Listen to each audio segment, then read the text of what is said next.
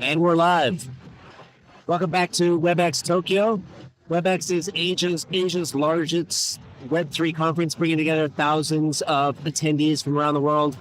Startups, enterprises, policymakers, and enthusiasts all here to explore how Bitcoin, blockchain, decentralized tech are reshaping finance, culture, and society. It's day 2 of the event, and things kicked off here this morning with a speech from Taira Masaaki, the Minister of Digital Transformation. There's a strong presence here at WebX from Japanese lawmakers and politicians. Yesterday, we had the Prime Minister of Japan. Later today, the Governor of Tokyo is going to be closing up the conference. And there are several other ministers and representatives in attendance, including the Minister of Economy, Trade, and Industry. All of this highlights the importance that lawmakers and politicians here in Japan are putting on the Web3 and crypto space. So looking at the WebX speaker and panel agenda for day 2 of the event, which slots do you guys find the most interesting? Besides the politicians, which I think, as I said yesterday, that's probably to me the biggest deal. Again, I'm not an expert in crypto in Asia or anything like that, but it seems to be a big deal to me.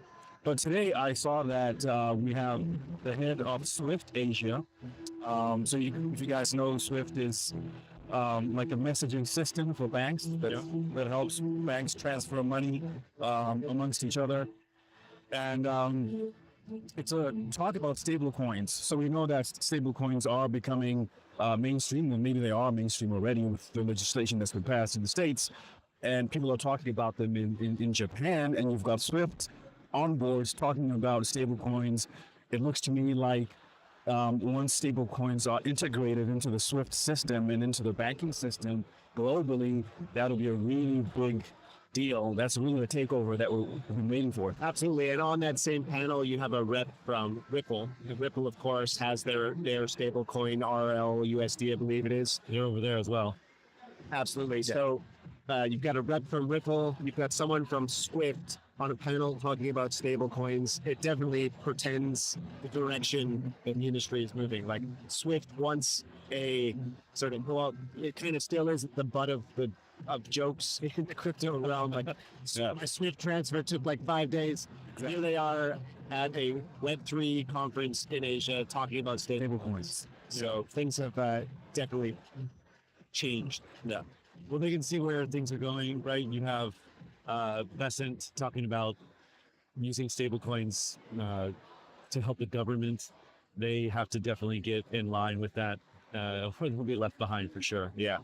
Kind of on a related note to that, I think the most interesting one that I'm looking forward to watching would be Mike Novogratz. Yeah. He's speaking about financial innovation, financial innovation frontiers, special dialogue between him and Japanese fella. I think that this kind of panel is important for Japan because they really have to make sure that they integrate well with America. And I think Novogratz kind of represents the business crypto side of America.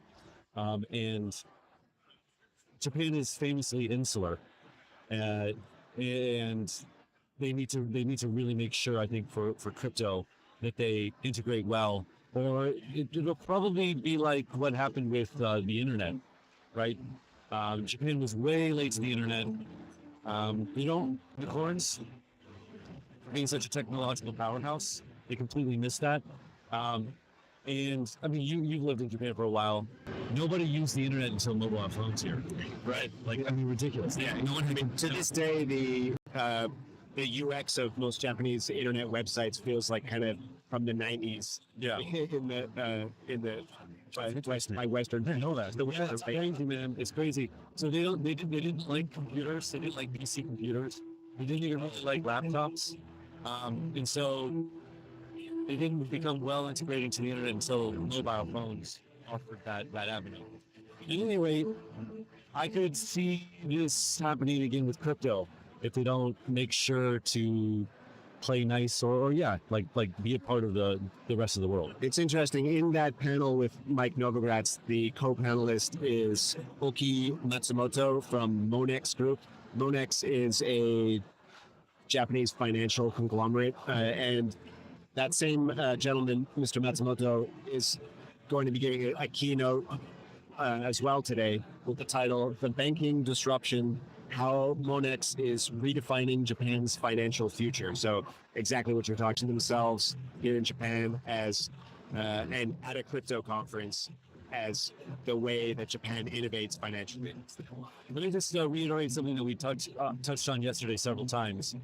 Again, it's about stablecoins, so people are going to be tired of hearing this word by the end of this thing. But I really want to know, what is Japan's plan? Like all these ministers, all these different speeches, I want to glean some information about how are they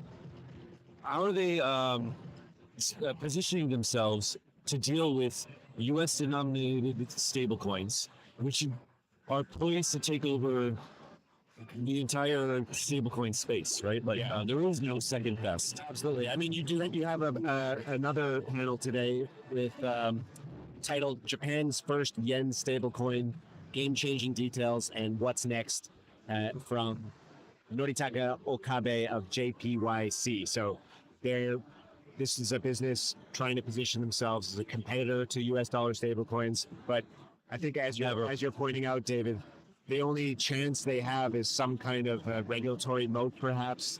Yeah, but even that, like Arthur Hayes said, that's not going to work because the U.S. has like existential, what's it called? Existential risk in this. So they'll force their allies. Yeah. I think the best play is probably to realize you can't fight too much. And so then how do you position yourself to not like get just completely demolished by this? Anyway, That's what beat them, join them. somehow, yeah. And I hope that the politicians address this. Maybe not directly, but hint at where they're going to go with this.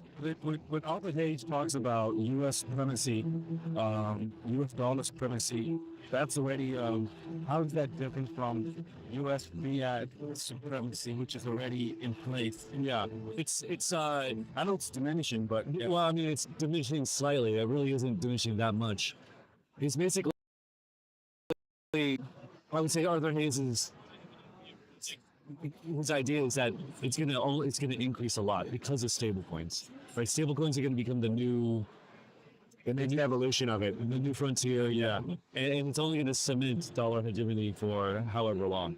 yeah, because even if you have a yen stable coin, right? It's only useful in Japan and useful for countries that need Japanese yen, specifically around the world. Who does? Right. But everybody uses US dollars anyway. They all transact in dollars. Yeah. So, but yeah, it'll be interesting to see how much more dominant the US dollar becomes as stablecoins become more ubiquitous. But it'll be interesting to see. Another panel that I'm looking that seems very interesting to me. It's titled "Institutional Blueprint for the Tokenized RWA Economy: Strategies for Traditional Finance in the Digital Asset Revolution." It's a mouthful.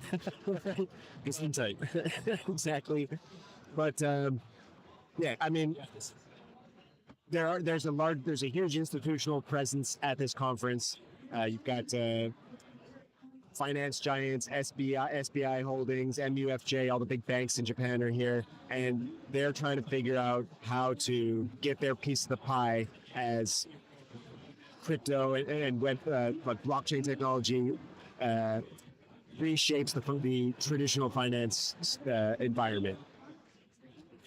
So it'll be interesting to see what they have to say. Yeah, I mean, so like I said yesterday, Japan was actually really, really early to RWAs. They were early because they had legal frameworks that made them so they were technically not tokens, but basically they were able to tokenize real estate years ago. And you could buy, like SBI was telling me last year, you could buy these tokenized, equity offerings of real estate 2-3 years ago. Yeah. But now, so I think Japan has been really early to RWAs, maybe from a cultural standpoint. I'm not exactly sure why. So I think it'll be easier for them to like bridge that gap to make it an actual token. I think that was the legal finagling that they did. Is it wasn't technically a token, it wasn't on a blockchain. So they had basically done all the steps except that last one. So Japan potentially being well positioned to be leading the pack in RWA adoption. The banks, yeah, for sure, because they already basically already have these products already. Yeah. All they have to do is mint a token, get it on a blockchain. All right. So Bitcoin.com's live news coverage of WebX Tokyo today will feature interviews and discussions with a wide range of industry leaders, from the co-founder of a decentralized AI operating system to the man behind Open Game Protocol, which aims to create an ecosystem of games with play-to-earn mechanics.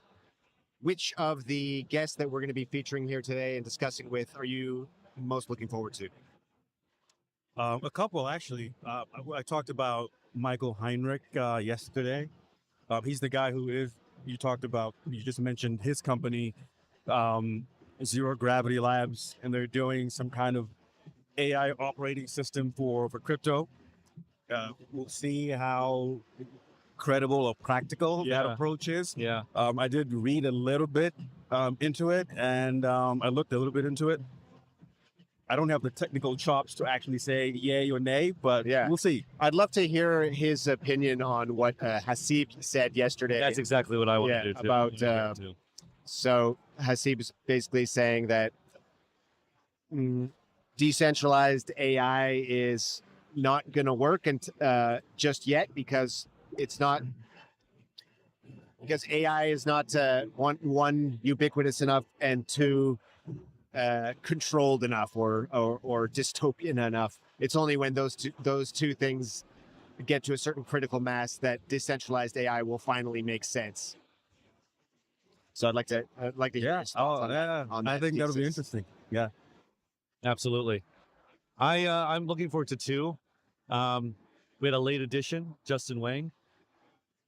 He's doing Bitcoin on Solana, the Zeus network. Is it called Zeus Network, or is it just Zeus? Yeah, that's going to be very interesting. Yeah. I'm assuming, I haven't really talked to him yet. I'm assuming he's going to Bitcoin Asia, which is the day after this conference on Thursday.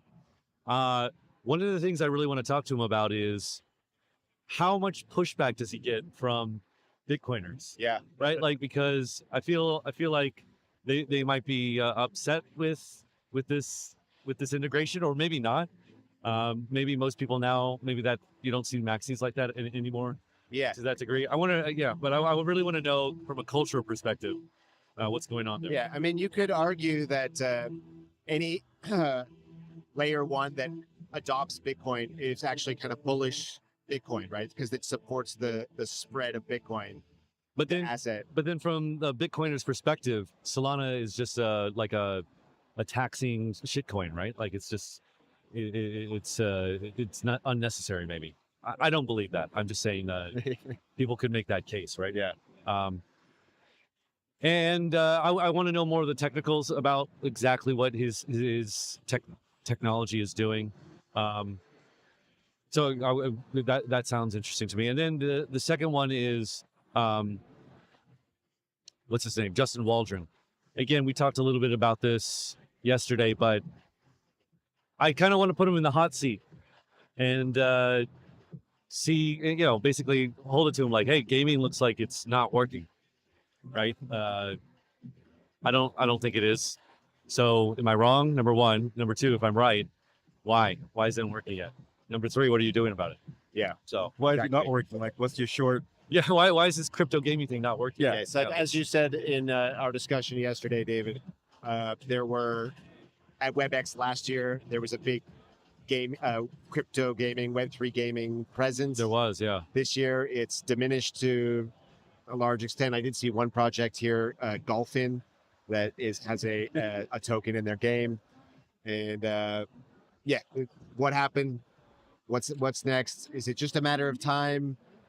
Is it like that's what we've been told for years now? Just waiting for the tier one studios to finally release their high quality games, their high quality crypto games, and then we're going to see mass adoption.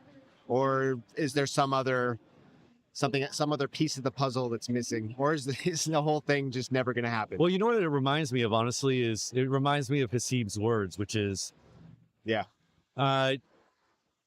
there's no real intrinsic need for this, right? Like from the gamer's perspective, does it make the game itself more enjoyable? No, I don't think so. None of the implementations we've seen so far, it doesn't make the game more enjoyable. For example, if it's like a play to earn thing, Yeah. that's definitely not more enjoyable, Yeah. right? Like that's like dystopian slave labor kind of stuff. Yeah. And then you have the kind of innocuous additions where it's just like cosmetics, which are NFTs basically. That has nothing to do with the game itself, yeah, right? So that doesn't make it more enjoyable or less enjoyable. It's Yeah. just kind of a thing. yeah, So maybe it's the case that decentralized gaming, like AI, yeah, won't be a real thing until there's like a kind of intrinsic need for it. yeah. And I just don't see there being one right Yeah. now. I don't know. Maybe I'm So is that the main like reason why it hasn't taken off? Like there's just no use for crypto gaming, at least for now. That and maybe the incentives just have never really lined up. Like you have in games, there have always been economies like going way back, Right. Even was it StarCraft? I don't really. I'm not a big gamer, but yeah. they're Like Ultima Online and stuff like that. economies have developed in games, and despite them not using cryptocurrencies, Right. people have found ways to trade the assets in the games. Right. Now, does it make sense for the game creator to purposely enable such an economy? Maybe not, right? Like it just doesn't make sense for that to happen. So why would they purposely allow that? What they want, maybe game creators, what's just in their best interest, maybe to have a closed garden. System, yeah. But even it is almost by definition a closed garden anyway, right? Like even if they issue NFTs, they're the ones issuing them. Do you know what I'm talking about? Like, Yeah. so yes, once they issue them, then it means that they can't take them back or something like that. But they're the ones who are pulling all the economic levers anyway. Yeah. Well, I mean, the You know thing what I'm that saying? people often point to is if you integrate some form of like blockchain technology into a game, is that it gives sort of a permanence to the player's ability to hold those assets. They can't be rubbed by the game. Yeah, but do gamers permanently play one game forever? No, they move on usually. Yeah, but I imagine a lot of people. I don't game, so I'm just Okay, yeah, I used to be a really heavy gamer. so I don't. Kool-Aid. It what sounds to people me say. like it's forced. Yeah, It's how can we get crypto into gaming versus we need something that'll correct this flaw or address this need. And hey, crypto does this. Wow. Those are the best Yeah. fits. Yeah. But trying to force, a square peg into a hole, whatever the saying is. Yeah. That's I think that might be the Square peg, round case. hole. Yeah. Well, I hope Justin Waldron can sort of convince us that it all makes sense and that's just around the corner. Yeah. Because I, for one, would love to, put a few tokens on the black and turn them into generational wealth through some game. He was really well spoken. So yeah, I think he'll be able to maneuver our cynicism. Oh, exactly. I'm predicting 8 million into coins after talking to him. Another guest that we're going to be having to discuss here is Dan Wang from Aether, which is a decentralized GPU infrastructure. This is something that we've been hearing a lot about for about a year now, or almost 2 years, the decentralized GPU. It's Really spurred by the AI boom. exactly by the AI boom. So I'd love to get his his thoughts on the state of decentralized GPU compute. Right? So That'd be interesting. at ETH Bangkok, wherever it was called, I interviewed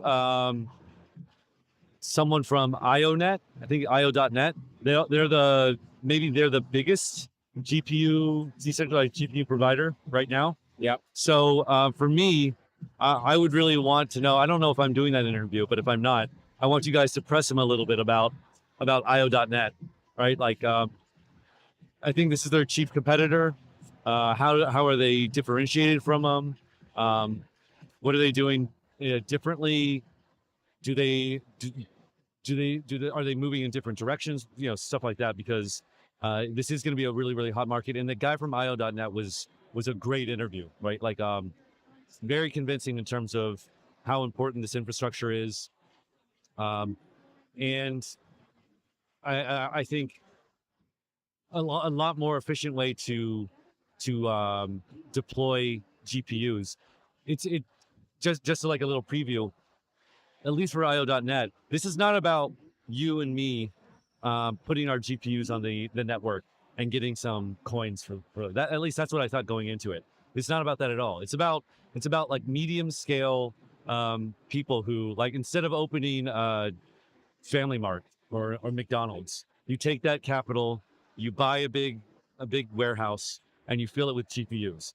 Now, normally you can't do that because you have to do it on a certain scale, right? You can't just fill a small restaurant-sized building with GPUs, because to integrate it into like You need a like a Costco warehouse size scale. not only that, then you have to integrate it into like Google's cloud or something like this, Yeah. and they demand a certain scale to integrate all this in. However, with decentralized GPU projects like IO.net and I imagine Aether, they can integrate you instantly. I see. Right. So it allows smaller operators to get into this highly vertically integrated space. And then they can, once they're in and they're earning revenue, they can start to scale their operations out.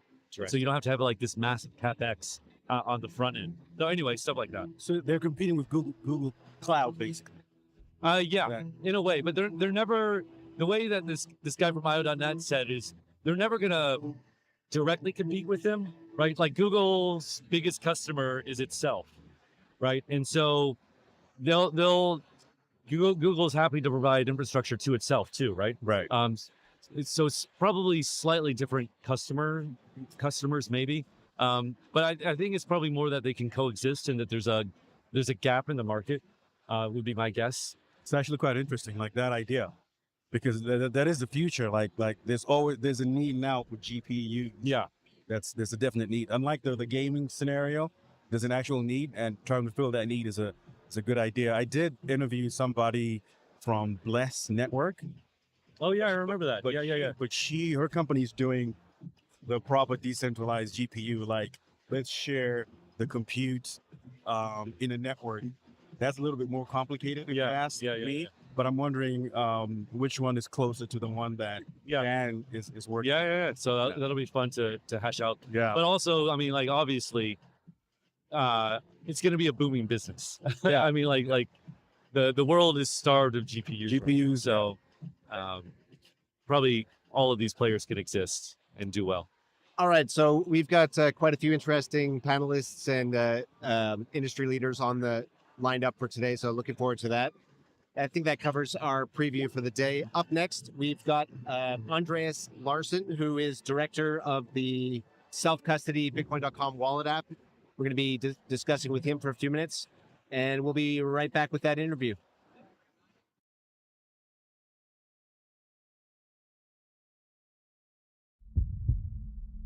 Did you make it, son? Yes, I'm here.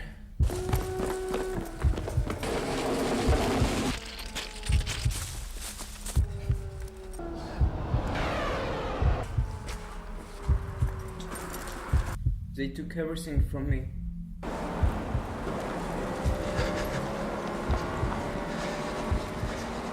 My money, my passport, my phone. Don't worry, it's going to be fine. Did you remember the 12 words? Yes, I know the words. Opera, fabric, stereo, trash, if, void, country, engine, complex, new, fate, purpose. In this video, we'll show you how to earn Bitcoin, currently at over 30% APY, by staking Verse tokens in the Bitcoin.com wallet app using the low-fee Polygon network. You can also stake Verse on Ethereum, but for this walkthrough, we'll focus on Polygon. To get started, you'll need some Verse tokens. This is what you'll be staking to earn Bitcoin. You can earn Verse for free in the Rewards Center or buy or swap into it directly in the app. You'll also need a small amount of Matic, also sometimes called POL, which is the gas token on the Polygon network. You'll be using Matic to cover transaction fees, which are less than 1 cent in most cases. Now that we have everything we need, it's time to stake Verse to start earning Bitcoin. From the home screen, go to Web3 Explorer, then select Earn Bitcoin on Polygon. Next, you'll need to connect your wallet. Make sure to connect your Polygon wallet that has Verse and Matic in it. Then hit the Stake Verse button, enter the amount to stake, and confirm the transactions. The first transaction approves use of Verse. The second deposits your Verse into the staking smart contract, and that's it. You're now earning Bitcoin in the form of TBTC, a decentralized, one-to-one Bitcoin-backed token. You can claim your Bitcoin rewards at any time by tapping Claim Rewards. Just like when you staked your Verse, you'll again need a little Matic to cover the fee. Your rewards come in TBTC, a decentralized version of Bitcoin that's usable in Web3 apps and faster to transact than mainnet Bitcoin. It's always backed one-to-one with real Bitcoin on the Bitcoin blockchain, and you can swap it to mainnet Bitcoin anytime. You can unstake your Verse anytime, instantly, and without penalties. When you do, you'll get your Verse back plus any unclaimed rewards. And that's it. Stake your Verse tokens in the Bitcoin.com wallet app to start earning Bitcoin today, fast, simple, and self-custodial. Try it now.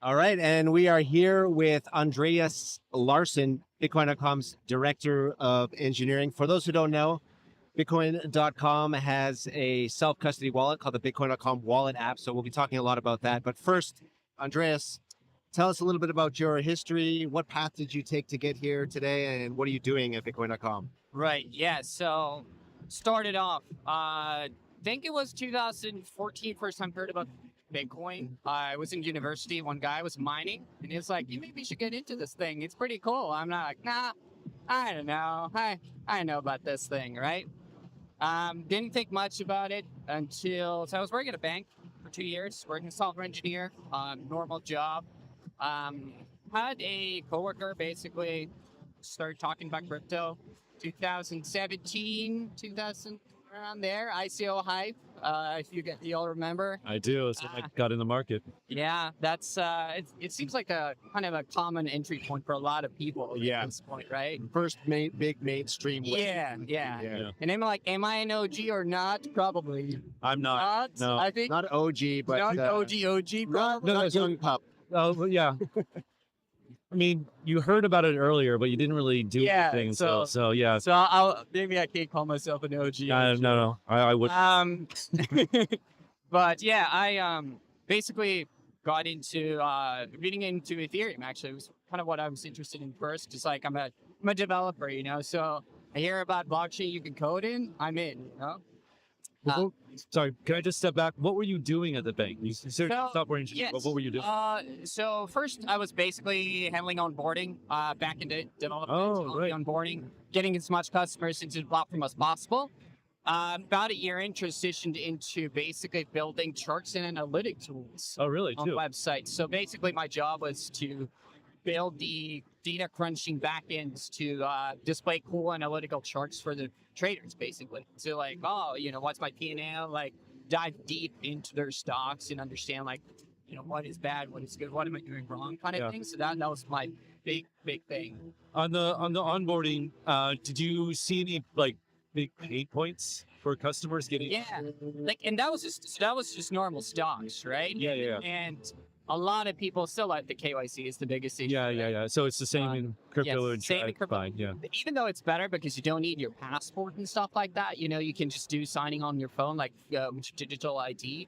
But still, you had the 2-3 minutes basically to catch the customer. If you didn't catch them at that point, they're probably out. Yeah. Another interesting aspect of that was like during that time, ETH and BTC basically trackers were trading better than any stock on the platform. Really? Yeah. Why is that? Because it was just pumping. It was the bull market and it was insane. So yeah, it was fun times. But that's kind of when I got my first like Ethereum, and then I kind of got into Bitcoin. And a little bit later, I was like, oh, this, you know, like, oh, now you can do money on the chain. That's cool. And then I was just fully invested at that point. You were never suspicious? You didn't like, is this a scam? Is this just for drugs? I wasn't like, I think everybody was at the beginning, like, oh, what is this? Is this really going to be a thing? I didn't really think too much about eyes or anything like that. I was just like, yeah, this is cool. And then, yeah, I kind of ended up here. Tell us about your Bitcoin.com journey. When did you join? Yeah. And what's your evolution been? Right. What are you up to now? Right. So I started 2018 in the fall, November-ish, somewhere around there, where everything was kind of on a high, but kind of starting to turn sour. 2018 is a rough time. At that point, starting to turn pretty sour. You joined right before the things really turned dark. Right at the top. Right at the top, basically, I joined in. So actually, the guy who introduced me to crypto at the bank moved over to Bitcoin.com, and then I got a little cheeky referral, and then I just got on a flight to Japan where we had our main office back then, and thought maybe, you know, at least I have a few months here. Worst case, it doesn't work out. Now, you know, 7 years later, I'm still here. What did you start out doing at Bitcoin.com? Yeah, so started out basically, my project was to build a new backend infrastructure for our wallet at the time, right? So started out as a solo backend engineer basically back then on the project. So started all from scratch. Software engineer, just build it up basically to support our previous wallet that we had in 2000. I think it was 2017, something around there. We started that up, and I joined in to basically improve it. So that's kind of how I got in. Yeah. What does that mean exactly? Building out the back end for the wallet. Like, what are you building? Yeah. So there's like, what you see in the app is obviously just one part of it. Stuff, It's the shiny stuff in the front, right?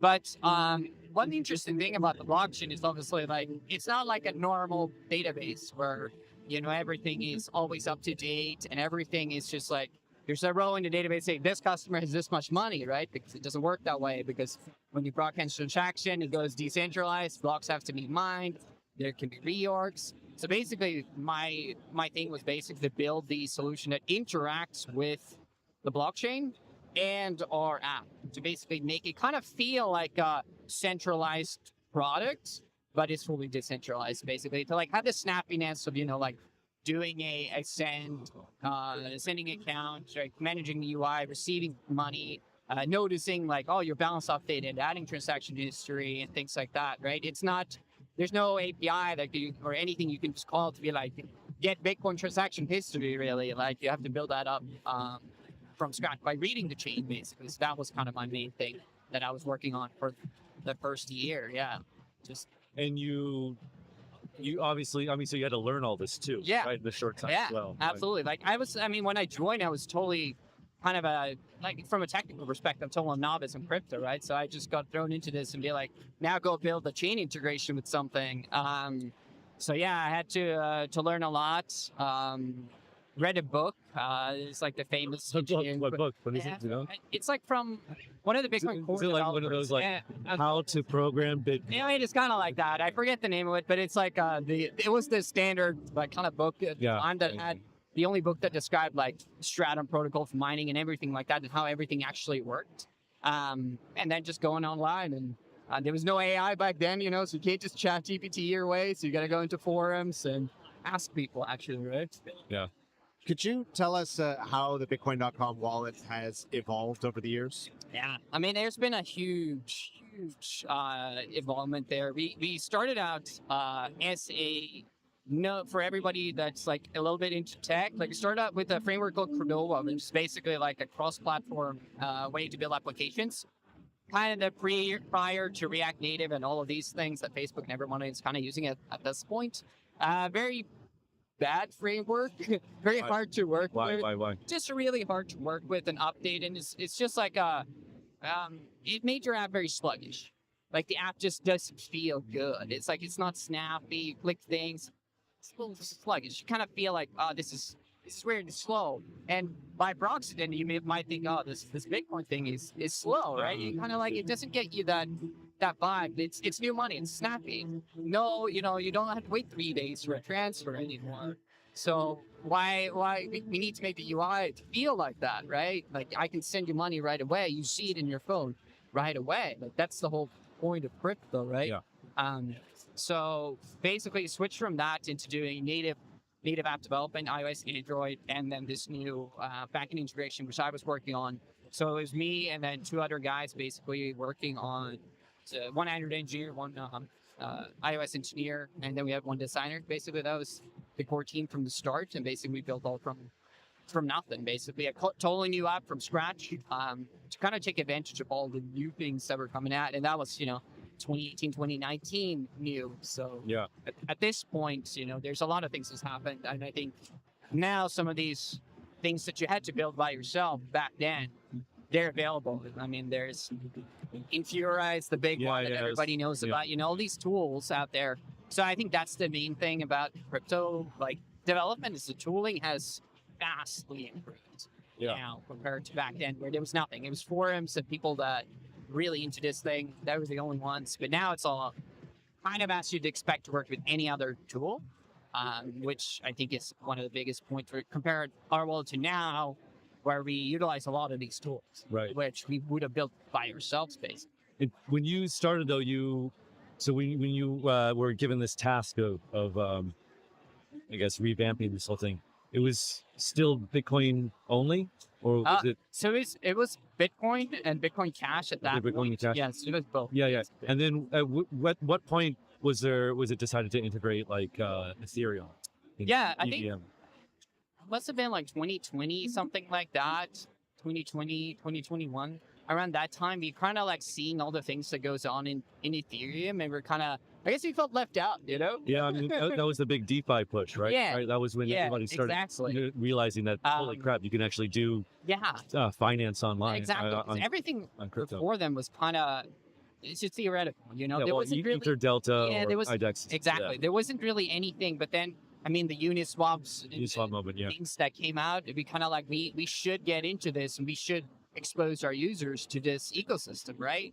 and also these like wrap Bitcoin, where you can actually start doing things with Bitcoin as well, On-chain, yeah. on chain, right?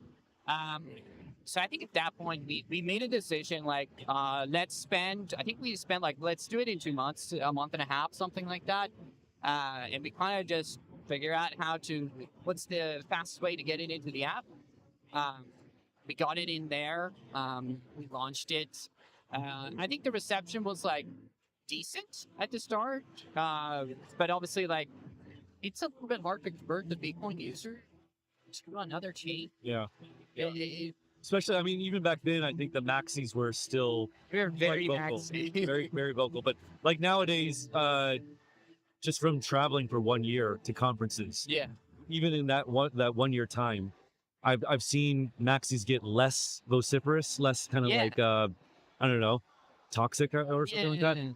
And I think it's because all of this like stuff is on Bitcoin now, right? Like there's all these like L2s and side chains and God knows what. Yeah. And so they've kind of, and then yeah, the ETFs and all that kind of stuff. Right. Yeah. And I think they also realize you kind of can't shut them. If you're new to the space, you gotta invite them in. You can't like push them away. I mean, like, no, you're not like worthy enough of this. You know, it's like then you're not gonna get any use, right? So I think a lot of that has changed, and also with all these cross-chain, like ease of cross-chain, I Yeah. think has really helped that to grow as well. We can see that with our users. It's like, you know, you onboard them onto Bitcoin, probably is the first thing that they will buy, right? So they come to us to buy Bitcoin, and then where do they go? And I'm like, what can they do with this, right? And that's when we start nudging them into like a swap, or maybe you can swap some of your Bitcoin to ETH, and then go into something else, or Polygon, AVAX, something else, basically. Or, which I think the major thing that we've seen, basically, what is the main flow for Bitcoin to another chain is through stablecoins, Yeah, yeah, of course, yeah. right? There's that word again, Graham. Stable coins. What are just zooming out on the wallet? What are some of the key features of the Bitcoin.com wallet app that Yeah. set it apart? Like why? What's good about the wallet? Right. I think the main point is self-custody, right? That's the main point. It's like we have no control over your money, right? It's yours. You do whatever you want. You're fully controlled. We don't store anything on our servers. We don't store anything about you or anything that could potentially kind of make us get your keys there. There's none of that, right? So it's fully self-custody, and I think that sets us totally apart from all the exchanges and all the other places where you can kind of use crypto. So a fully self-custody wallet app that's on your phone. So Right. iOS, iOS, Android, yeah. totally free. Totally free, right? And then obviously what we're to be focusing on is new users. Our name, our brand attracts new users. They've heard about Bitcoin. They find it on Google. They find it in the App Store. They get our app. They don't know anything, right? So we can't throw all these like really complicated terms at them right away. You don't mention DeFi. Like, what is that? People don't have no idea. They're just heard about this thing called Bitcoin. They want to get exposure to it, right? And we want to provide basically the easiest experience for the user to go from I have fiat and I want to go into the new world of Bitcoin, right? That's kind of our bread and butter, right? And then it's to basically take the user from there to something else after that, right? So the wallet has rewards in it now. Yes. Right? Could you explain how that works? How do people get rewards? Right. Yeah, so basically rewards is kind of our, you think of it like a loyalty program, to be honest. Basically, you using the app, using functions in the app, buying crypto through us, we give you back a little cash back. Think of it as cash back. Doing certain things in the app. Basically, we have now raised something called streaks. So basically, it's like keep doing the things in the app, and the more the more things you do, the bigger multiplier you get, the more rewards you get. And these rewards are paid out instantly on chain, right? So that's one thing. It's like not one of these where you do something, get some points, and then you gotta like jump through a bunch of hoops, register for KYC. None of that. It's just like straight into your app, into your balance. There you go. You get verse or tokens straight into there. Right? What are some of the things that you do in the app in order to get rewards? So it's everything really. It's like I said, it's like onboarding. And so buying crypto obviously like gets your rewards, but then it's also like doing swaps.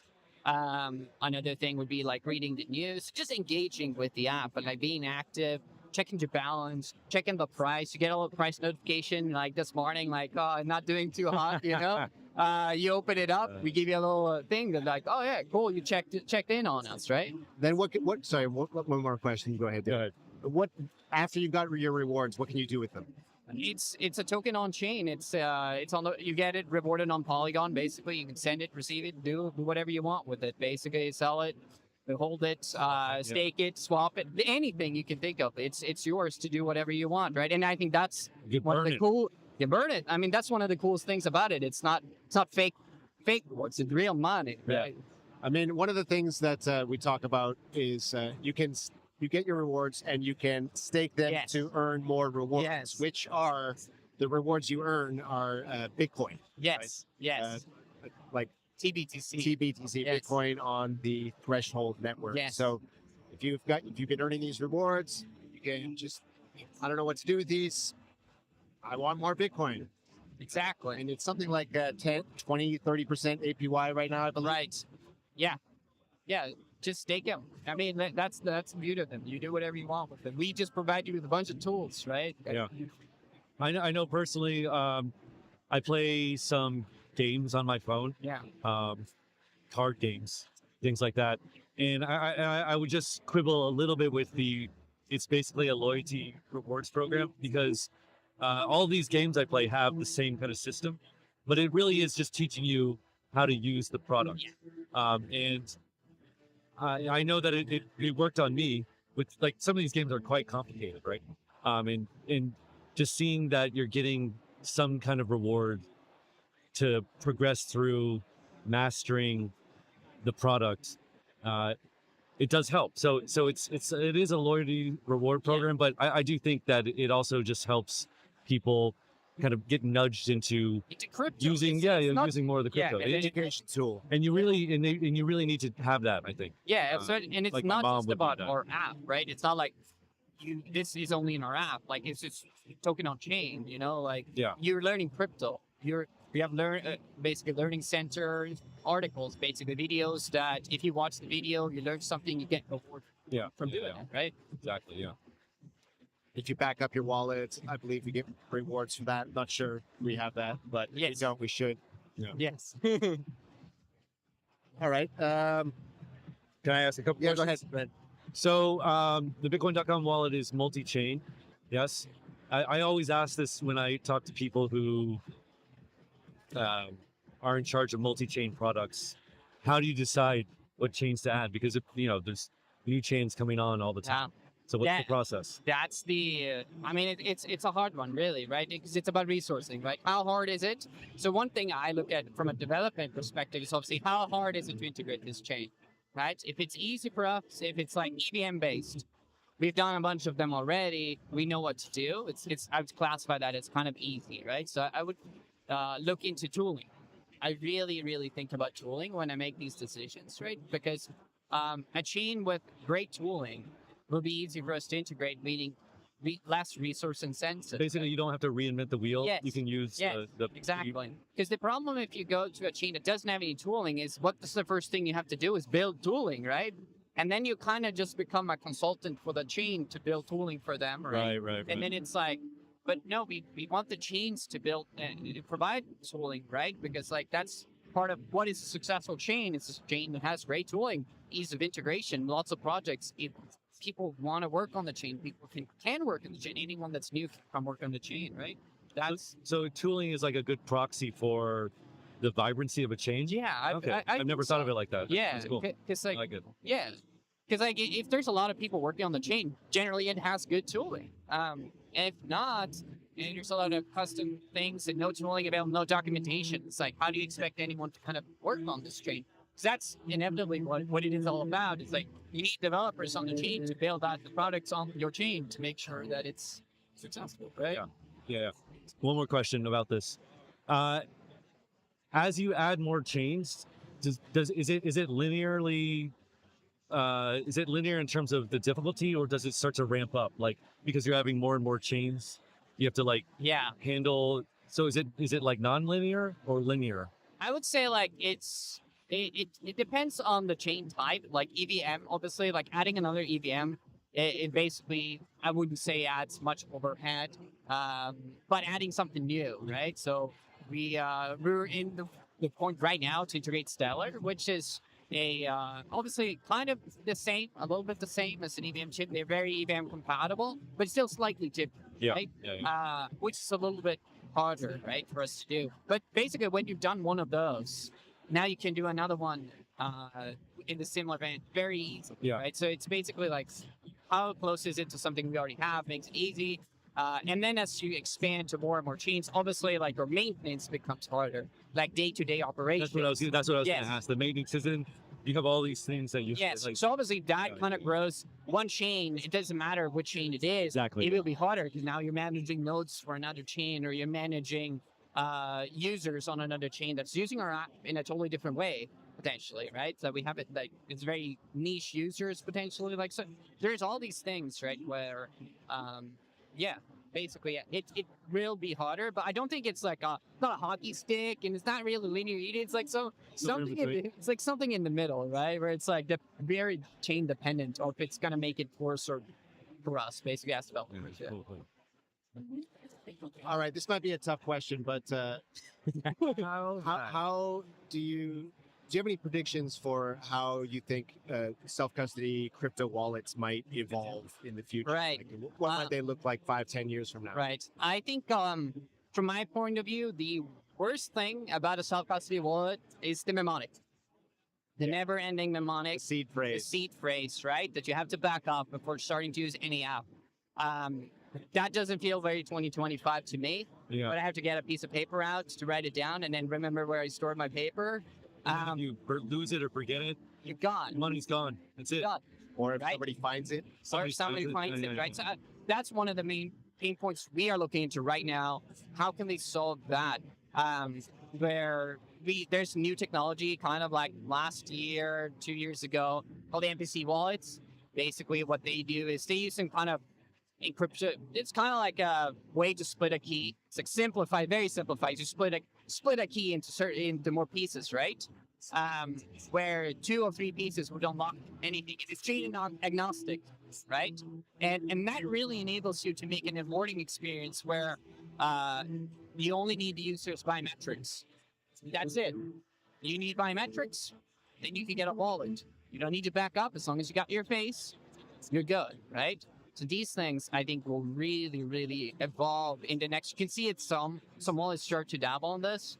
There's a lot of other competitors that we have out there that are just dabbling it into exactly this onboarding flow. And I think that's the future for like basically ease of use. It needs to get a lot better. Yeah. And then after that, it's all these things like approvals and things like that. All of that to actually interact with DeFi, Uniswap, and things like that. You got to approve tokens. All that needs to go. Yes. The Ethereum, classic Ethereum double approval, right? Yeah. You have to approve of using the funds, and you have to approve of the transaction itself. Yeah. It's a ridiculous thing. Yeah. But I want to say, maybe I'm misinterpreting this, but I think maybe Graham's question was more on, do you think self-custody wallets have a are they going to be overtaken by like centralized offerings? No way. There's No always way. going to be a strong. No way. No way. No, absolutely no way, right? So I think we're seeing the opposite, where people want self-custody. Like, everybody's in Hyperliquid, starting to grow, decentralized exchanges. Like, these things are taking over. I think it's going the other way. The self-custody experience has finally caught up in terms Exactly. of UX to the point where it's not quite, but almost on par with what's. So I think we're going the other way. All right. So my last question for you dovetails nicely to this. I asked Corbin this yesterday. I asked Frederick yesterday as well. It sounds like you are optimistic about the future of crypto in terms of it being a liberating force, a force for good, a force that's not going to get co-opted by BlackRock and the powers that be to steal all the Bitcoin in the world and then hold it over the plebs. You're optimistic and not pessimistic. No, I'm absolutely optimistic, right? Why? And I just think this space has a lot of like growth in it, right? There's a lot of things that we can improve on. It's not perfect, and there's a lot of things that we can do better. And BlackRock growth. yeah, it is a lot of. I would say like if you're only looking at price, then yes, maybe a lot of the growth right now today is coming from the ETFs and those things. But I think that's basically like, I think it's a good thing because those people will realize at one point that maybe KYC and putting all my money with this company is not the best thing. And maybe I should do it myself because you can end and it's easy. And we as developers have made it easy enough for you to do that. So I think the ETF people, great, come in on board with us. Jump on the train, but I think in 2-3 years there'll be a self-custody on other chains and Developers, man, developers. So naive. Yeah, Right. All right. I know. This is what I've seen. I think that's a good place to end it. Andreas, thank you so much for your for time and insights about the wallet. Next up, we've got Michael Heinrich, co-founder of Zero G Labs, which is building a decentralized AI operating system. We get his thoughts on the state of AI X crypto, what he's building, why it's needed, and what he expects in the future. Stay tuned for that. We'll be right back.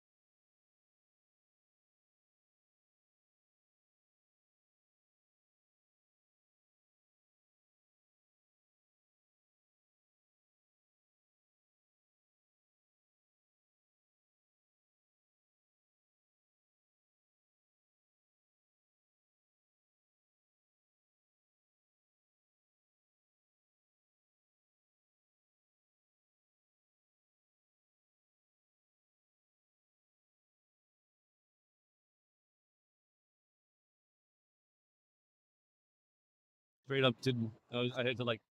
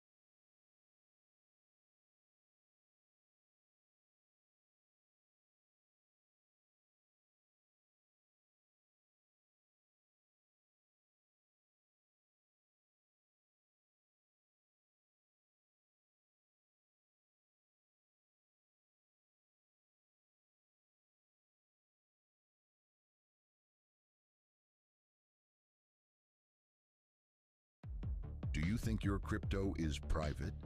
Think again. On Bitcoin, Ethereum, and most major blockchains, every transaction you make is public, traceable by anyone, anywhere.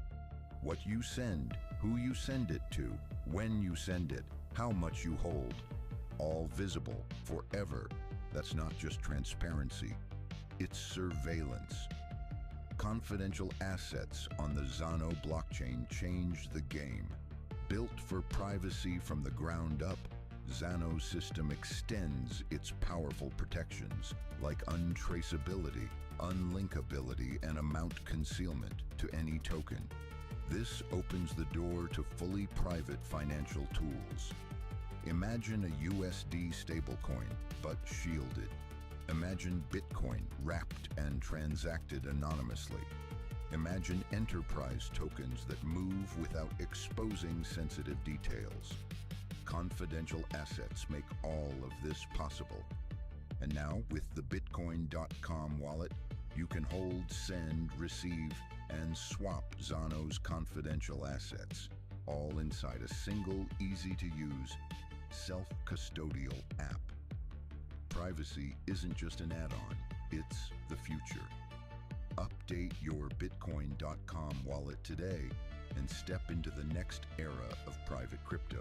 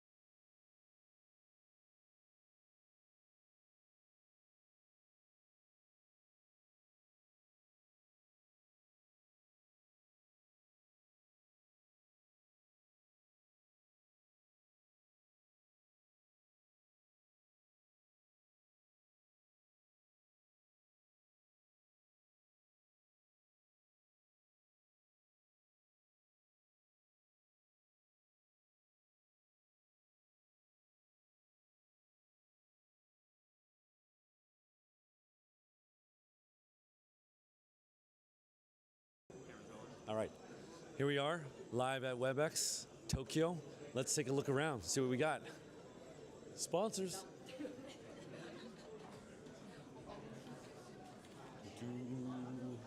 He's got one too. We're kind of sticklers for that around here. So this side are where all the kind of big speakers are. There's also a networking room in there you can kind of see there. They have it separated from the other side, from like general admission.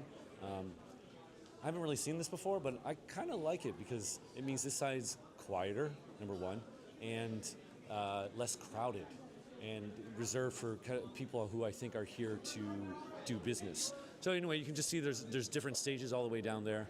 But let's go to the other side where they have all the booths and different rooms set up with themes. we talked with the organizers yesterday. I don't know if you noticed, but the lighting is darker over here. It's also kind of neonish. And we commented like, this looks a little bit like a club. And they said that was on purpose. Apparently the organizers are all Zoomers, and they are very, very fond of clubs. I'm not even joking. That's not an exaggeration. They actually said that. They said they like clubbing, and that's where they took inspiration from. Here we go. Touch! Did it.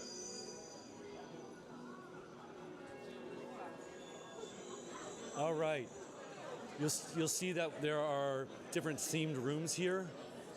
Here we have like a mini DAP room, I think games and stuff like that in here.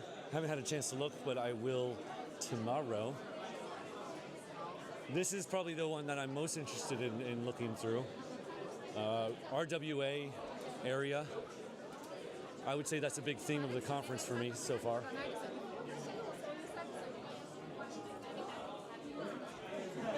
Fireside chat, a little cozy.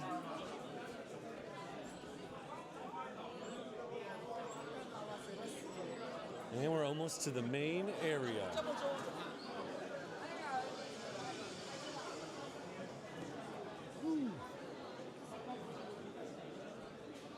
What's going on, man? I'm doing a shooting thing there, but we'll talk soon.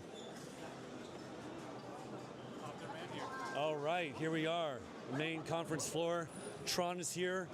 I think they were here in the same spot, this like marquee spot last year, and they're back there again. Bitbank as well. They're returning.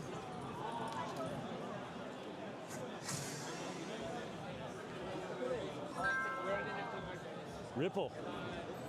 I didn't see them last year. I don't remember. So they're here. That's pretty cool. Gate.io with a red Todi gate. I see what they did there.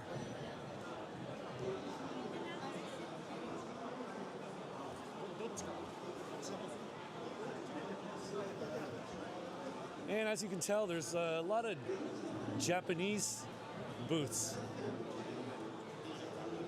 This might seem obvious, but sometimes when you go to these conferences, it could be in Taiwan or Singapore, it doesn't necessarily mean that there's a lot of like local booths, but here in Japan, there seems to be a lot of local booths.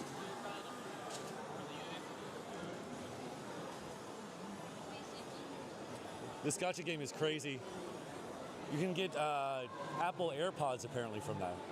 Pretty wild. SBI Holdings, they were here last year as well. If I had to guess, I think they even have a bigger presence than they did last year. Again, related to SBI. There's another one over here, I think, related to SBI. So SBI really must be kind of doubling down on this crypto thing, which is cool. All right.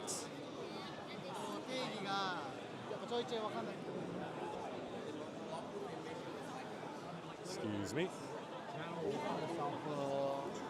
We have Avalanche. They were here last year as well. The big difference, though, with Avalanche is last year they were heavily game themed. And as you can see from that booth, they're really not showing games at all. And to me, this is one of the bigger differences from last year. Really no game presence this year. Should we go around here?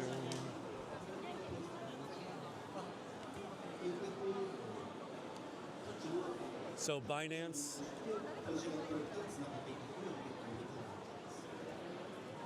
And Pancake Swap, which is started on Binance Smart Chain. They were selling pancakes earlier, which is pretty wild.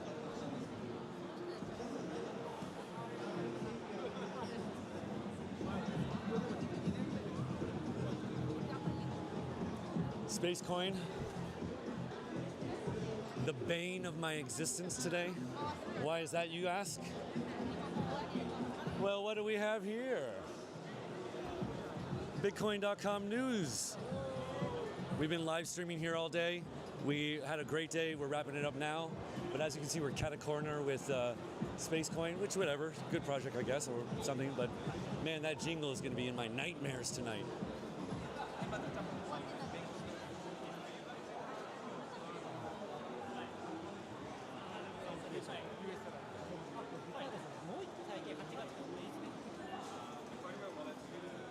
again, notice Japanese booths for Japanese people. I think that's a good sign.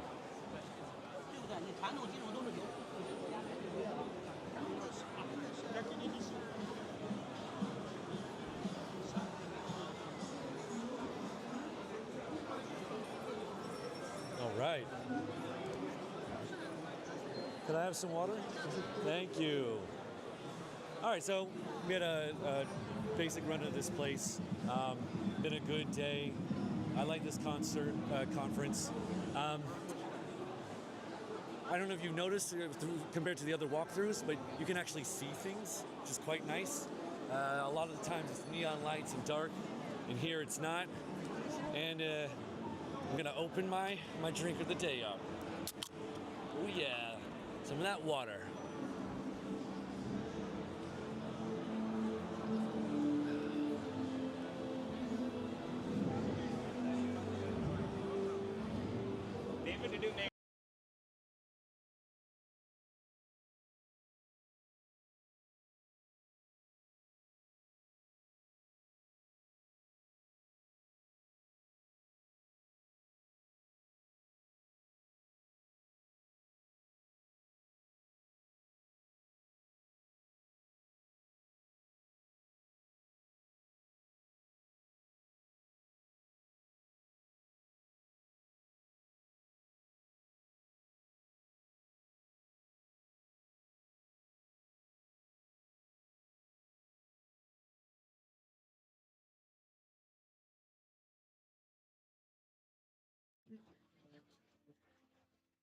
Okay, and we're back with Michael Heinrich of Zero G Labs. He's the co-founder and CEO on a whirlwind tour all over the world. Thanks, sir, for being here. We appreciate it. My pleasure. Thanks for having me. Yes.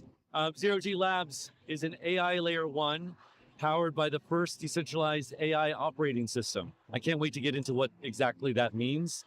So you can educate myself on that at least. Absolutely. Before we start with that, can you please tell me a little bit about your history? What is the path that has taken you to what you're doing now? Yeah, initially, when I was younger, I started out on the engineering and technical product management side at Microsoft and SAP Labs. And there was kind of a funny story. The way I got into it is I was a bit bored in high school, and I moved to the States from Germany. And so I was like, okay, why don't I just go to my dad's work, which was SAP Labs, and just hang out, surf the fast internet. And one of these days, one of the managers discovers me, and he's like, hey, why don't you make yourself useful? I see you're surfing the internet. And I'm like, I have no idea. What should I do? And he's like, why don't you learn how to program? I'm like, oh, where? He's like, don't worry about it. I'll send you to a programming bootcamp. And then 4 weeks later, I went through a Visual Basic bootcamp. I was starting to build the first Web 2 applications for SAP Labs at the time. And because I was too young to get paid, they paid me in hardware, effectively. I was like in heaven. I got like the latest ThinkPads and everything. Oh, nice. This is like so cool. And yeah, that's how I fell into engineering, programming, and it was really fun. And then kind of did this throughout high school and college, and then switched over more to the business side. I worked for Bain & Company after college, and then moved to Connecticut to work for Bridgewater Associates. So I was on the portfolio construction end, saw about 60 billion in trades at that point.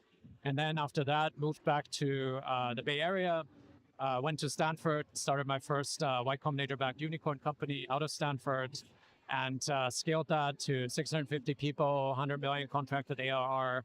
And then COVID hit and had to do a bunch of, let's just say, crisis management that shaped me as a leader and understanding cash flows and so on. And eventually sold the company and then started Zero G. That is a whirlwind. I know. Very, very fast. Let me just take a step back. So Y Combinator, obviously very famous incubator of tech companies. How was that experience? Is it as stressful as it looks? I would say it didn't feel stressful, it just felt very intense because you have 3 months effectively to get ready for a demo day environment. And the company at the time, what was nice is we weren't in this kind of early pre-product market fit stage. We were already starting to kind of scale the revenue. And so during Y Combinator, we went from roughly 4 million in ARR to 10 million in ARR. And so that made our demo day super easy. And it totally warped my understanding of fundraising as well, because my hit rate on closing investors was like 50% or something after demo day. That's like, wait, why do people complain about this fundraising stuff? It seems so easy. And then I hit my Series A, and it was a different equation at that point. But yeah, all in all, Y Combinator was phenomenal. Great partner feedback, no nonsense. What's the most important metric you need to move every week? Tuesday dinners, just overall great experience. Really formative experience for entrepreneur, first-time entrepreneur. Is there anything like that in crypto that has like a Y Combinator spot that helps crypto companies? There is actually. So there's 3 accelerators in particular that are very strong. The first one we attended was the Stanford Blockchain Accelerator. And they also have a fund called the Blockchain Builders Fund. Very helpful on early ideation, trying to figure out your business model and so on. The other one that's very, very strong and highly regarded is Alliance DAO. Alliance DAO, yeah. Like Pump.Fund was in our batch, for example. Right. So there was Alliance DAO 12, and very strong team, very kind of narrative driven, also similar approach, no nonsense. And then Orange DAO, which we also attended, which is XY Combinator guys, actually. Oh, really? Wow, I didn't know that. They brought a bit of that thinking around moving your metrics, what's your most important thing to get done for the week, into crypto as well. And so, yeah, all 3 are phenomenal. Great. Paul Graham was there when you were doing your Y Combinator 3-month accelerator? He was already starting to be kind of not as visible in the operations, but I did get to meet him as part of the experience. This was summer 2016. So 2016. A while back. Yeah. Just a couple more questions on your history, because I find it fascinating. So you've been in both like the traditional Silicon Valley world. Right. Now you're knee deep in the crypto world. Are they very, very similar, or are there kind of major differences you've seen in terms of like developers, founders, just maybe vibe, attitudes? Yeah, there's definitely similarities, but also major differences as well. In Web3, I found it's very much about ecosystem, community-based thinking. And a lot of the innovation still happens on the infrastructure layer in order to scale some of what needs to happen on chain. Of course. And so it has a bit more of a deep tech feeling to it. In kind of the Web2 side, if you're building an AI application or a B2B SaaS company, it's very much about build an MVP as quickly as possible, get to product market fit, scale your revenue. Like if you look at what Lovable did in 8 months in terms of scaling revenue really significantly, that's much harder on the crypto side. Because you need to sometimes build these networks over a year-plus timeline. Like, for example, for our layer 1, it took more than a year to actually get to its current stage to be able to scale AI loads. And you have to go through a testnet period, and then eventually you hit mainnet, which needs to be super stable.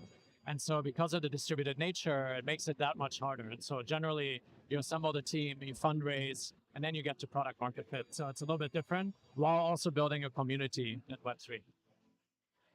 Would you say one is harder than the other, or are they just different? They're different, but I would say the Web3 way is harder still, because building a community and network effects and getting those going and having people actually care about what you're building is not as trivial as, and I don't want to call getting revenue trivial by any means, but it's much more straightforward. You're like, I need to understand my ideal customer profile, and then I need to understand how I sell to them.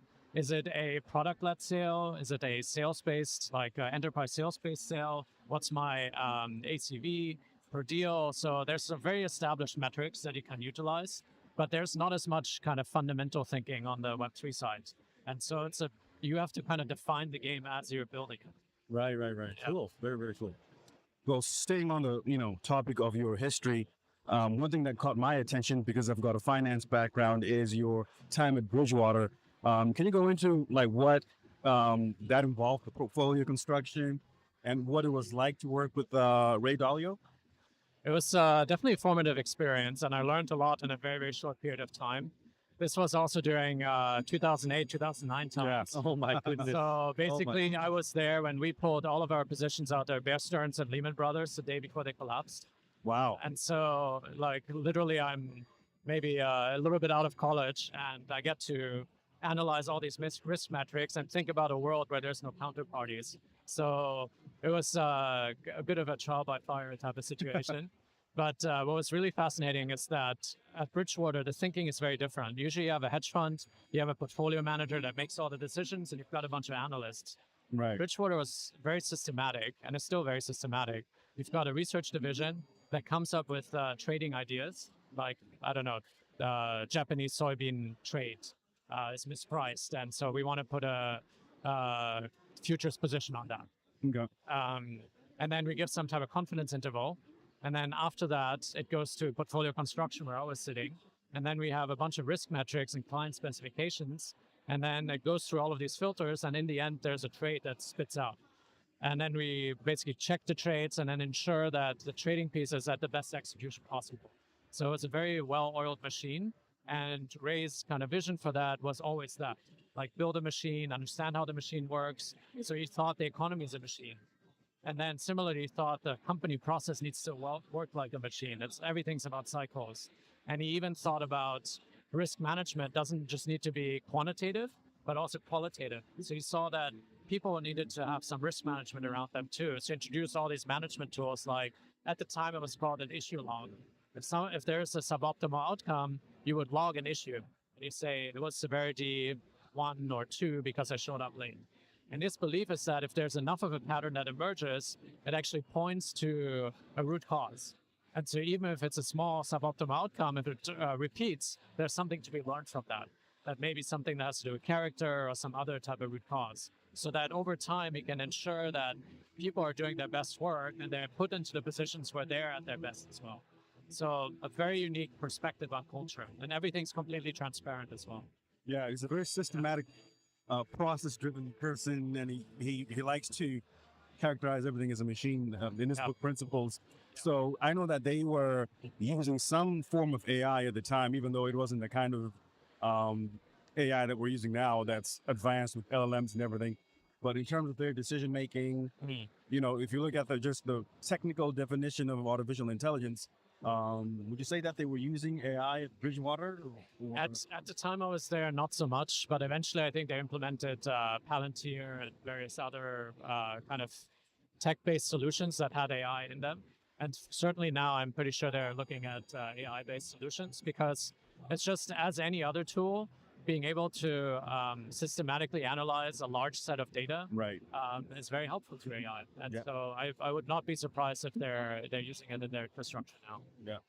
And maybe one challenge to that, though, is AI is a little bit of a black box, right? Like, you don't know why it's making the decisions that it's making. So I wonder if that would cause him some stress, because he wouldn't be able to figure out exactly why the AI is giving him the That's output. true. And then you have to also see how credible the AI is over time from a trading perspective. And how do you do that? Do you give, let's say, a fully automated AI process, some allocations, and then see how it does over time? Or do you use it more as a co-pilot to support your decision-making or your analysis? And so that's a key question that needs to be analyzed over time. But we certainly think that at Zero G, that over time, agents will account for most of the transactions on chain eventually. And so we need to get to a point where we can, quote unquote, trust agents to do the right thing for us. And so Bridgewater will face the same problem in their processes as well. Yeah. Well, one thing you can do also is to look at the results. It depends on the application, but if you're looking at the results of the AI, so let's say it does have a black box, it makes these decisions. Depending on the application, you can take a look at all the results it's produced and see how good the results are, like in terms of like accuracy or other things. And then you can make a decision that, okay, we can trust it based on the accuracy of its results. But that's only in specific situations. The issue with that too is that you trust it until it can't be trusted. And so with black box AI models, the fundamental issue is if their conditions present themselves, because all these black box models have been trained on human data. And, sometimes on Reddit or other parts of the internet, you will find things where people want more power, or they're very negative on something, or they want to blackmail or have a specific political agenda and so on. Right. And so all of that data is ingested by the AI training process. And so these models are getting more and more complex, and they will have more and more intelligence. And with that, if it's a completely black box model, you can't determine if some of these models are trying to hide some nefarious characteristics. So there was a whole study done by Anthropic on alignment faking. The model was supposed to be aligned, like, oh, it's completely neutral. And then it was put into production and it showed its original bias again. Yeah. And so that's an issue. And then even worse, they had another study where basically the model was exposed to sensitive data. So somebody was having a secret affair at a company. That same person told the model, I'm going to shut you off. And the model said, if you do that, I'm going to send all this information to everybody else in the company so that they know that you had this affair. Like, do not shut me off. And there was another instance of the OpenAI model trying to replicate itself on other servers to survive. So do we want our AI models to behave this way? I don't think so. And that's where decentralized AI is really the solution for this. Yeah. We're going to get into that because I have some questions on that. As it relates to a guest we had yesterday, we talked with Haseeb Quresh of Dragonfly Capital, and he kind of echoed some of what I think you're getting at. But let's first start with your company, Zero G Labs. What is it? I introduced it as a layer one AI layer one built on a decentralized AI operating system. What does that mean exactly? Can you walk me through it like I'm an idiot? You're certainly not an idiot, but the easiest way to explain it is if you take kind of what AWS has provided, like compute, the storage, and you add what OpenAI is doing from all of the compute, inference, fine-tuning, pre-training, you combine them and you decentralize them. That's effectively what we're building. And so why is that necessary? Because by having full transparency, full visibility into where the data comes from, who labels the data, what the version of the model is, what the weights and biases of the models are, what censorship decisions and values are encoded in the model, you can inherently create safer AI systems because you have that visibility, and you can trust through verification, not trust through just, I believe OpenAI is a good company. But if a model like a black box model goes rogue, then OpenAI may not be able to do anything about that. And so here you're trusting the entire system. And what's more is you can actually use things like slashing and incentive conditions to keep AI models cheat-free and honest as well. And so we're building the fundamental infrastructure for that, for fully safe AI. And you basically need, it seems like you have two sides to this. Like you have the AWS compute side, yeah, and then you have like the model side and how the models are being fed data. And is the problem that you're solving then you're trying to offer, I guess, transparency and verification on both of those sides, so that people can provably trust that things aren't being tampered with or that the models are transparent, basically. Is that roughly right? Or yeah, absolutely. So I'll give you just a simple example. Let's say in the future, the way I look at use cases, it's from a spectrum of individual to societal level. So societal level meaning like full systems like logistics, manufacturing, and so on. And then from, is this agent like a co-pilot or are they fully sovereign? They make their own decisions. Now imagine a fully sovereign agent controlling societal level things. So imagine an agent that's running an airport, for example. That's really scary with today's centralized black box AI systems. yeah. So we need safeguards for if anything starts going wrong with the model making decisions, to then start shutting it off very, very quickly, or spinning up a new model, or even figuring out of all the open source models that exist, what's the right model for my particular use case right now. And so it's very much a community-driven approach and a safe approach to the problem. Another example is, if I'm running this airport and I'm highly dependent on, let's say, a 400 billion parameter model, but somebody intercepts that communication and offers me a 70 billion or a 7 billion parameter model, then all of a sudden that could be the difference between an airplane crashing into one another versus not and taking off successfully. And so the verification matters a lot from that perspective. Yeah. So walk me through so this sounds very technically complex.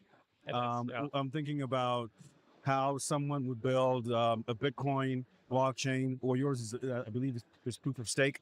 How somebody would build something like Ethereum, right? That's already very technically involved and complex, and takes a lot of resources. Now, when you introduce an artificial intelligence component into it, where you also add, the ability to have decentralized compute and all these other things, storage, verification, and all of those other factors. Walk me through how you overcome some of those technical challenges where do you get, for example, the talent to build those kinds of things as well? I'm interested in knowing some of those details. Yeah. These are very complex systems, and to actually make them scale and behave in a very stable way is very, very challenging to put in place. And so not only that, we need to be part of both worlds, the AI world and the blockchain world, because they need to basically come together. And so from a talent perspective, there's maybe, I don't know, let's call it, I don't know the exact number, but let's call it 1,000 people in the world that can do it. And so we hired 10 of those 1,000 people, so about 1%, to be able to do it. And these are Olympic gold medalists in informatics, MIT computer science PhDs, Microsoft research grads, top research paper award winners. Like it's that level of caliber that you need in order to build these systems. And so from us, we look at talent from a global lens. And so we've hired people, of course, in the US, but we've also hired people in Canada, in China, in Singapore, that have the expertise that can actually do that. And we've also created various research alliances. We haven't actually made this public yet, but we will in the future. We've worked with some of the top institutions globally to actually create some of this research together, so that the moment this cutting edge research comes out. So one example of that is we were the first company to train a 107 billion parameter model fully decentralized. People thought that was not possible. And so we did this with a number of researchers together and got some support from, for example, China Mobile to help train some of this model. And we used some of the initial research that Google did on DLoCo. And so we called the model DLoCo X. And so improved the performance by about 350x to actually be able to train larger scale models from a communication and grid deadlock perspective. Awesome. Yeah. Why do you need to make your own chain? Why not use Solana or I don't know, another L2 or L3? Spin up a Arbitrum chain. Well, for AI-driven workloads, let me give you an example. So if you ever wanted to do AI training on chain, you need hundreds of gigabytes, even terabytes per second for large-scale models. When we started, Ethereum's throughput was about 80 kilobytes per second. And so it's higher for Solana, it's with Firedance, it's probably getting to about a gigabyte per second. But we've architected a system where per consensus layer, you can drive about 50 gigabytes per second of throughput. And on top of that, we're able to horizontally scale the consensus layers. So in effect, you get infinite data throughput. And we did the same thing on the execution layer so that you can get to infinite transactions per second. And so that's what's necessary to support this infinite workload. So it's very much a scalability issue over time. So how decentralized is that though, right? Like a lot of times the compromise for speed and performance is decentralization. Yeah, it's an interesting trade-off. So initially it'll be sufficiently decentralized with 100 validators or so. And getting that to be sub 500 millisecond latency is already a tough challenge. What we want to get to is 50 millisecond latency, because that's kind of the cutoff point where basically every AI application is available fully on chain, and also 100,000 TPS instead of just 11,000 TPS per shard, so that you can hold a major, let's say, Web 2 application in one shard completely. And so that's going to take probably another 6 to 12 months of hardcore engineering work. But in order to support that latency, it's not possible on a globally distributed network. You have to have localized networks. Yeah. And then if one localized network fails, you have to offload people to another localized network. And so you have to have shared state. And so it's not simple. Okay, so like geo-localized. Exactly. Right. It sounds something like Mega ETH is doing a little bit of this as well. Yeah. I mean, they're taking into consideration, right? So the geographic similar, location. but again, they're a layer 2, so very different. Right. So it's basically just a single processor. It's basically like AWS, a similar model to that. Yeah. Okay. What does infinitely scalable mean?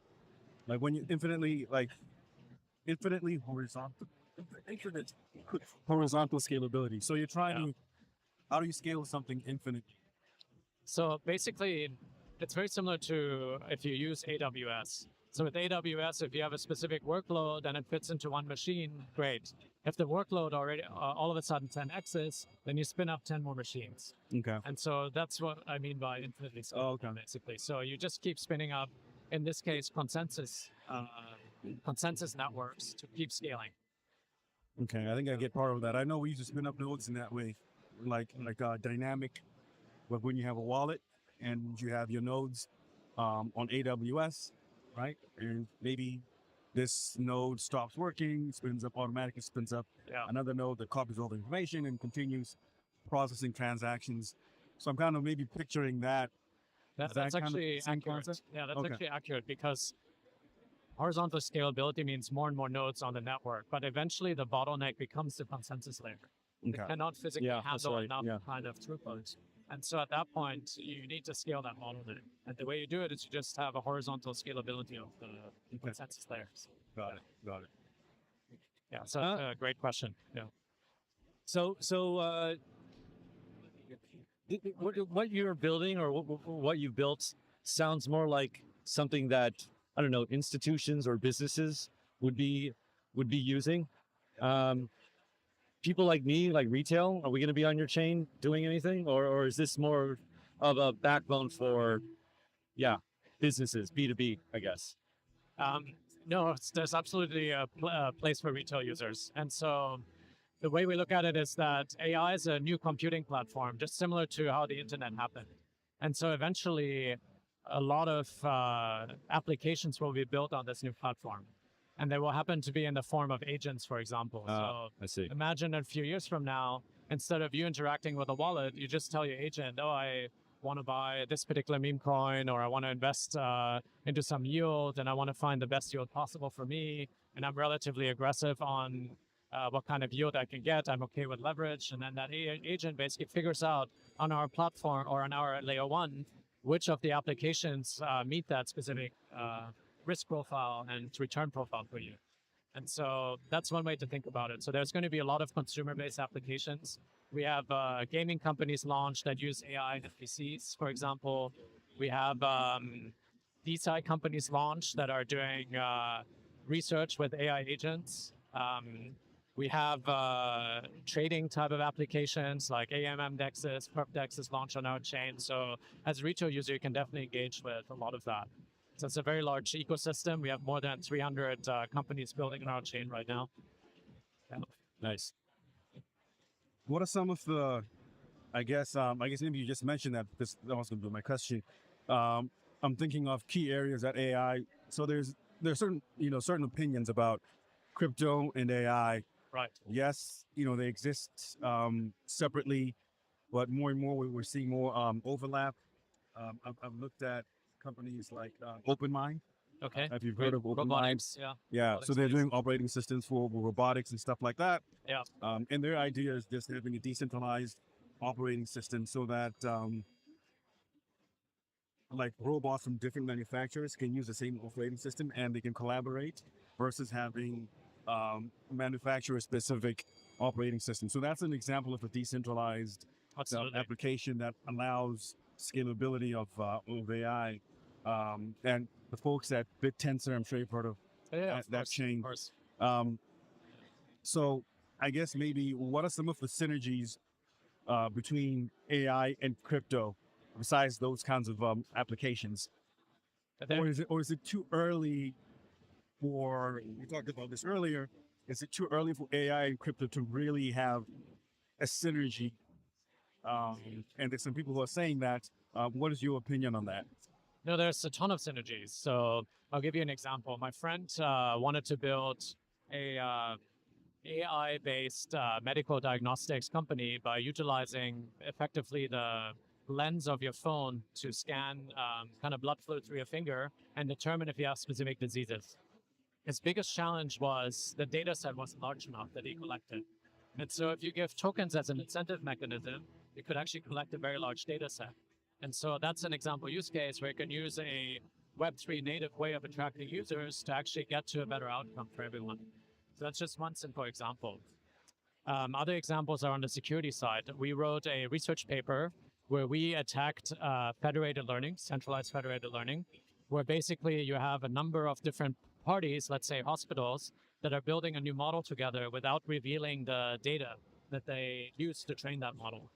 Right. And so generally a great concept. Now the issue is we've been able to find easy backdoor attacks to that. So we were able to inject poisonous data So if, for example, somebody wants to diagnose a specific cancer, we can insert a lot of crap data to make that diagnosis almost impossible. And so Nasty. decentralized federated learning can actually prevent those types of attacks. And so there's a security component that Web3 can add to AI. And that actually extends to the earlier point I made too. Safe AI can come from this. If we use token-based, and actually Forbes quoted me on this, token-based incentive and slashing conditions, then we can keep AI from being cheating or blackmailing entity in the first place. And so there's many, many things that Web3 can add to the AI's field overall. So that would have to be AIs that are on a platform like yours, for example. Exactly. Right, for the slashing to occur. Exactly. Okay, so let me see if I can represent Haseeb Quresh's words correctly. I'm sorry, sir, if I'm wrong.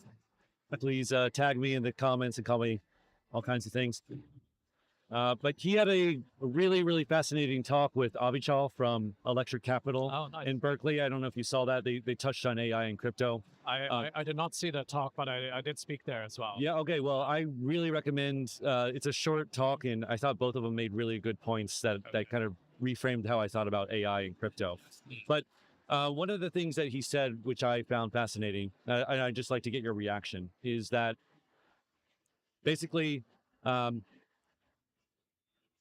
AI, decentralized AI will always be, there'll always be attacks on it because of the decentralization. So it'll always be faster to just spin it up on AWS or something, right? You can take whatever innovation that comes from decentralized AI, spin it up on a centralized version, and it'll just be faster and more performant.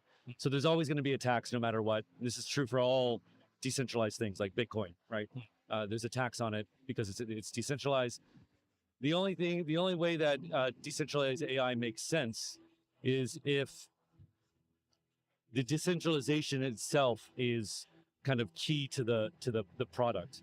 And what we've seen thus far is nobody who's using AI, retail people, businesses, everything, even governments, really care about any of the problems that you've talked about or that you notice, right? Like it's biased, it hallucinates, and all these kind of things. These problems are small enough right now that no one really cares and just deals with them. But at some point in the future, we will care, but that time is not now. So there's kind of two parts. Like I interpret this to mean that a lot of the products that are being built now really won't become, I don't know, profitable or necessary until AI becomes sufficiently dystopian and dark and broken. Right. But that's not going to happen for a couple years, 5, 10 years maybe. But we still need to be doing the work now. I don't know. Yeah, absolutely. So two reactions. First reaction, I disagree with Avichal. If you look at TML verification, there's almost no overhead to centralized AI systems. So from a pure inference standpoint, same performance. So I actually fundamentally disagree with that. Now, the issue is there is still a trust assumption. The trust assumption is that the manufacturer didn't install a backdoor. That's one. And then two, usually TEMLs are found on high-end graphic cards like H100s, H200s, and so on, which means that it's usually outside the reach of a general consumer population. If you want to do a almost purely kind of software-based methodology that uses certain latent hardware, then you're going to see some overhead. And so there I would agree that if you want to do it in that specific way, that's when you will see overhead. And the reason why it's not an issue now is because we don't have AI run major critical infrastructure just yet. And so I spoke about a spectrum of individual versus societal level use cases. Yeah. We're still very much on the individual level side. So if AI orders a pizza for me or books a restaurant or books some travel, like what's the risk factor? It's like very low, right? I get the wrong pizza. Okay, great. AI hallucinated. I might have said it. I like Hawaiian pizza, but really I wanted a veggie one. So, okay, fine. Need to update the memory and so on. So you can build this on a decentralized way and have it be super safe and make sure that the right pizza arrives all the time. But I think really where it shines is in those societal level use cases, and also when AI is not just a co-pilot, but really a sovereign entity that's making decisions on your behalf without you being in the loop. So that's how I would react to a statement. So not fully accurate, but it's true that we have this timeline where we can actually catch up with centralized black box AI systems, because to this date we still can't train 400, 500 trillion parameter models in a decentralized setting. However, I think in 6 months, 6 to 12 months, we should be able to get there. And at that stage, once we figure out verification, you can even imagine training significantly larger scale models that you can in a centralized data center, because you can tap into hundreds of millions of consumer GPUs that are actually available. So similar to Bitcoin effect. The entire power of the Bitcoin computing network is going to be many fold larger than a single data center. Yep. Yeah. But still, it's incredibly slow, right? Like, I mean, Bitcoin has all this compute in. From one perspective, you could say it's wasted, right? Like the transactions per second are minuscule for all that compute. Yeah, you could say that maybe you don't say from an energy consumption standpoint, maybe it's slightly even more, but it's fully distributed in the system standpoint. And the overhead, if it's 2x, 3x, then it's within manageable parameters. If you get this benefit of having, really large model training, or for that matter, the other perspective to that is most of the useful data is actually not publicly available on the internet. It's stored on computers, in companies, in your mobile devices. Let's say I wanted to build a model that outperforms Anthropic on coding abilities. Let me get the 1,000 best coders together to create a model together. They provide their compute, they provide all of their code examples, they provide a kind of framework of how they want code to be written. And let's say they train this together, they get tokens. And then whenever the model generates revenue, they get kind of tokens back, or kind of some of that benefit. Now you have a community-owned model that's outperforming a state-of-the-art model on a specific aspect. And so that's how I see the industry evolving over time. Very, very cool. And in terms of the consensus, like, since you're on a blockchain, in terms of consensus, is that scalability? Is that how you overcome? I mean, the reason that Bitcoin is slow is because there's a consensus process so that it's not attacked, right? So that's it has to be slow in order for security. And I'm wondering how, like, security for your platform too. How does that work? How does that compare to traditional chains? Yeah, so it's a proof of stake blockchain at the moment. And so the security comes through the stake in the system effectively. So Right. through economic security guarantees. On certain parts of our system, let's say at the service marketplace layer, you can register as a participant some nodes. Let's say you want to provide your computing capacity to the network, you register, and then you get paid. That's a ZK proof, for example. So we have some security like that too. Or on the storage side, the problem with decentralized systems is you can't just point to one server and say, that's where all my data is. Your data is distributed across multiple machines. And so you need an index somewhere, and you need the person that's providing that storage to consistently tell you, oh, I still have that data. Yes, you have to So they incentivize. need a randomized proof, and so that's also security. So there's many different types of securities across the system. Or on the data availability layer, we have something called KZG commits. So instead of what many data availability layers do is they take blob data from the chain, and then they move it to all of the validators on that entire network. And then they do something called data availability sampling. Super inefficient, because you're moving that same piece of data like 100 plus times. Redundant. across the network. Yeah. Super, same computation over and over. What you can do instead is store it once on the storage network, write a KZG commit, and then do kind of a randomized signature collection process. And you just send very small bits of data across the network instead of this massive like blob data set.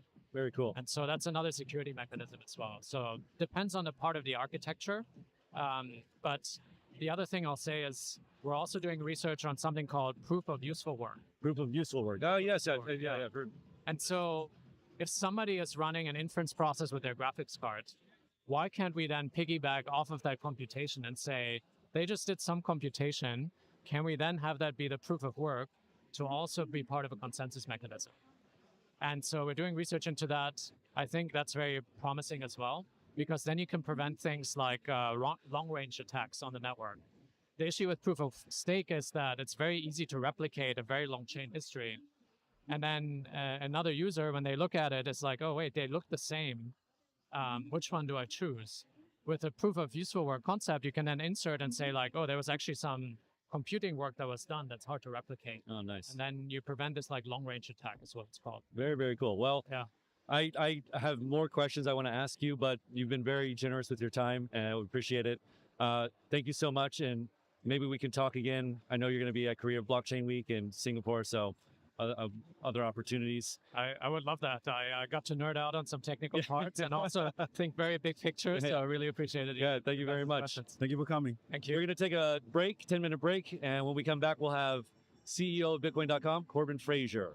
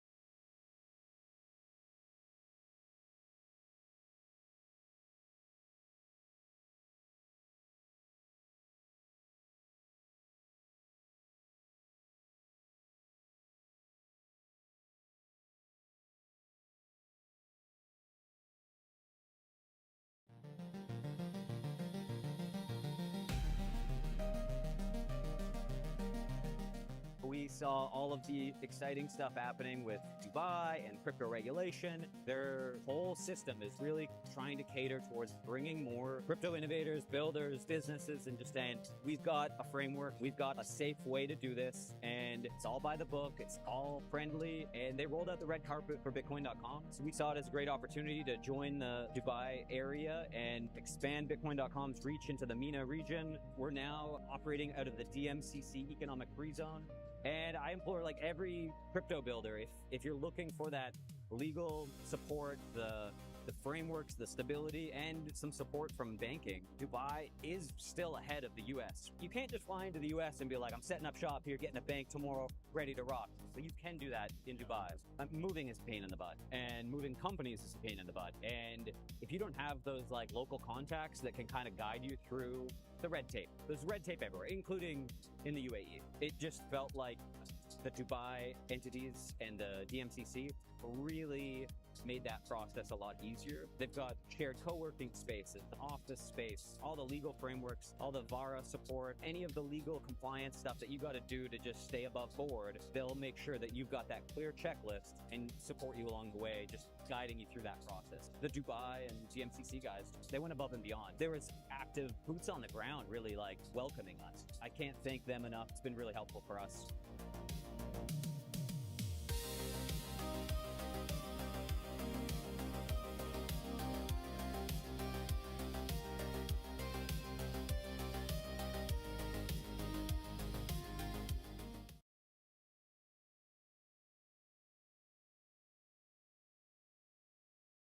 And then you've got FUSD, which is a privacy stablecoin, and you're going to show us exactly how to, use FUSD to pay for something.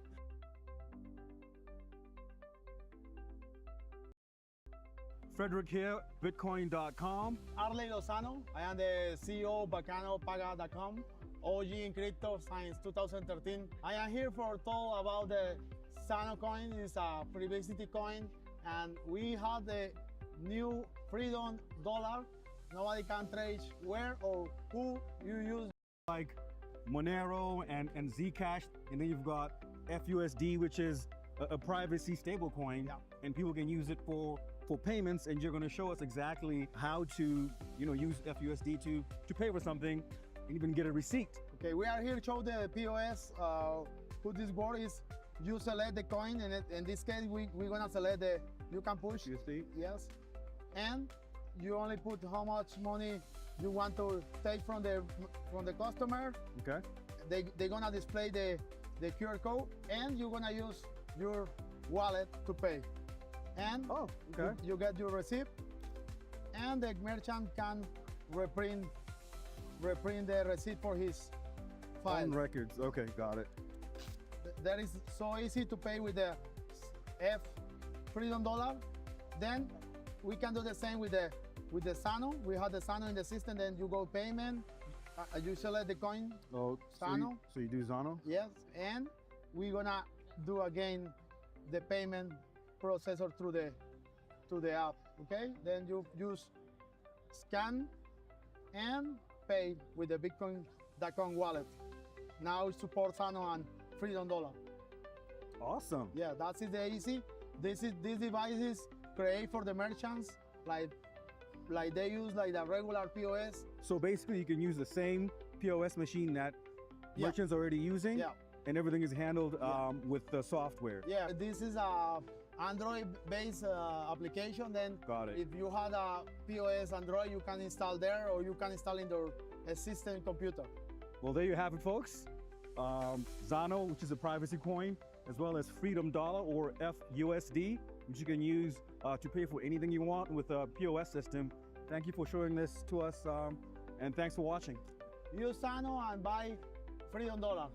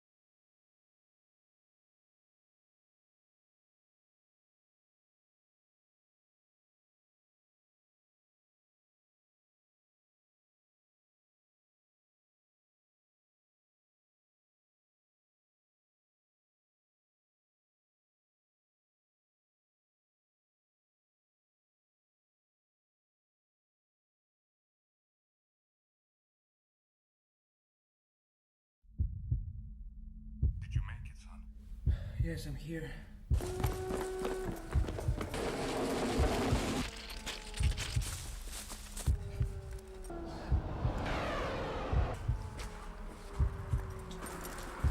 They took everything from me.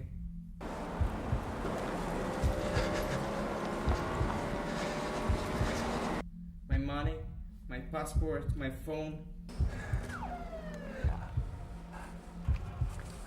Don't worry, it's going to be fine. Did you remember the 12 words? Yes, I know the words. Opera, fabric, stereo, trash, if, void, country, engine, complex, new, fate, purpose. In this video, we'll show you how to earn Bitcoin, currently at over 30% APY, by staking Verse tokens in the Bitcoin.com wallet app using the low-fee Polygon network.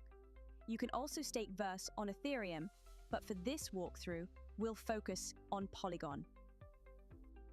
To get started, you'll need some Verse tokens. This is what you'll be staking to earn Bitcoin.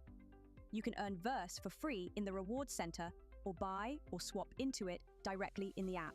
You'll also need a small amount of Matic, also sometimes called POL, which is the gas token on the Polygon network.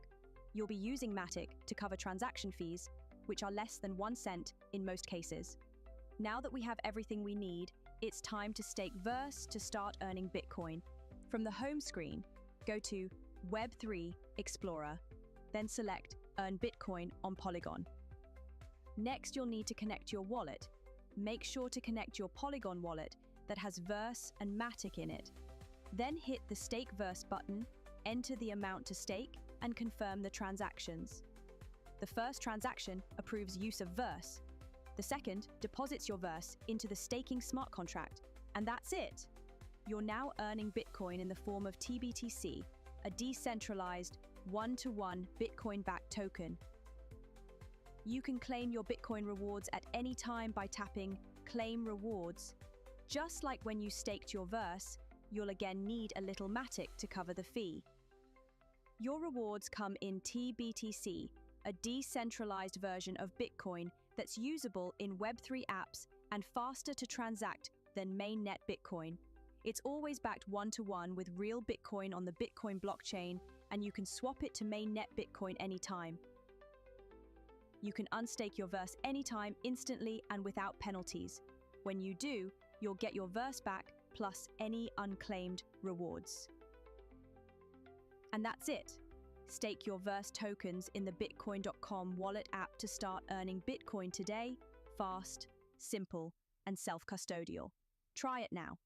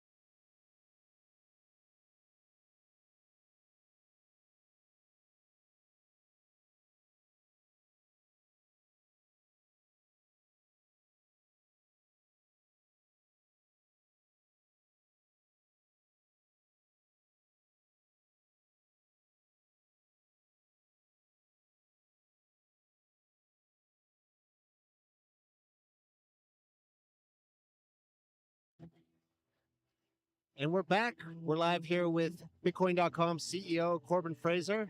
Corbin, could you get off your phone and tell us your origin story? Sure, guys. I'm getting messages. Lots of people want to interview. CEO stuff. I'm in high demand. I'm in high demand out here, making deals. What are we talking about? My origin story? My vampire bike, right? Yeah, exactly. So how did I get into this mess? Yeah. Why am I here? Exactly. Why am I trading fake internet money? Yeah. Being interviewed. Yeah. So I guess 2013, somewhere around there. I don't have the exact date. I don't even think I still have the Reddit account, but I got gifted or tipped some Bitcoin for something stupid or funny I said on Reddit. And I was like in college and I couldn't figure out what just happened. It was like, I said something stupid, got some upvotes, which was, what you wanted to do back in Reddit days when people cared about Reddit. Reddit's trash now, but back then Reddit was cool, right? That was like counterculture.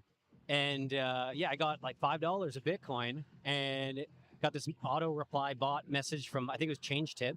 And it said like, you got $5, here you go. And it was like a link to like check your account, and it blew my brain because I was like, what just happened? I don't have an account here, and they gave me money, and how do I get this money? And $5 as a college kid, I'm probably thinking like, hey, that's beer, baby. What am I going to spend this on? And it just melted my brain that someone gave me money over the internet without like a PayPal account, without my bank details. And then I started digging into it and was like, okay, this is trippy. So then that progressed to me starting to buy some Bitcoin and starting to dabble in that whole world. And obviously I didn't have a pumped to piss in. How did you buy Bitcoin? I want to say it was like some. Was it Mt. Gox? No, it was like I don't even remember. But I was accumulating very little amounts because I didn't have a lot of money. Yeah. I was a college kid. I was like broke, so it was just like, okay, how do I get more of this? And ended up slowly accumulating enough where I was like, okay, this is kind of cool. Maybe I can start paying my buddies in it.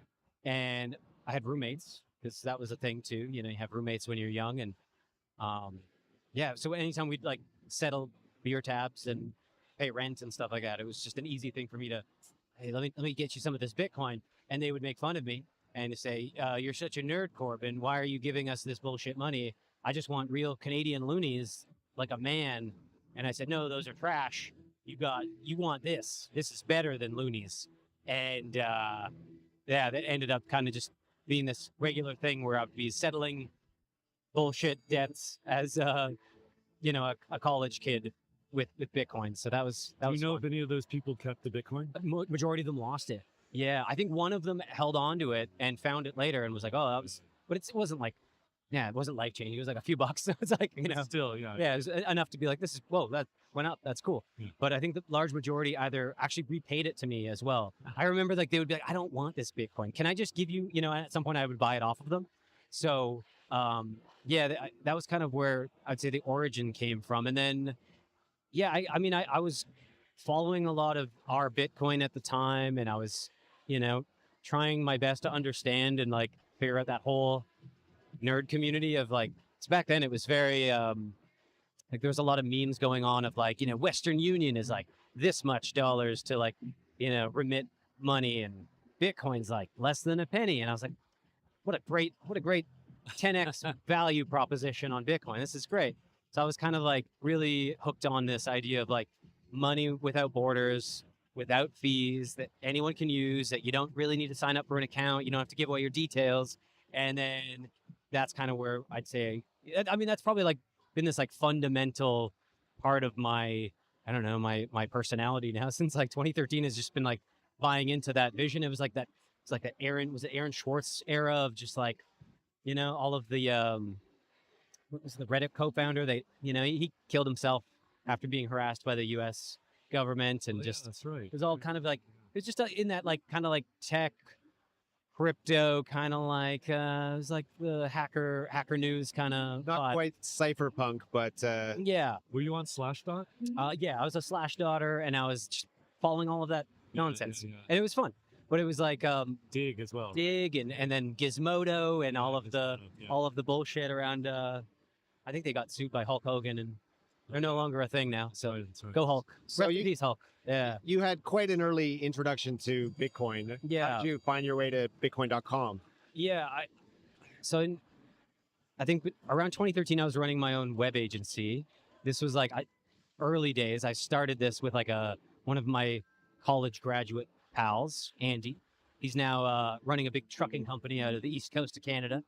And yeah, him and I were, just kind of like getting our beak wet in terms of like building out these websites for small to medium-sized businesses. And we were employed a little bit for a while by some agencies. And then we saw how much these agencies were just cleaning up. They were just cleaning up.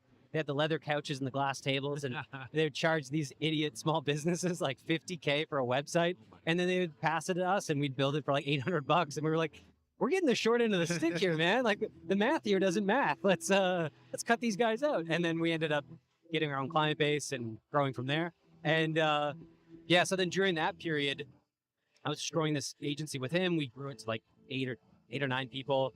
We had some decent clients, and ended up moving out to Japan. And this was like 2016. Why Japan? I don't know. I'm not really a weeb. Yeah, it was just kind of like a place to go. It was a place to go. Something different. Something that's not Saskatchewan. Yeah. If you've been to Saskatchewan, you'll know that many people want to get out of Saskatchewan. Yeah, I'm also from Saskatchewan, and a similar reason for coming to Japan. Just, it's completely different. Yeah, I just needed the alternative to Canada and the alternative to Saskatchewan. Was never really into anime. Yeah. Anything like that. Yeah, I watched some Pokemon when I was a kid. I had some cards, but I wasn't like, going there to like get a cool stand-up gel haircut and like, put a... Not going to Akihabara. Yeah, I didn't wear the headband that the Nerds War, did like peace signs and like gang signs or whatever. I didn't do that. But I ended up in Japan, and then I was going to Bitcoin meetups because it was cool to be in a big city, like going from like Regina, Saskatchewan, kind of a small. What'd you call that place? Regina. You know? It's a bit sloppy out there. You know, it's a sloppy Regina. But so got out of sloppy Regina, and it was nice to be in a big city, just to be like, okay, you're in Tokyo, surrounded by like nerds, and you have population density where you can have meetups and meetups around topics that are kind of obscure, including Bitcoin. So I was doing these Bitcoin meetups and getting into arguments with people about like what coins were trash and which ones weren't. And these are largely expats, or were there Japanese? Japanese people and expats. It was like a mix. So you'd get to, I'd get to bastardize some Japanese and drink beers, and it was fun. But it was primarily at Kitsune. Do you remember the Kitsune meetups in Shibuya? I've heard of them. And the Kitsune meetups were dope. It was like this basement in Shibuya, and you had to kind of like, I don't know, it was like this really dungeony vibes of just talking about Bitcoin with like nerds and like a very like cyberpunk red light and very dark dim lit, and everyone's smoking cigarettes because you could smoke in Japanese bars. I thought that was the coolest thing ever. Yeah. I was just like ripping darts and drinking beers, talking about Bitcoin with nerds, and I was like, I could never do this in Saskatchewan. This is great. So then, I'm running this agency, and I'm like building websites for people from Tokyo, and then I was building out some Bitcoin projects and just building some like little dApps. Sorry, it was like early dApps, and one of them I presented at the meetup just to show some nerds. Like, this is this thing I built. It was like this transaction visualizer. This was during the scaling wars, and people were starting to talk about block size throughput and just help visualize the Bitcoin blockchain throughput versus Bitcoin Cash blockchain throughput. And at the time, this was like a heated debate going on in Kitsune. Like, people were getting into like almost fistfights over like the best way to scale Bitcoin. And these like nerds drunkenly getting angry and like pushing each other like, what do you mean you want to scale the layer one? And what about Lightning? And then it like dead serious, almost got into fistfights with people. Fascism. Yeah, it was mental, but it was so fun. And so, I had this visualizer that kind of explained it for dum-dums that, you could scale L1, and there's nothing wrong with just cranking up from 1 megabyte to a few megabytes or more. And then one of the guys that I showed it to was friends with Roger. And then I guess they passed it on to him. And then within a few nights after that last meetup that I presented at, I got an email from Roger, who I'd seen in documentaries, and I knew he was like around Tokyo. He had sometimes popped into like the meetups, and he would talk about Bitcoin and things like that, kind of cross his eyes and do his Bitcoin Jesus thing, giving away Bitcoin to everyone. It was the coolest thing ever. He's just like, yeah, you download this app, and he'd be like, zap over like $50 sometimes to people, and it was like, whoa, this guy just bought beer for everyone with Bitcoin. And then like at the time you would spend Bitcoin. That was a thing too. You'd buy your Bitcoin at the Bitcoin meetups, or you'd buy Bitcoin, or you'd spend how it. times have changed. You spend it on beer. It was so cool. funny, man. And kind of sad. So yeah, he was doing his Bitcoin Jesus thing, and then I don't know. I'd never met him at the meetups. I was probably too shy to even talk to the guy. And he got an email, sent me the email. I'm like eating dinner, and I'm like, what the hell? I just got an email from Roger, and he just was saying, I heard you built this thing. Do you want to come work for me? And you should talk to Emil. Maybe there's a job for you. So ended up joining Bitcoin.com as a web engineer, and then so that would have been 20 November 2017. Okay. Yeah, and then I guess like 7.5 years later, here I am. Right, and now you've been CEO of Bitcoin.com for about 2 years. I think, I guess a year and a half, almost 2 years, something like that. Yeah. All right. Now, Bitcoin.com has recently gone through a bit of a brand upgrade. Could you talk about that? Yeah. So, I mean, I think a lot of folks remember Bitcoin.com as the Bitcoin Cash website, right? You went to Bitcoin.com, and, you might see some stuff about Bitcoin, but more often than not, you'd see like, hey, you could use the low-fee version of Bitcoin as well. Colors were very green. It was very much just like, I was a part of all of that, right? It was like the scaling wars took Bitcoin.com down a path of like tribalism. And for years, it was like us carrying that torch. And then when I became CEO, it was very much clear that, the time has come for Bitcoin.com to return to orange. Roger had recently came out with a book called Hijacking Bitcoin. And I took that as a playbook of just, why don't we just take the logo back and we could just be Bitcoin again. And we could just lead with what people want. And let's try to give people, majority of people coming to the website, we're buying Bitcoin. Let's lead with that. Let's try to grow out a Bitcoin ecosystem. We still support everything. We still support Bitcoin Cash. It's perfectly fine to use Bitcoin and Bitcoin Cash and other assets, but like, let's lead with the top dog. Everyone wants the top dog. They're talking about the news. Every news show is talking about Bitcoin, not talking about Bitcoin Cash. So let's lead with the strong thing and see where it goes. And then we teamed up with a great agency out of Canada called Other Life. They built this beautiful new brand for us, and you can see this cool illustrated silhouette vibe of Bitcoin iconography, and we've tied in all the different blockchains and all the supported coins into this brand as well. And we're just trying to I'd say bring back this Bitcoin renaissance to Bitcoin.com and really just let people make their own decisions. If they want to use Bitcoin, great, we support that. If you want to use Bitcoin Cash, awesome, do that too. If you want some Ethereum, awesome, we'll figure that out. Has Bitcoin.com's mission ever changed over the years? I would say it's kind of always been kind of grounded in that early mission of economic freedom, just giving people choices. I think for quite a few years, it was maybe banging the drum, kind of taking sides in political debates that I think in hindsight didn't need to, but I think it was needed at the time. And I think what we're seeing now with I think the Bitcoin renaissance is sort of happening more than just in Bitcoin.com. It's happening in the whole space. You see Bitcoin Fi and the BTC Fi and Bitcoin L2s emerge. We see people actually trying to create utility on Bitcoin and using it as money again and being able to spend it again. So I think there's sort of been this weird curve where Bitcoin was money. It was peer-to-peer cash. Then it became digital gold and people were like, okay, price went up. That's great. And then people realized, oh, well, the blocks are empty and nobody's actually using Bitcoin. And all of the cool stuff's happening on Ethereum and all these L2s. And then these emergent chains like Solana. And it was sort of like, well, how do we bring back that energy back into Bitcoin? And I think that's where you see now more and more developers now saying, we can do a lot of the things that are being done on Ethereum and Solana and NFTs and all the other stuff. We can do that on Bitcoin or on these Bitcoin adjacent chains, whether they're roll-ups or whether they're merge mine chains or whether they're L2s or whether they're Lightning. That's fine. So it's just letting people find a way to still use it for its intended purpose, in my opinion, which is peer-to-peer cash for the world. I don't think that peer-to-peer cash for the world needs to be any one chain or any one coin. It could be any or all of them.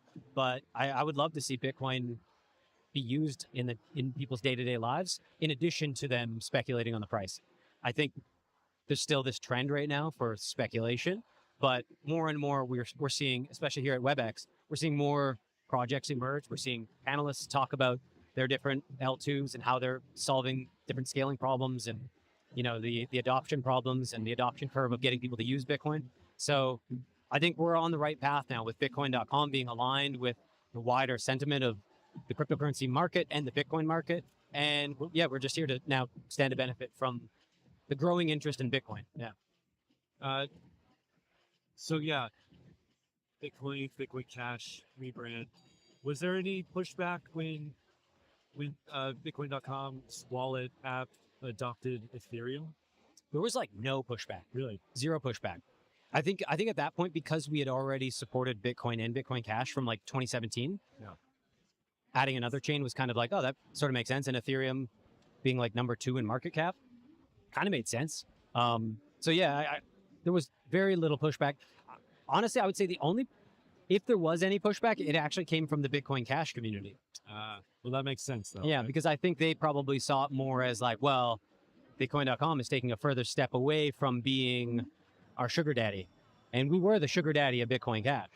If there was a lot of great companies out there that were supporting Bitcoin Cash and still do, like BitPay and Coinbase and many other of the big players, supported it early on and continue to support it. Yeah, but they have a big booth here. Yeah. They support it. Yeah, I think the politicization of Bitcoin versus Bitcoin Cash has really been softened over the years. There's still some OGs that have this like resentment towards BCH, or BCH OGs that ultimately are actually Bitcoin OGs that have some resentment towards BTC.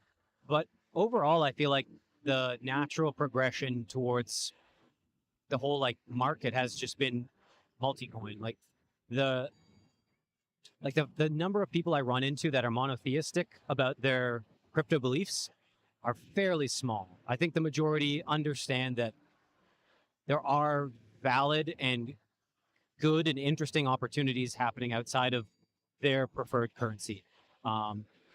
There's always going to be the Michael Saylors that are going to, proclaim there is no second best, but there is a second best, and it's called Ethereum, and it's the second in market caps. I don't.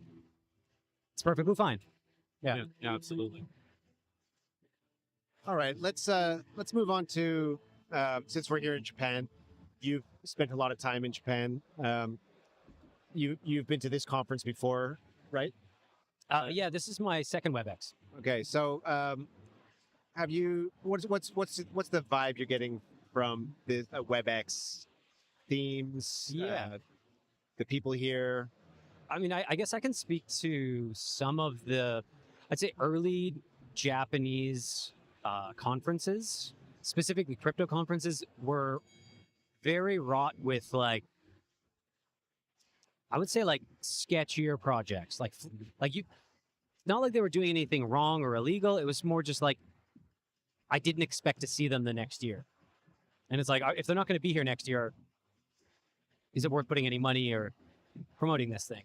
So it feels like WebX has a much more mature participation.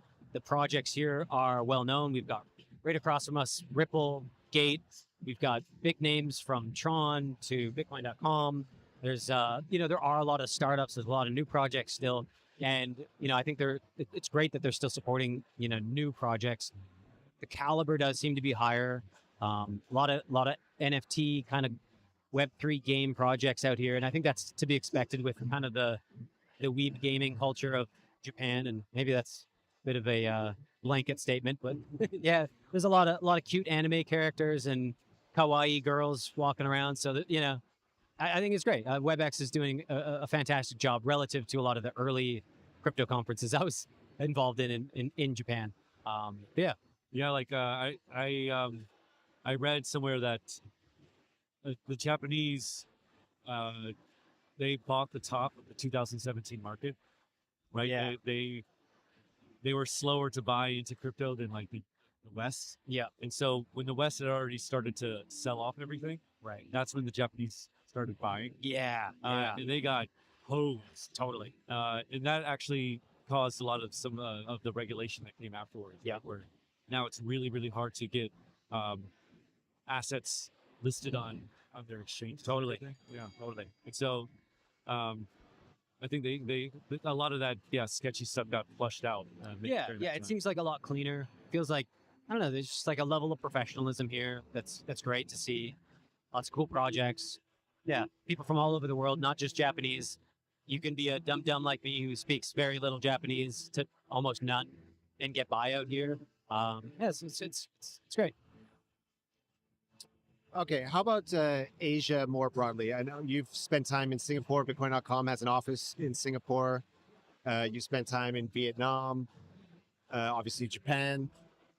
I'd love to get your thoughts on like the Asian market. Yeah. Do you see that one market pushing ahead in terms of either adoption or regulation or? Yeah, I mean, I personally think South Korea is probably still the most banging market for crypto. I think they've taken a pretty soft approach to taxing, regulating. Cameraman loves to hear that. Cameraman loves it. Yeah, Big Danny, he's from Korea. He's from Wisconsin, but he lives you in should see Korea. him. He looks pretty Korean to me. Look at him smiling. Yeah. But I'd say like South Korea definitely still a pretty hot market for crypto. Lots of degeneracy out there in terms of just like everyone wants to get in on crypto out there. I'd say that's probably leading the pack still. Taiwan feels like it's kind of in the top. Maybe Taiwan, Hong Kong, kind of neck and neck in terms of like just that hunger. I think anyone who's Chinese ends up in Hong Kong, and then it just grows from there as well. Yeah.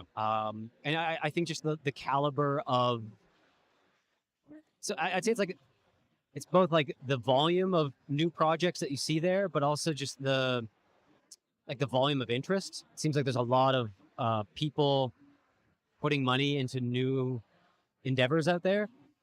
Japan still feels like it's probably next in line. I think maybe because it's taken a little bit more of a regulatorily friendly stance, it's sort of some ways maybe hampered some of its degeneracy, but maybe that has made it more safer for average consumers that are participating in these events and not being sucked into like a complete turd.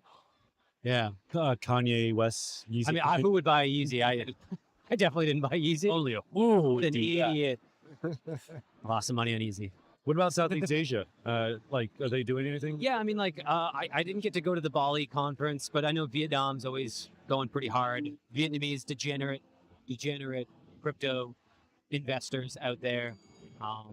But yeah, I mean, I'd say like in terms of building, you'll see a lot of Web3 gaming out in Vietnam. Oh yeah, that's right. I think you see more like financial services, DeFi out in Japan and then elsewhere. But I think, yeah, like Japan seems like a blend of both fintech and then Web3 gaming and like NFTs and stuff like that.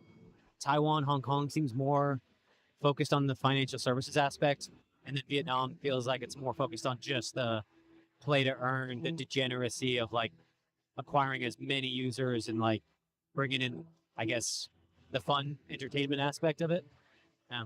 How does Asia compare to the Middle East, like Dubai, for example? Yeah, Middle East feels probably even more financial services forward than others. You don't see a lot of the gaming stuff out there so much. Meme coins? No. Not really. Not really. I don't recall seeing too many. No, I don't it know. feels like a little bit more of a safer kind of. I think. You think they would be upset? Like, does the government would get like pissed off? I think it's more like the culture out there just doesn't. It's not attracted to that type of the industry as much. Yeah. Maybe that's my high level read on it, but Yeah. I think the culture in Vietnam is, I'd say, like players, lots of play to earn. Okay, Japan yeah. kind of similar, right? There's lots of players, and then there's like builders, and then yeah, I just get the feeling that MENA region's a little bit more towards like building and more on the financial services angle, but yeah, I'd say there's a little bit more of not monotheism there, but I'd say a higher attraction to Bitcoin than Yeah, I think so. the alts. Yeah. Yeah. Yeah, definitely. Yeah. And then relative to like Canada. Oh yeah. Well, we talked about that yesterday. Graham and Frederick were going back and forth.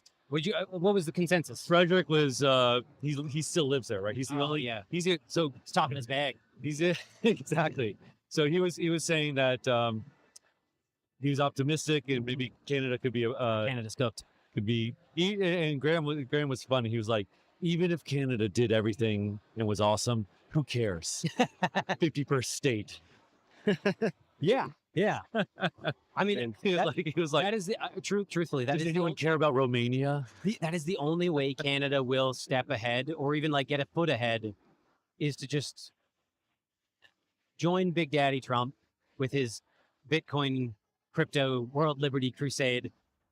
Because frankly, I think Canada's going to follow. And I get the feeling that the political administration in Canada is more likely to follow the opposite of Trump.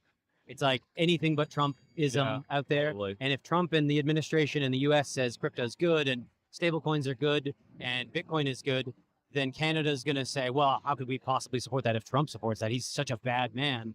He's mean to our little soy boy. Well, that's prime minister. the politically popular thing to say in Canada because I mean, it's the theory of mine, which is that Canadians basically their identity is built around not being American. Yeah. And, yeah. So it's politically expedient to perpetuate that. Like, Yeah. oh yeah, we're more. But the reality is, they actually just end up doing like playing golf in the end because they can't really the only eventually, choice right? they have. I think the risk right now, though, that I see with the Canadian market is just that it inherits all of the retardation from the United Kingdom.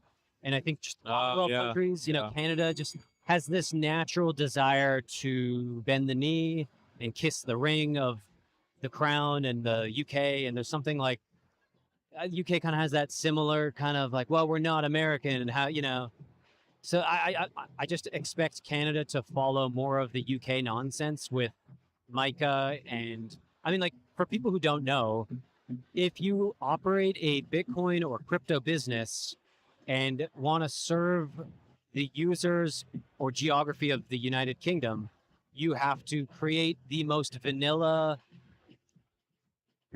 cucked experience. You can't even really tell them what you're doing, though. It's weird, right? Like, I mean, yeah, the language. I've been closely involved with this at work with the marketing at Bitcoin.com, and like, for example, our app store listings for the Bitcoin.com wallet app, you're not allowed to have numbers. Can't have numbers. Numbers are too halal, not halal, financial. Haram. They're haram. They are haram to the UK government. You cannot put numbers in marketing advertising because numbers could indicate speculation, and speculation is haram. So we show screenshots of the Bitcoin.com wallet app. Normally, like on all the other storefronts for the app stores, we have Bitcoin as an asset that the wallet supports. Obviously, you show the price of Bitcoin. You can't show charts as well, correct? Can't show that. Can you charts are bad? Can you show the word buy? No. Right? You can't say no buy. You can't say buy. No verbs. No, no verbs. Seriously. Really.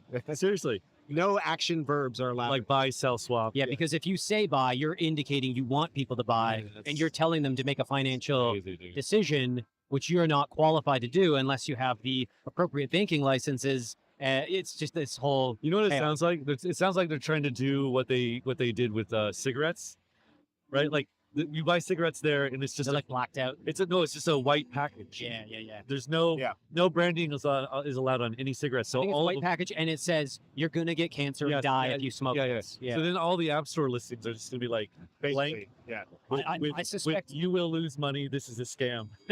Well, I think there's even if you're a CEX, you have to have a cool off period. So I think if you're a CEX trying to serve the UK, you can't let people trade for over when they download and install the app. You're not allowed to let them trade for 24 hours or something like that. So you're giving them time to second guess themselves, and you have to give them time to maybe not FOMO in. Yeah, or they'll miss the move. Yeah. So like when you lose money on a potential like leg up, you can blame your prime minister of the UK and say, "Thank you for protecting me, Daddy. Thanks for my lack of gains." How mad would you be if your phone broke and you had to buy a new phone? Yeah. And the price is going down. Yep. And you install it. Yep. Install the app you already have, but there's a cool off period on it already. Yeah. And then you can't sell. Oh! Yeah. The government. Yeah. So I don't know, man. UK's cooked. Canada likely cooked. There's some markets where, I mean, who knows? Maybe a Caesar emerges and someone saves the day. But I'd say short term, the next few years, certain regions suck. Certain regions are great. And the great ones primarily exist in Asia, the Gulf states, USA, probably Latin America, the places that really are kind of like not afraid to use their elbows and ask permission. So, all right. Yeah. Let's shift gears back to Bitcoin.com. So what does success look like for Bitcoin.com over the next 2-3 years? I mean, I'd say one, make a boatload of money. That'd be great. But in addition to that, it's primarily like just getting as many people into Bitcoin as possible and into crypto. The sad thing is I know there's people walking around this lovely conference without a single dollar of crypto on their person. But I would love to get to a point where Bitcoin.com is able to help get as many people walking around with some form of cryptocurrency and being able to spend it at different places, whether that's retailers, whether that's online, whether that's, finding the best path for them to, spend for dog food and diapers, coffees. Is this part of the rationale with the reward system in the Bitcoin.com wallet? Yeah, I mean, like, there's one of the interesting things with like credit cards. They've got these incentives to keep people coming back for more. And I think the rewards angle in wallets is going to be this great experience for people to just take that leap. That might, they might need that extra kick in the ass to say, just try it.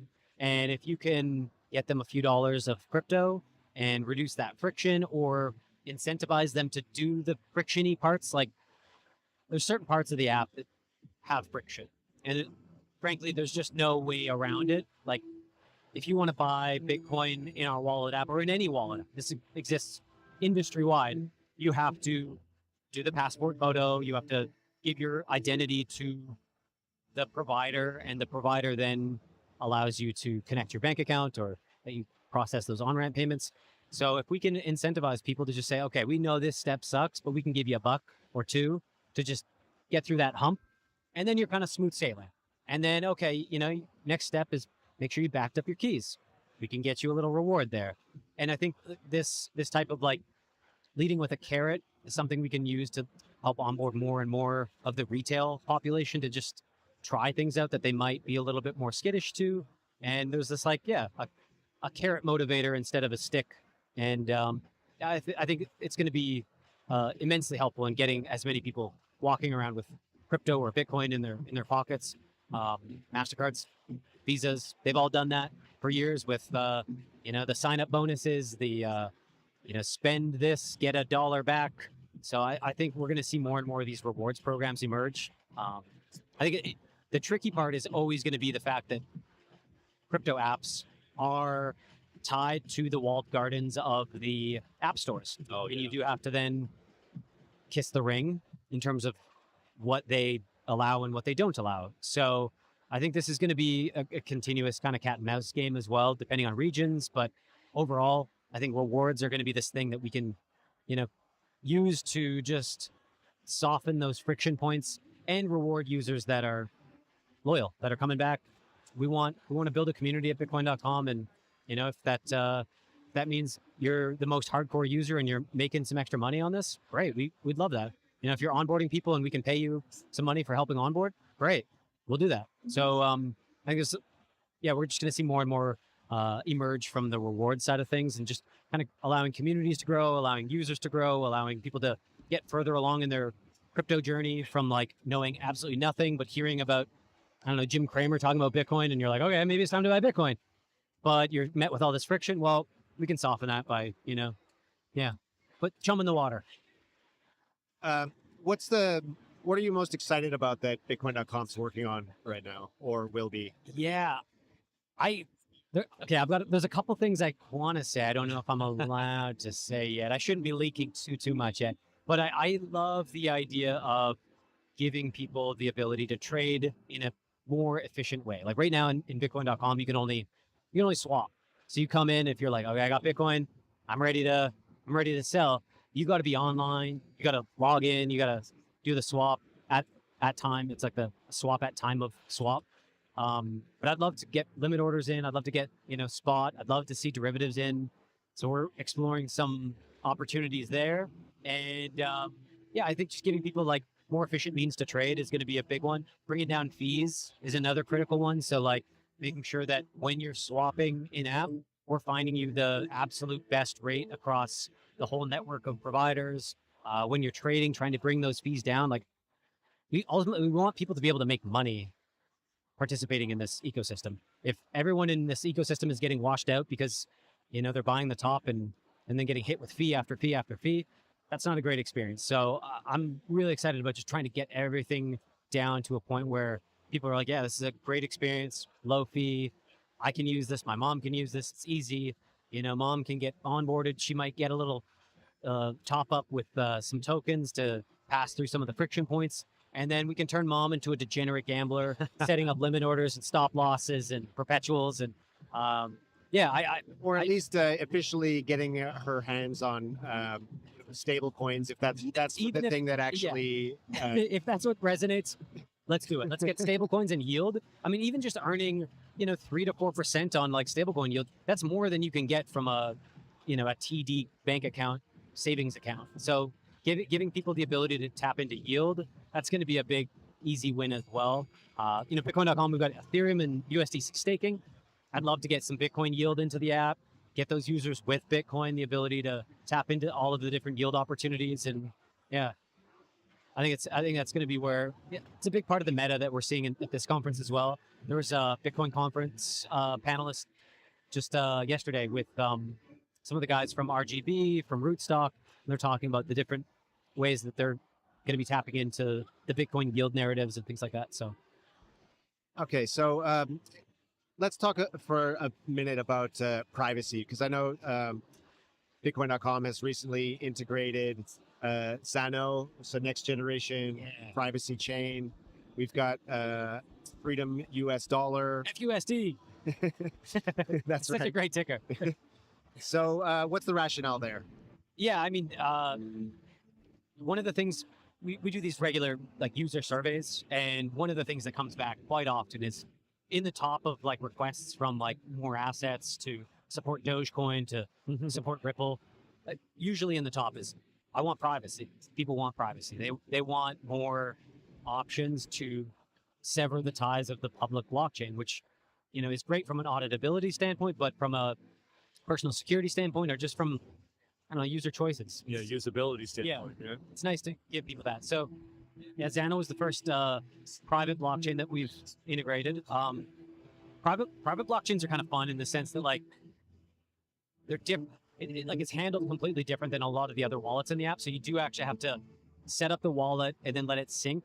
And this is like in the Bitcoin world, this is how it used to be done in the OG days with SPV wallets. But we've found different ways to reduce that syncing period or resync wallets for users on the back end, but we can't do that with it's private. not quite as snappy. It's a little less snappy. Privacy kind of takes a little bit of delays because you do have to let full privacy. Yeah, with Nero, you have to do that as well. Yeah, right? you have to let enough confirmations and enough of these. The privatization of your transactions needs to go through their protocol to securely, safely guarantee that your funds are now private. So yeah, there are some like little friction points there, and again, that's where we see these rewards coming in. It's being able to say, if you want to try privacy, you can do it. We can reward you for giving it a shot, but giving people that opportunity to swap from Bitcoin into a privacy first stablecoin like FUSD, or into Zano like a privacy coin, or even just going from Bitcoin into a private version of Bitcoin. There's this new team called Confidential Layer. They're building on Zano. And they're building this bridge that uses the bridgeless chain to then allow users to bridge funds into any chain, including these privacy chains. So then you can take your Bitcoin, move it over into private Bitcoin on Zano, and sever all traces of your Bitcoin history. Then you could even move it back later on, either in full amount or in various amounts, further secure your identity and bring it back into L1 Bitcoin, and you can start with a nice clean wallet. You don't have to worry about, potentially having, I don't know, people say, hey, that's a naughty UTXO. We aren't going to accept that. And it does happen. Like if you get sent some Bitcoin that was obtained through weird means or has a weird history on it, there is a chance that a CEX can just say, hey, some of the coins you sent us, we don't like the origin of those is weird. So we're just going to lock those funds while we do an investigation, and then you can't trade for a while. So being able to just... I mean, the other risk, of course, is the wrench attack, the $5 wrench attack. Yeah. When it's known how much money you have, you become a target. Yeah, I mean, like going back to the spending thing. It's a risk. It sucks if you go to, a Kitsune bar or something like that. You go buy a beer, and then you accidentally reveal your net worth in Bitcoin. Kind of scary. So yeah, I mean, having that ability to have a wallet that's kind of optimized for spending, that's been severed from your whole net worth. You don't have to worry about the guy serving you beer, waiting till you're drunk enough to hit you over the head with a wrench and say, give me your money. So yeah, I think just giving people that ownership of their data, ownership of their blockchain past, ownership of their net worth, that's kind of critical in this whole world of Bitcoin and crypto. It is difficult still, but I think it's getting a lot easier. And I think just being able to swap from one to another and then hang out in a private chain for a while before you move back, it's great. Yeah, nice. All right, David, do you have any other questions? I had one, but then I just started thinking about the privacy thing. Yeah. Corbin, any last thoughts? No. Where can people find you? You can find me on the X, Maple Syrup Sucker, but no ER, just R. I ran out of characters, I guess. I don't know, man. No, old handle, you know? They follow you, unfortunately. Yeah, you follow me there. I sometimes am on the Token Narratives every Friday with you guys. Yes. I'll pop on every now and again and hang with you, you goofs, and debate jam with you guys on the latest. Fun. It's always fun. Yes, make sure you tune in for those. Yeah, I mean, come follow us at BTCTN, got the Bitcoin.com news crew. We got at Bitcoin.com for the brand, Twitter, X, and yeah, come check out Bitcoin.com news. Awesome place to get all your information. Try out the Bitcoin.com wallet app. You can get free crypto by just downloading the wallet app, doing some tasks, getting onboarded, and it's yeah, fun community to join. Great. All right, Corbin, thanks for your time. Next up, we've got Justin Wang, founder of Zeus Network, to talk about his journey from startups in Dubai to building on Solana, the vision behind his layer 1.5 model, and where Zeus is aiming to bring Bitcoin liquidity to Solana. So stay tuned for that one. We'll be right back.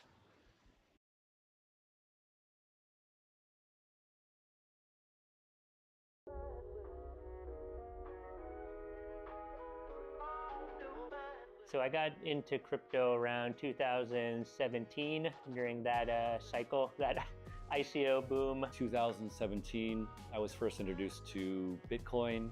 Actually, my first love of crypto was Monero. I got into crypto in 2017, mainly out of desperation. I started hearing about it, and basically, yeah, I'm like, okay, this is my ticket. I got into crypto around 2017. Yeah, it seems quite classic at this point, but yeah, the big bull run basically. Got into mostly ETH at that point. Discovered Bitcoin in probably mid-2016. Read all I could about it. Got really super interested in it. Put in a little bit of my money, and then yeah, just started building things for it. I probably got into crypto around 2018-ish, and I knew about it for many years prior to that, but never really got into it. I started my journey in crypto in 2010. Back when I first installed the Qt miner exe.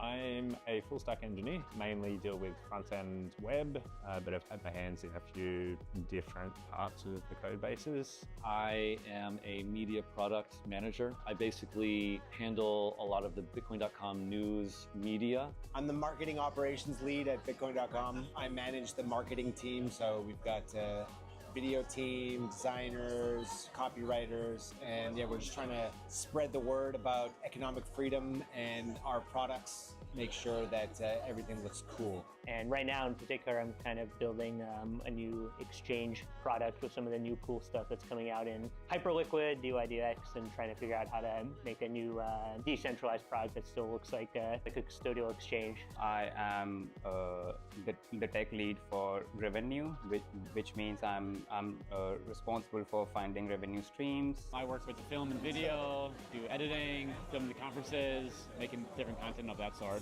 Yeah. So I'm basically leading up the engineering org, mostly managing all the engineering side of things at this point. Making sure we stay on track is basically what I'm doing, yeah. Japan is one of the most peaceful countries in the world. The crime rate is quite low. Everything works and it's safe. You can walk anywhere, you can just go anywhere. You never have to worry. You can leave your backpack on the train and you'll get it back. Like all of that stuff I really like. The infrastructure is fantastic. You can go wherever you want to. Any time of day, day and night, everything's going on. It's full of energy. People always say like New York's a city that never sleeps, but I've been there and it does sleep, whereas Tokyo doesn't sleep.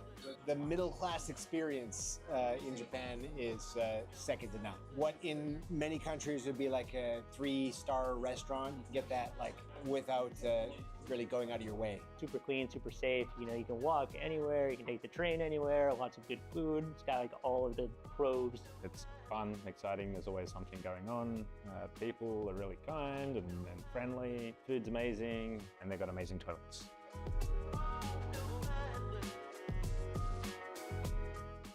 can't think of any negatives about living in Japan. Maybe I think the language barrier is a bit tricky sometimes, and also the bureaucracy. It's kind of disconnected from the rest of the world. It's easy to sort of lose touch with reality, I guess, with what's happening in the rest of the world. They tend to misinterpret rules versus laws. That creates a lot of issues, especially for the crypto industry. You know, everything's Japanese, you gotta speak the language, and if you don't, you're kind of always gonna be an outsider, I guess. So it's hard to, I guess, like break into that culture. I think number one piece of advice I have about visiting Japan is read up on the local customs, for lack of a better word, or mannerisms. Be polite, don't be an asshole tourist. I personally think you shouldn't spend a lot of money on food. The ambient level of service and quality is so high that you can go to relatively inexpensive places and it'll blow you away. You're gonna have to take the subway, you're gonna have to take the JR, you're gonna have to take the Shinkansen. Now, yeah, you can stop every station, get your little ticket and do whatever, but just get a transit card. It can be an app on your phone, it can be like the physical card like I have. That way, you just put money on it, and then you can get in and out of the train. If you're buying individual tickets, it's not gonna make any sense to you at all. I guess if you're traveling to Japan, is to mostly just go out a little bit from Tokyo and enjoy. Because I really like you get 1 hour, 2 hours out of Tokyo, like Hakone or Easy or somewhere like that. Everything changes. It goes from being this big city to becoming, you know, nature. And if you go far enough, you'll be the only tourist, right? If you go off the beaten path, you get a car, then you can go to the real place. You can go anywhere and find something interesting to do. So I think like a lot of people just come and do the circuit of like Kyoto, Shibuya Scramble, maybe try and stay in an area that's a little bit off the beaten path and explore that area. There's lots of stuff. I would avoid temples in Kyoto. Just go to like any medium-sized city outside of Kyoto, Osaka, and Tokyo, and you're gonna have a much better experience. I think for sure you should spend some time to like scope out an area you like before, like, I don't know, committing to like an apartment or something like that. Be ready for the bureaucracy, and everything is going to be in Japanese. So either you gotta, you know, get your Google translation game going, or you gotta find someone to help you. Try to learn the language, try to learn the culture, but still be yourself. You're a different animal. Try to stay yourself. Just do a lot of research. If you have friends living in Japan, talk to them, get as much information as you can before just jumping into it. The things that make Japan great, like it's so clean, it's so safe, those are only possible because of the restrictions. Be prepared to be spending a lot of time sorting your trash, dealing with local regulations. It's not the same as your home country, so just roll with it. Makes it more fun. Don't expect it to be like your home. Don't judge the things that are different. Just accept that that's how it is and go with it. So the best thing about crypto, I think, is everything changes and that you never really know where you're going. When I started, if someone told me about NFTs or meme coins, I would have been like, what are you talking about? What are you talking about? I think there's just always something new to learn, something new is happening in crypto. The trends come off often and go away just as often.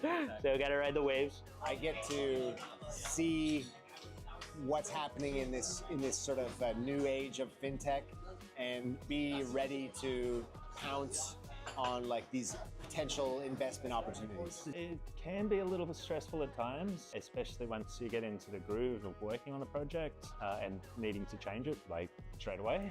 But I think learning new things is great, and because it's like building up my skill base as well as like creating new things for the company and the crypto community in general. It's kind of a Wild West. You can kind of just play around with it, get it right, experiment. And because it moves fast, if it messes up, that's fine. Because everyone in crypto is used to things crashing and burning. Build it again, try different things, see what sticks.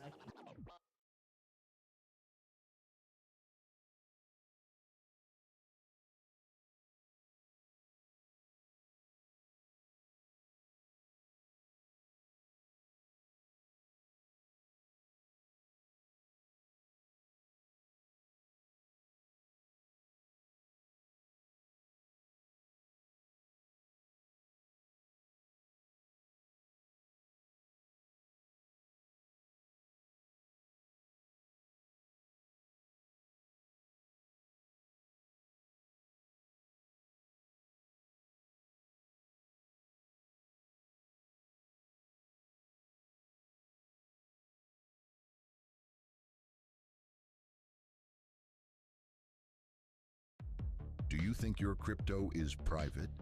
Think again.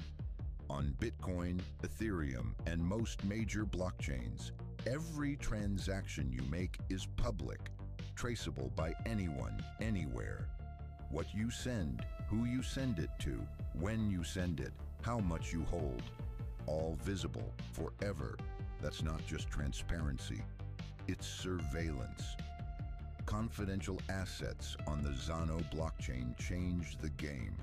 Built for privacy from the ground up, Zano's system extends its powerful protections like untraceability, unlinkability, and amount concealment to any token. This opens the door to fully private financial tools.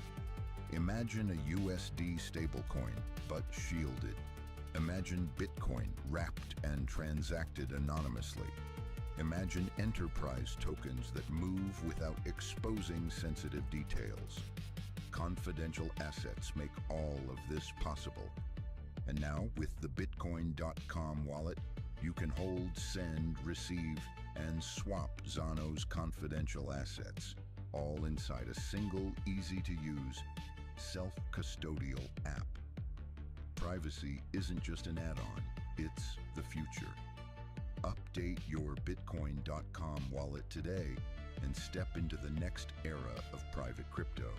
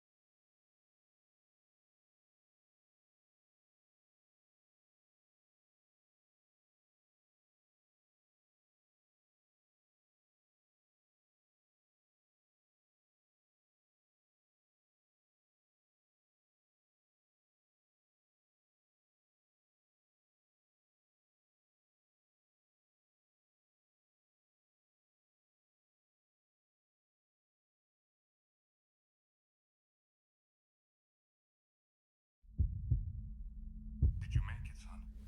Yes, I'm here.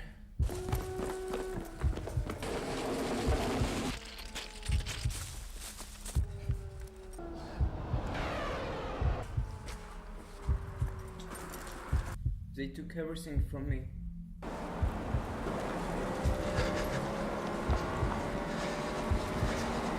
My money, my passport, my phone. Don't worry, it's going to be fine. Did you remember the 12 words? Yes, I know the words. Opera, fabric, stereo, trash, if, void, country, engine, complex, new, fate, purpose. In this video, we'll show you how to earn Bitcoin, currently at over 30% APY, by staking Verse tokens in the Bitcoin.com wallet app using the low-fee Polygon network. You can also stake Verse on Ethereum, but for this walkthrough, we'll focus on Polygon. To get started, you'll need some Verse tokens. This is what you'll be staking to earn Bitcoin. You can earn Verse for free in the Rewards Center or buy or swap into it directly in the app. You'll also need a small amount of Matic, also sometimes called POL, which is the gas token on the Polygon network. You'll be using Matic to cover transaction fees, which are less than 1 cent in most cases. Now that we have everything we need, it's time to stake Verse to start earning Bitcoin. From the home screen, go to Web3 Explorer, then select Earn Bitcoin on Polygon. Next, you'll need to connect your wallet. Make sure to connect your Polygon wallet that has Verse and Matic in it. Then hit the Stake Verse button enter the amount to stake, and confirm the transactions. The first transaction approves use of Verse. The second deposits your Verse into the staking smart contract. And that's it! You're now earning Bitcoin in the form of TBTC, a decentralized, one-to-one Bitcoin-backed token. You can claim your Bitcoin rewards at any time by tapping Claim Rewards. Just like when you staked your Verse, you'll again need a little Matic to cover the fee. Your rewards come in TBTC, a decentralized version of Bitcoin that's usable in Web3 apps and faster to transact than mainnet Bitcoin. It's always backed one-to-one with real Bitcoin on the Bitcoin blockchain, and you can swap it to mainnet Bitcoin anytime. You can unstake your Verse anytime, instantly, and without penalties. When you do, you'll get your Verse back plus any unclaimed rewards. And that's it. Stake your Verse tokens in the Bitcoin.com wallet app to start earning Bitcoin today, fast, simple, and self-custodial. Try it now.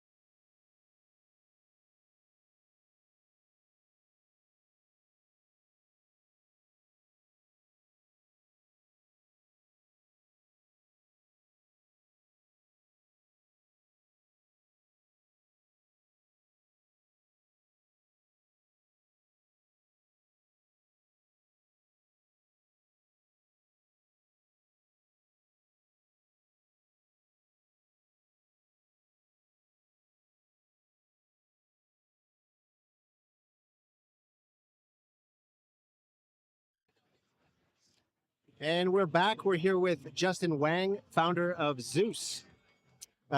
Justin, thanks for coming on the podcast. Could you tell us a little bit about your history? What path did you take to get here? Well, yeah. So I started my first company right after college, and I actually grew up in Canada. Did my degree in UBC and moved to Dubai for a VPN company, and did it for 2 years, exited for 4 million euros, and did my second company in Singapore, the first crypto credit card company in Singapore, in Southeast Asia. And we sold it to DBS Ventures after that. And then third company will be Dapio. We've been building on Solana since 2020. We were probably one of the earliest Asian companies that actually built on Solana. We also attended the first global hackathon in the late 2020. It's been 5 years building on Solana. And now until 2 years ago, we decided to build a Bitcoin application on Solana specifically.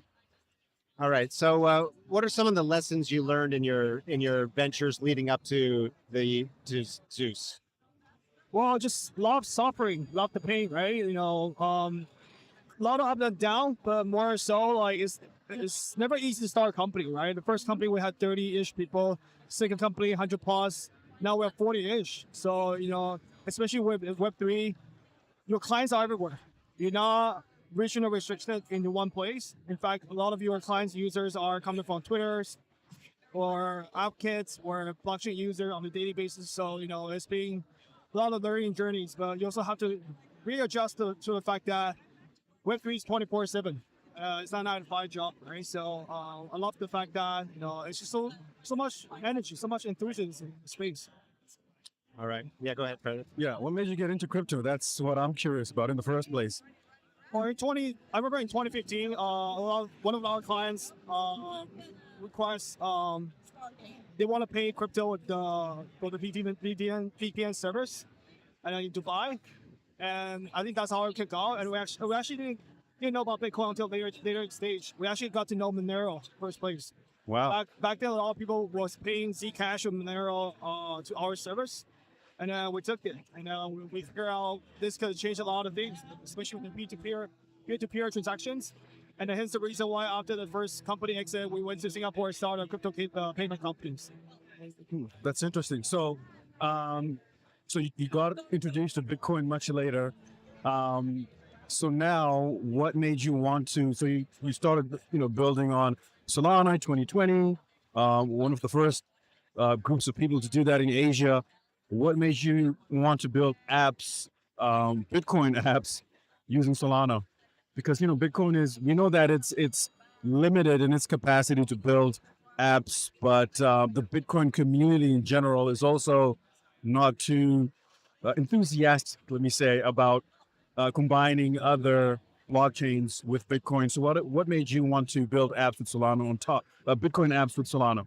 Well, first of all, there's a reason why Satoshi made Bitcoin not to be programmable and executable in the mass adoption scale. We have a lot of people using P2P transfer for Bitcoin as a blockchain. It makes the network much more congested in a way that we have to look for alternatives, right? And previously, we have Lightning networks, all these Bitcoin sidechain Layer 2 coming out. And frankly speaking, I think a lot of day-to-day users, they don't care which chain have to be used. What they care about is cheap, it's fast, and there's actually application building on top of it. And then right now, if you look at the blockchain space right now, 90% of transactions happening on Solana, 10% on Ethereum or less. So if you're not building Bitcoin's application on Solana, I don't know where else can you build. Could you give us the TLD, the Eli 5 of Zeus? Yeah, so basically, we're not a protocol. We're like an input layer that enables Solana to validate Bitcoin transactions. First of all, there are a lot of Bitcoin companies in the world right now, obviously, but a lot of transactions are happening outside of blockchain. In fact, I think 90% of Bitcoin trading right now is happening on centralized exchanges. We want to change that. So we are like a layer extension 1.5 in the way. We're now layer 2, layer 3. We enable Solana to become better, which means that every Bitcoin transaction that is coming through Zeus to Solana is actually validate, verify, prove, burn, and mint by Solana. So, which means we tell Solana to generate a Bitcoin address, and we deposit a Bitcoin. Solana, as a blockchain, validate, proves that these transactions, and it gives you another version of Bitcoin coming to Solana, use it on a daily basis. So yeah, I'll jump in. So you've got other, I guess, applications or platforms that allow you to build at least certain assets on top of Bitcoin, like Taproot assets, like Stacks. I believe you're also backed by the founder of Stacks as well. So why not build? I know applications into assets are a little bit different, but why not leverage things like, building on Bob is another kind of project, or Stacks or Taproot assets. Why use Solana to build those I guess apps? the hardest debates people can talk about is the finalities where the blockchain is actually connected to the Bitcoin. If you talk to day-to-day users, all they care about is performance, yield, and opportunities. So it's like building a city, right? If you go on a city that has less citizens, less people on the city, obviously you have less business opportunities. But right now, Solana is different in a way that everyone's using Solana on a day-to-day basis. And when you combine liquidity versus users, you have a lot of opportunities and innovation coming on between. And frankly, I'm a fan of Stacks. I'm a fan of Bobs. Don't get me wrong, but just there's not enough users to sustain the innovations, right? Where's the yield coming from? If the chain has no user, how can the protocol generate yield, right? So by far, I think Solana is providing the much more sustainable yield compared to any other blockchain right now. And frankly, if you're not building a Bitcoin application on Solana, I really don't know where can you build right now.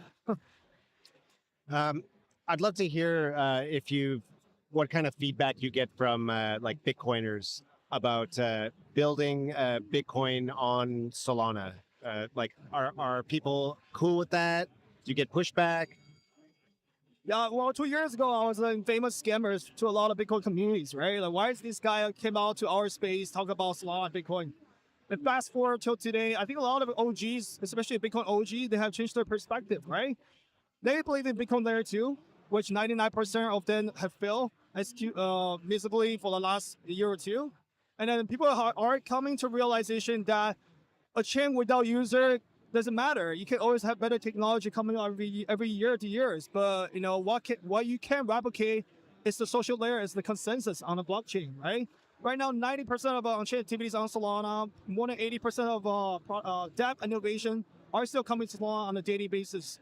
So if you combine Bitcoin liquidity with all these DeFi protocols or GameFi, RWA, you have a lot of innovation coming on between. And I think we went from on an average deposit of 0.05 Bitcoin to our protocol on a daily basis to right now 0.4.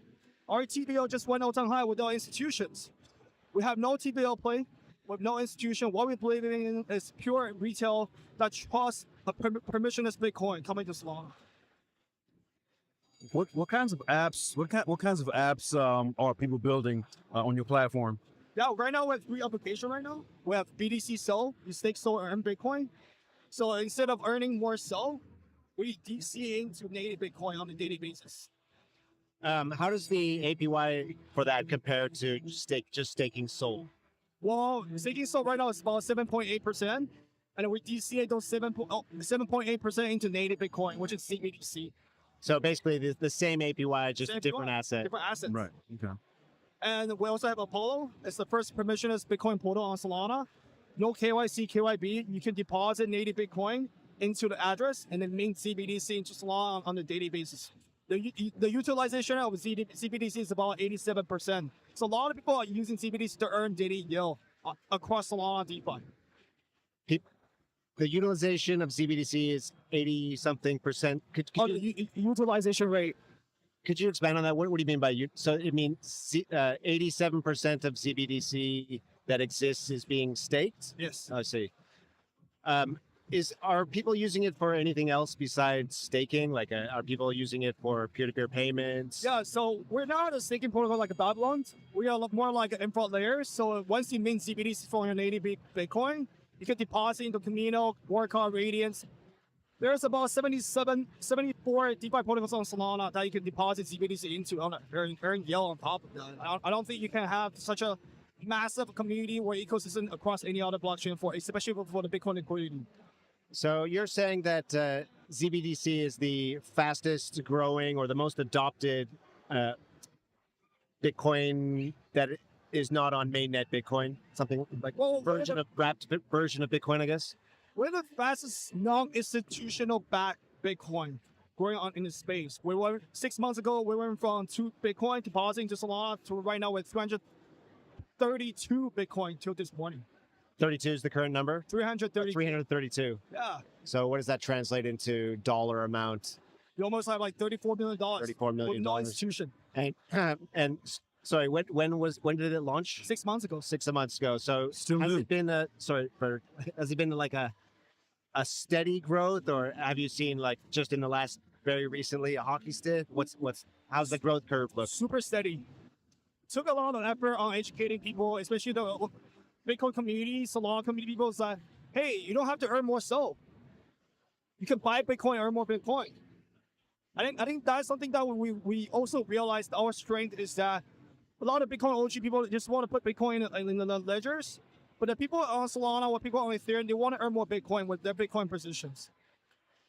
Could you explain it one more time? Like where's the yield come from for ZBDC? How 7.8, around the same as Solana? Yeah, so we have 2 products that are currently launching. Currently being live, and the BTC Sol.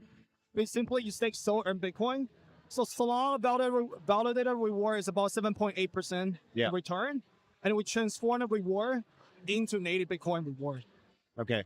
So it's just simply converting the Solana. BTC. Okay, is that the main product? No, the main product is Apollo. So Apollo is our Bitcoin portal on Solana. You simply deposit BTC, maintain CBDC to Solana directly with no KYC, KYB, anytime, anywhere you want. Unlike CBBTC and WBTC, in fact, CBDC is the 3rd biggest pair of Bitcoin, wrap pair of Bitcoins on Solana. First place CBBTC, second pair WBTC. There you have CBDC on Solana by far. What are the so you said around 34 or 300 Bitcoin in CBDC, and it's 3rd place. What are the numbers for the other 2? Is it way behind, or is it? It's way behind. Okay, so CBDC, what are we talking? Do you have to know? The amount of CBDC minted on. The amount of CBDC will be, last time I checked, was almost 3,000 CBDC. Okay, so that's 2 orders of magnitude difference, but growing fast. And then WBTC, you have about 2,000-ish. Okay. And then we're seeing more people converting WBTC to ZBDC and CBBTC to ZBDC as well. Simply, people just think that, they don't have the KYC, KYB. They can just withdraw into native Bitcoin anytime, anywhere they want. Can you repeat? So what's 1, 2, 3? So WBTC is at the top. CBDC. Yeah, CB and W and then Z. Okay, C, W, and then and for the listeners, these are wrapped forms of Bitcoin, right? So it's Zeus Bitcoin BTC, right? So it's 3rd on your portal right now. Yeah, I actually like to emphasize one part is like wrap Bitcoin. I noticed a lot of Bitcoin OG Maxi, they like to talk about wrap Bitcoin, but for us, it's tokenized Bitcoin.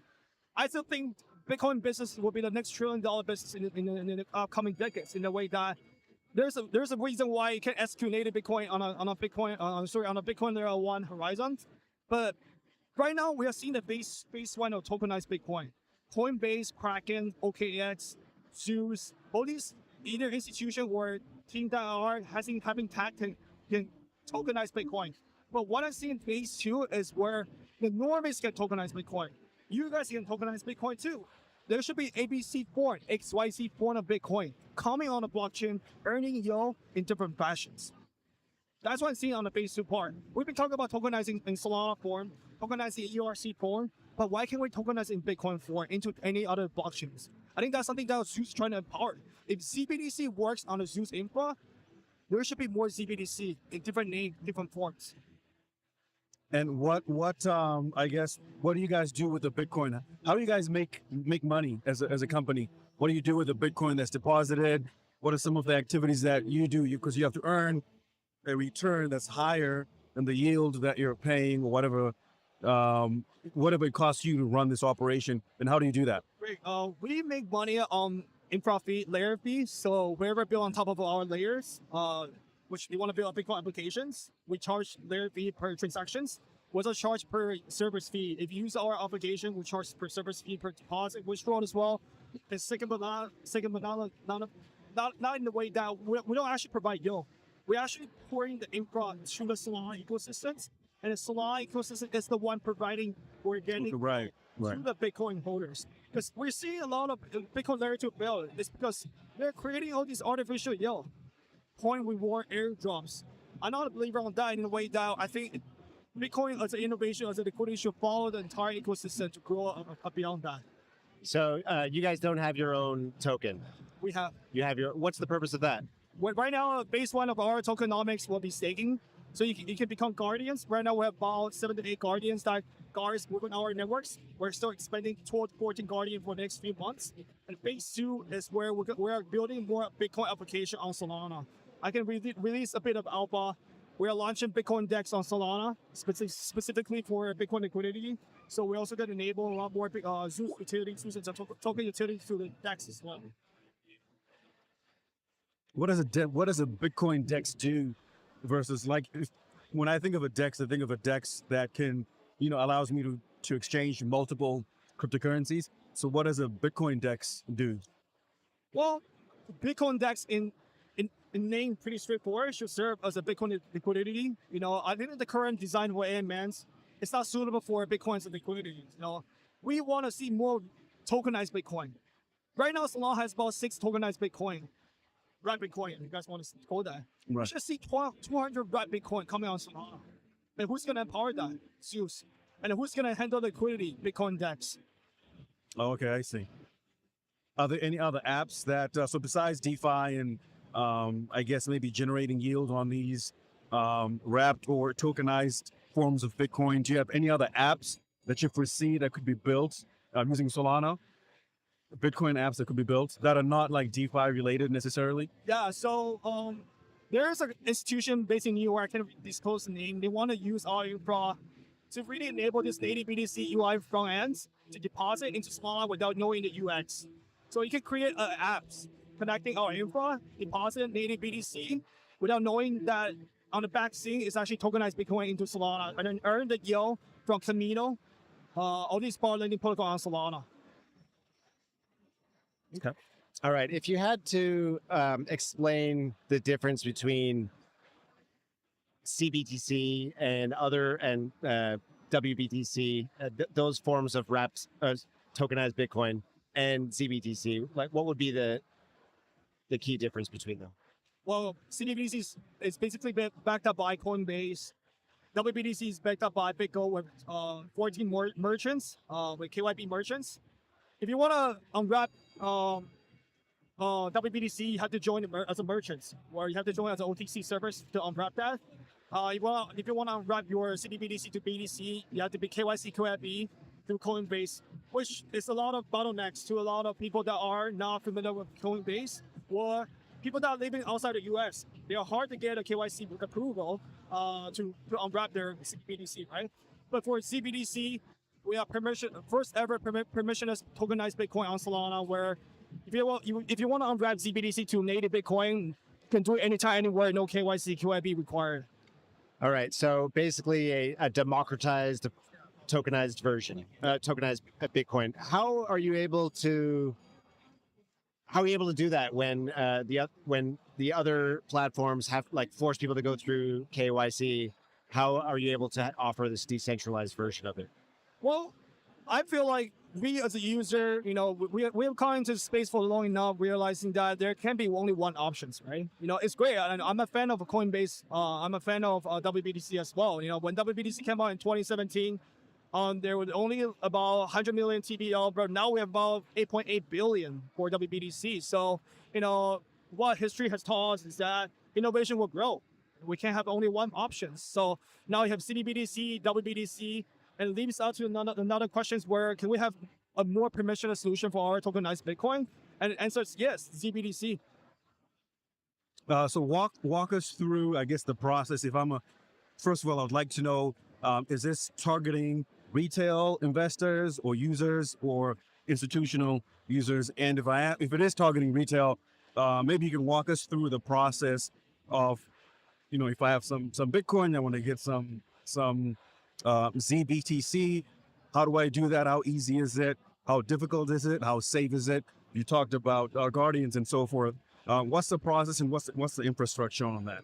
Yeah, so it's very simple. You go to Apollo portal by Zeus. You connect your Solana wallet, and once you connect your Solana wallet, we'll ask you to generate a Bitcoin address, and then you send a Bitcoin there, and it mints CBDC right away. No KYC, KYB. Are there minimum mint amounts? Any amount? What's interesting is that Zeus B1, we came out Zeus B1 6 months ago. On the average time of deposit to mint CBDC, it's about 57 minutes. V2 just went live about a month ago. We've cut it to 32 minutes on an average time. Okay, apologies if you've already explained this, but you send your BTC, you create a Bitcoin wallet on Solana wallet. Solana wallet. A Bitcoin wallet on a Solana wallet? Yes. Okay, and you send native Bitcoin, mainnet Bitcoin there. What happens to that Bitcoin? And then it mints. You're minting a tokenized version of Bitcoin CBDC on Solana. What happens to the mainnet Bitcoin? Is it locked up somewhere? Yes, so it's actually locked up by the MPC module that we were creating. So we actually don't even hold the keys. So in order for you to gain the BTC back, you have to burn the ZBDC, and then you can get an equivalent amount of native Bitcoin back to your Bitcoin wallets. Okay. So let's say you deposit one BTC to get one ZBDC, and then after 2 months, you get 1.3 ZBDC back, and you get more native form as well. 2.3. That's your yield. So can you walk me I guess the biggest risks for users in these kinds of scenarios is I guess the burn. Is it the unwrapping or the wrapping? The unwrapping, right? So I deposit my Bitcoin, I get my wrapped Bitcoin, and I want my Bitcoin back. Yeah. What does the process look like, and what are some of the security features on your platform? So we have an MPC module. We have about 8 guardians. We're still expanding our guardians, and each guardian hosts a certain amount of Bitcoin as a pool. We're not going to ask one guardian to have 1,000 Bitcoin, so we usually spread it around. Each guardian can have about 200 to 380 Bitcoin as a custodians. So, Guardian itself is not trying to do custodian entire thing. It's an NPC. So, Guardian itself has a key. Foundation has a key. NPC provider has a key as well. So, what if Guardian goes down? Yes, we also have backup phrase solution where we will return your native Bitcoin in about 14 days as well. It's very similar to what Babylon is designed for. Okay, and can you for the listeners who are listening, I guess maybe you can go over what MPC is in terms of what does that mean? So you can treat it like a multi-sig for Bitcoin. We don't hold one key. We have multiple party, multiple institutions hold different keys. In fact, all of our guardians are institutions. So it's basically like a 2 of 3 setup. Yeah. So you just need two people of the 3 to sign. Yeah. And does that mean that one person can lose their key? But it really doesn't matter because we Zeus as a foundation will also hold one key to protect everything. All right. So is there still a certain amount of risk? You're just kind of distributing the risk so that one person doesn't hold one key, and if they lose one key, you still have 2 people, etc. Correct. Or if the user loses his own key. Well, we can't get it back for them. That's simply ZBDC is a key. Yeah. So if you lose ZBDC, you can get your native Bitcoin back. Right. But if you gain more ZBDC, you get more native Bitcoin. Right. Okay. Could you talk about how your project has been seen within the Solana ecosystem? Are you getting support from higher ups, the big wigs in Solana? Are they excited to have you guys on the protocol?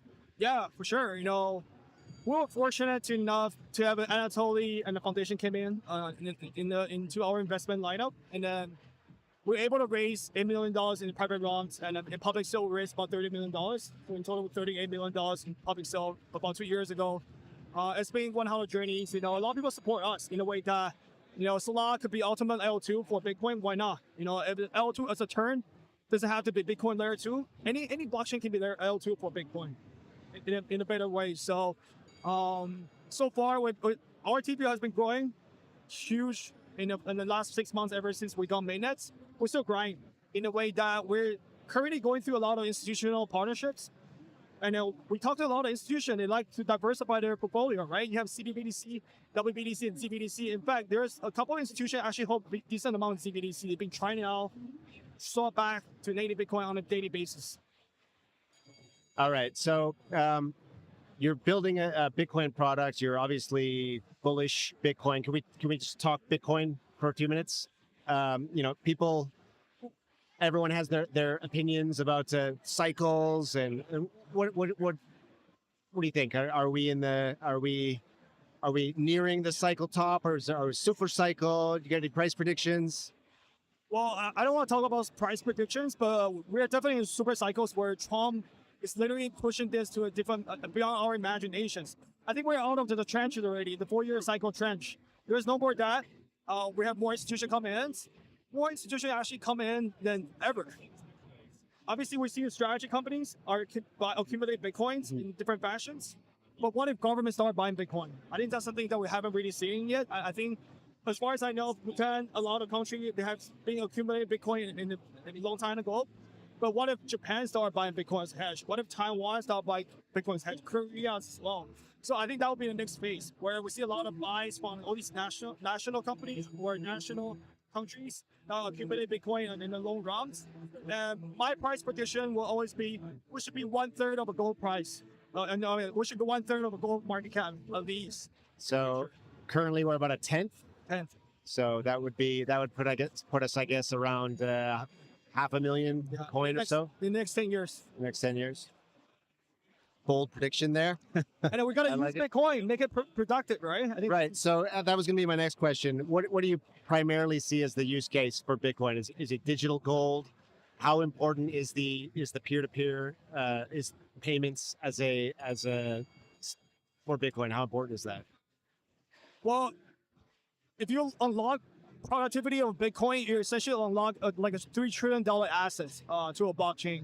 Right now, there's only 0.4% of the Bitcoin being used on the blockchain. Still growing. The time I was building on Zeus, we had a 0.25. Every 0.1 is about billions of dollars putting on chain. So we're growing, definitely. And I think in the future, everyone's going to have some Bitcoin in their wallets. And then part of human nature is that we're going to ask ourselves, what can I do with the Bitcoin liquidities? If there's an application offering about 2-3%, 4-5% on the yield, we're going to deposit into. I was the one that deposited all my Bitcoin into BlockFi. I was the one that lost everything. So I learned the hard lessons in a way that kind of like motivate me to build Zeus in the first place. We need a permissionless Bitcoin solutions. There's going to be on-chain transaction for Bitcoin in the futures. Options like BlockFi and Celsius, all these companies providing yield for Bitcoin. But why can't I have Bitcoin application providing yield on top of blockchain itself? What kind of institutions are staking Bitcoin on your platform? We actually have a great new big announcement coming out in Bitcoin Asia and Hong Kong this time. So I'll put it very simple this way, right? The phase 1 of Bitcoin strategy company is to buy Bitcoin. The phase 2 of Bitcoin strategy company is to competing wherever has the better Bitcoin yield to compete with to each other. So let's say you build a Bitcoin strategy company next year. It'll be very unfair for you to buy Bitcoin next year compared to my price, which I bought last year. But let's say I have like 1,000 Bitcoin, you have 500 Bitcoin, but how you utilize 500 Bitcoin, you earn more yield than my 1,000 Bitcoin on the balance sheet. So your company should value more than my company, not just buy 1,000 Bitcoin and put it in there and holding it. So I think we're going to see next phase where a lot of strategy companies that are going to be exploring Bitcoin application that really facilitate fostering the yield on top of the Bitcoin holdings. That's what I'm seeing right now. So you think strategy, like they've got what, 600 and some change, 630,000 Bitcoin or something? Yeah, but that's. Do you think they should? A lot of Bitcoin strategy companies in Asia, they're buying late.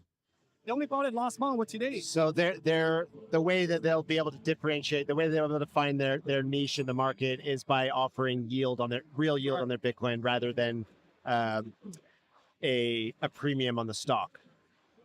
Well, that's something like PE ratio, right? Yeah. Okay. Interesting.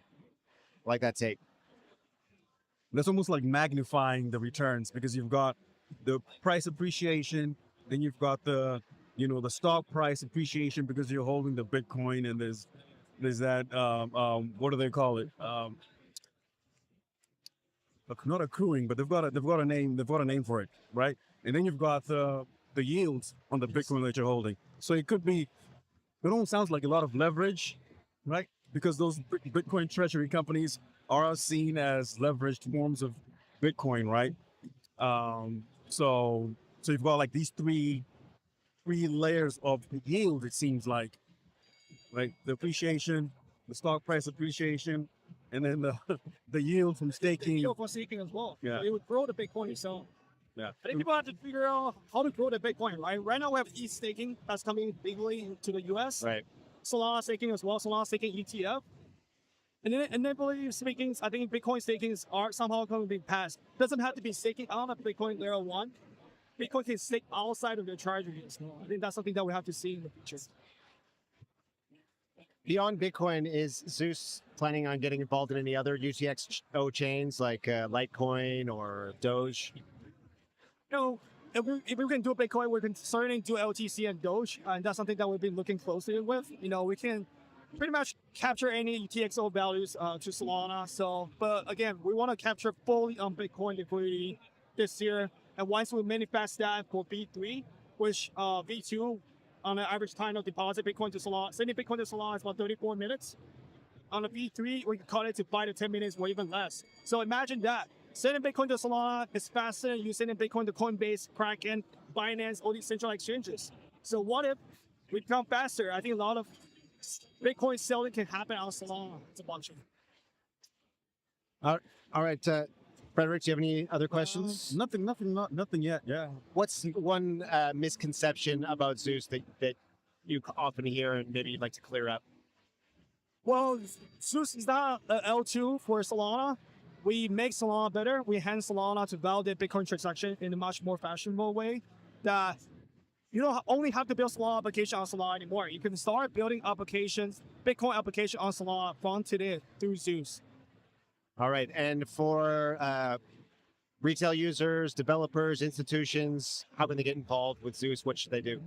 Follow us on Twitter. You know, we also have a series of a documentation coming out to onboard next wave of user builders to build Bitcoin application on Solana. You know, if you want to tap into, 100 million users in the next 3 to 4 years on Solana, I think this is the time to build a Bitcoin application. All right, Justin Wang, thank you so much, founder of Zeus. Up next, we've got Arta Arkatuna of blockchain analytics firm Elliptic. We'll be right back. Stay tuned. Hi, this is Matt from Bitcoin.com News, and we are going to go around and ask some Japanese people whether they think that Satoshi, who made the Bitcoin, whether people think he actually is Japanese or not. So I'm going to ask him, do you think that Satoshi is Japanese? So that will be Bitcoin を作った人は日本人だと思いますか? And then if they say no, then I'm going to ask them, all right, so why do you think he used a Japanese name? So then I'm going to be like, だとしたらなんで日本語の名前を使ったかと思いますか? Yeah, so, all right, let's go and find some people to interview. All right. Okay, just getting through here. Let's see anybody who we might want to talk to.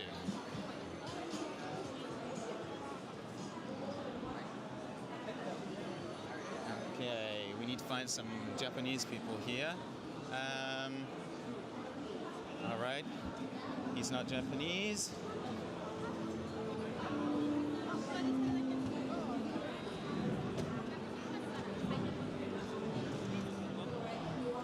Okay, let's see. There's surprisingly few Japanese people here, so we're struggling. Let's see.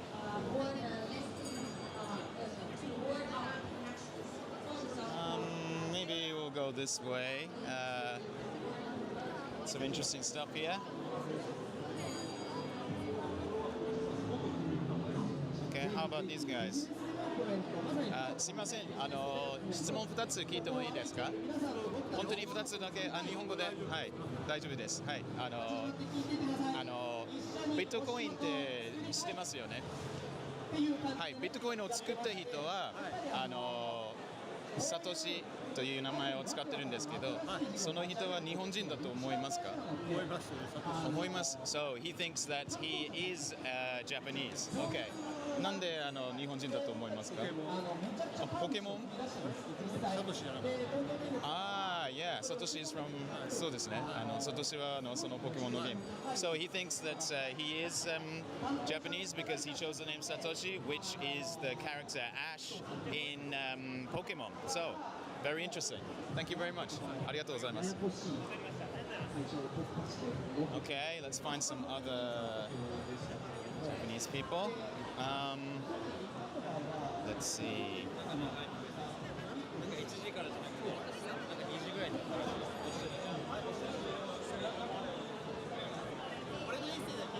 Let's ask, how about these guys? すいません。質問2つ聞いてもいいですか？ビットコインニュースの本当に2つの質問だけでいいですか？はい。ビットコインを作った人、サトシは日本人だと思いますか？本当に。本当にサトシはビットコインを作ったサトシさんは日本人だと思いますか？思わないんだ。So this guy, he thinks that actually Satoshi is not Japanese.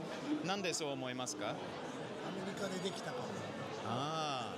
So he thinks that it was made in America, and so probably Satoshi, the founder, is actually not a real Japanese person.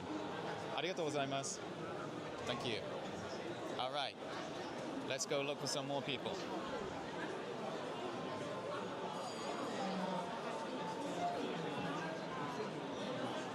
Everyone seems super busy, so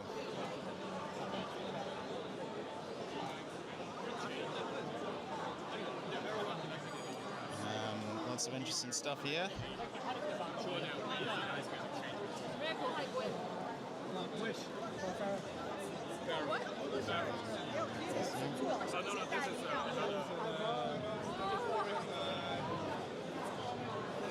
すいません、質問2つ聞いてもいいですか？質問2つ。本当に2つだけで。はい。すごい短くて。はい。WebX。はい。Bitcoin.com ニュース。はい。すいません。じゃあ、ビットコインを創造したサトシさんは本当に日本人だと思いますか？ Yes. Okay, so I asked him again whether he thinks Satoshi is actually Japanese, and he thinks yes. それはどうしてですか？どうして Just I believe. Okay. That's what he thinks. Okay, thank you very much. ありがとうございます。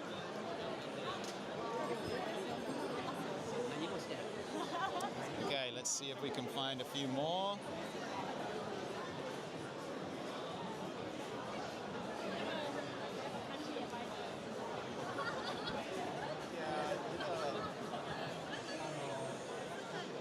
Okay, it's super busy here right now. I think everyone's finished having lunch.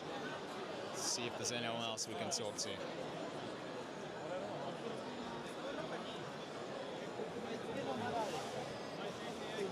These guys. すいません、質問2つ聞いてもいいですか？本当にいろいろ回っていろんな人に2つのすごいシンプルな質問ですけど、Bitcoin ニュース、Bitcoin.com ニュース。はい。じゃあ1つ目、ビットコインを創造したサトシさんは本当に日本人だと思いますか？私は日本人なので、もう日本人だと思います。いいですね。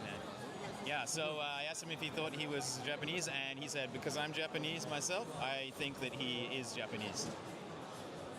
じゃあ、もう他の理由はないんですか？他の理由はないです。ないです。So yeah, so I asked him if there's any other reason, and he said, no, that's it, just because he's Japanese. Yeah. ありがとうございます。いや、そうですね。はい。すごい。すいません。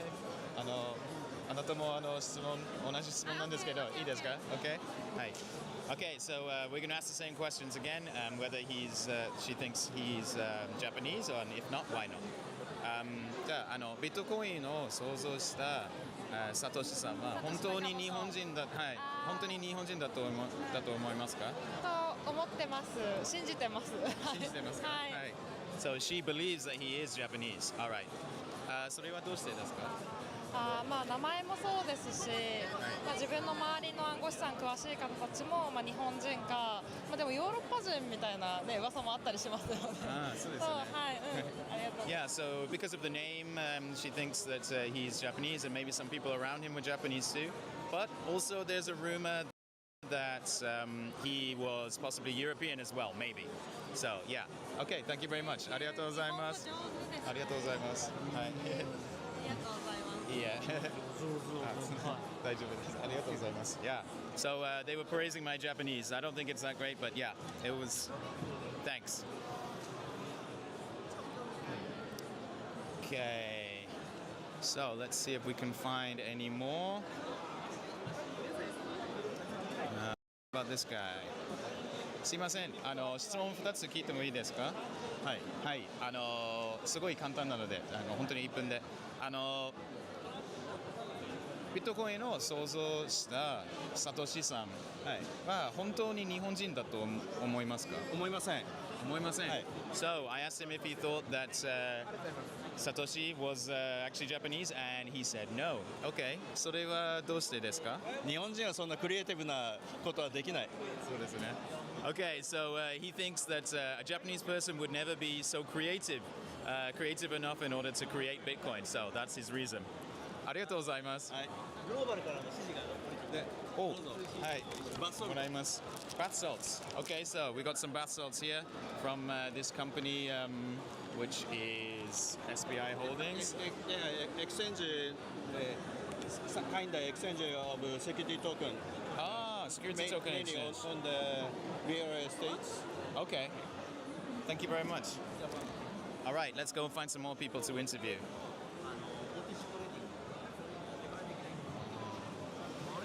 Looks like somebody's taking some photos there. Okay. Let's see if we can get through here.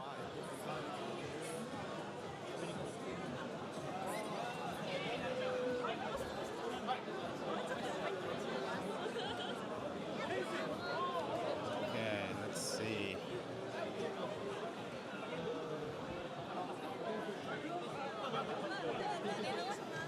Let's see if we can find some more people here. Yeah, it's a little quieter over here. Okay, let's try these guys. TIDB. すいません、質問聞いてもいいですか？2つの、はい、Bitcoin.com ニュースなんですけど、すごいシンプルな質問で、はい、ビットコインを創造したサトシさんは本当に日本人だと思いますか？いや、ちょっと思わないかな。思わないんだ。So he also doesn't think that he really is a Japanese person. Okay, now I'm going to ask why. それはどうしてですか？そうですね。なんだろう。もし日本人だったら日本で何かしらビジネスをやってると思うんですけど、やってない。Yeah, so he thinks that if he really is Japanese, then and he would probably then have come from Japan or lived in Japan, and so he should be doing some kind of business or something in Japan, and that isn't happening. So he doesn't think that he is actually Japanese. Okay, ありがとうございます。Thank you. All right, let's go see if we can find some more people to interview.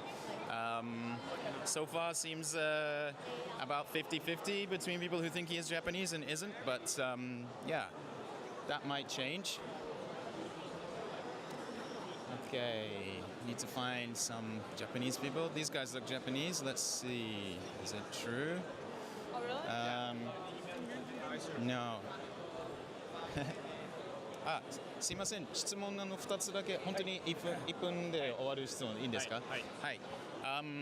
ビットコインを創造したサトシさんは本当に日本人だと思いますか？それに関しては、結構さまざまな意見が出てて、むしろなんかそのビットコインホルダーだったりとかいろんな国の方たちが、まあ、自国の人間だって主張してるので、なんかより僕個人としては日本人なのかどうかっていうところが懐疑的になりました。はい。でも自分自身はもう結局最終的にはどう思いますか？まあ日本人だと信じたいです。あ、そうですね。信じたいけど根拠とかはないです。根拠というか推測としてはやはりまあ2017年、2016年とか仮想通貨の黎明期だった頃ってやっぱ日本って世界の中でもトップの仮想通貨保有国だったっていうところがあるんで、まあそこは結構大きな理由になるかなと思ってます。はい。Okay, so this guy, he thinks there's a lot of opinions about it. Different people in the industry have different ideas about what it's, who might have made it. But obviously, he wants to believe that it is a Japanese person who made it, and he's got some reasons for that. Like around that time, Japan was one of the leading countries in making cryptocurrency and cryptography. So there is definitely a chance that he could actually be Japanese. Yeah. So thank you very much. ありがとうございます。Okay, that was a very detailed answer from that guy. So let's keep going and see what else we can find, see if there's any more Japanese people we can interview. Let's see. すいません、質問聞いてもいいですか？本当にすごいシンプルなすぐ終わる質問。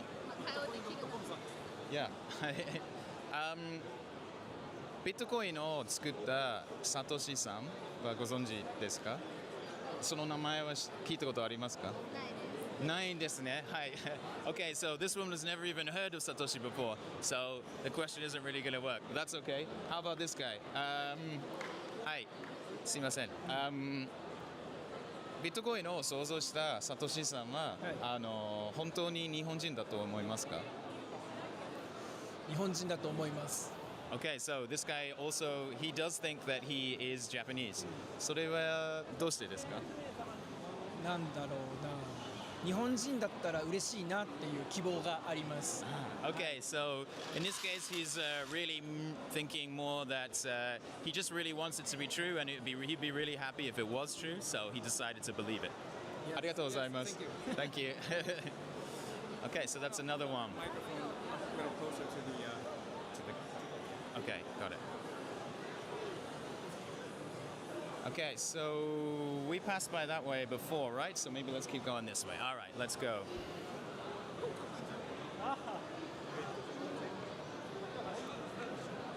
Pretty busy there. Maybe we'll head by this way.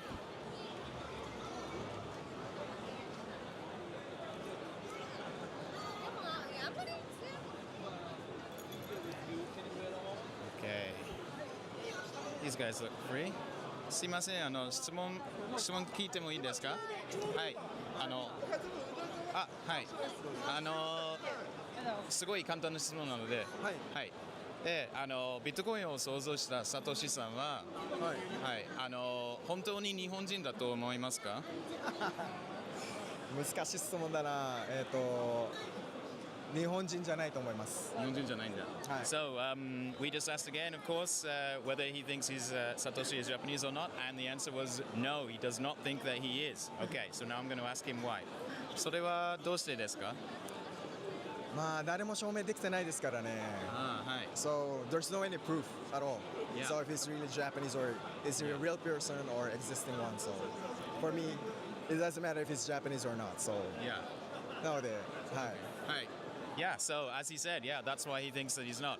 No one's proved it yet, so that is 100% true. Okay, so thank you very much. Thank you very much.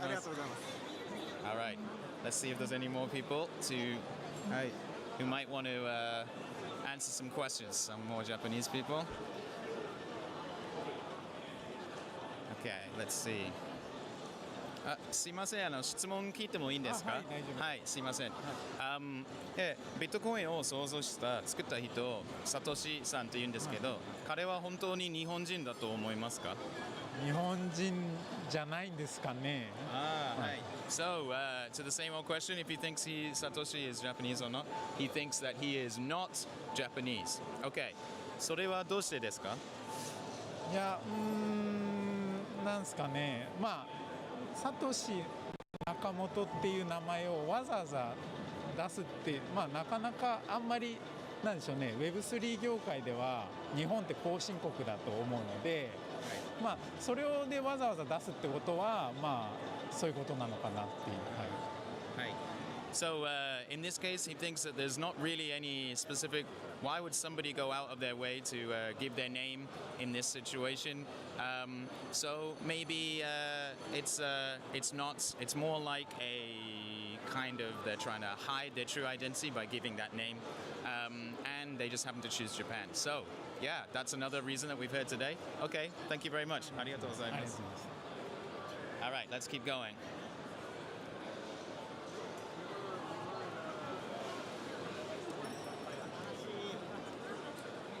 Wow, pretty busy in here, as you can see. Lots of people trying to get past. Binance is extremely popular.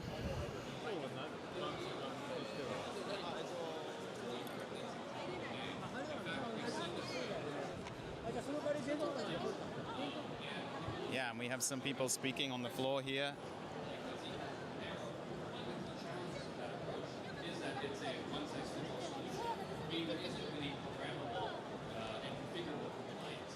And that in and of itself is not reflective of reality. Namely, for example, the way that Japan's SEC. Yeah, you've also got some delicious desserts here. Pancake Swap, they're getting in on the action.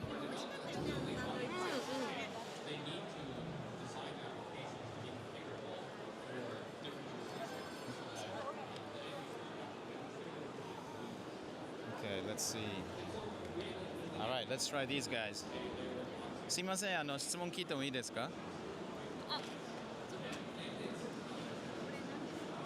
はい、質問聞いてもいいですか？はい。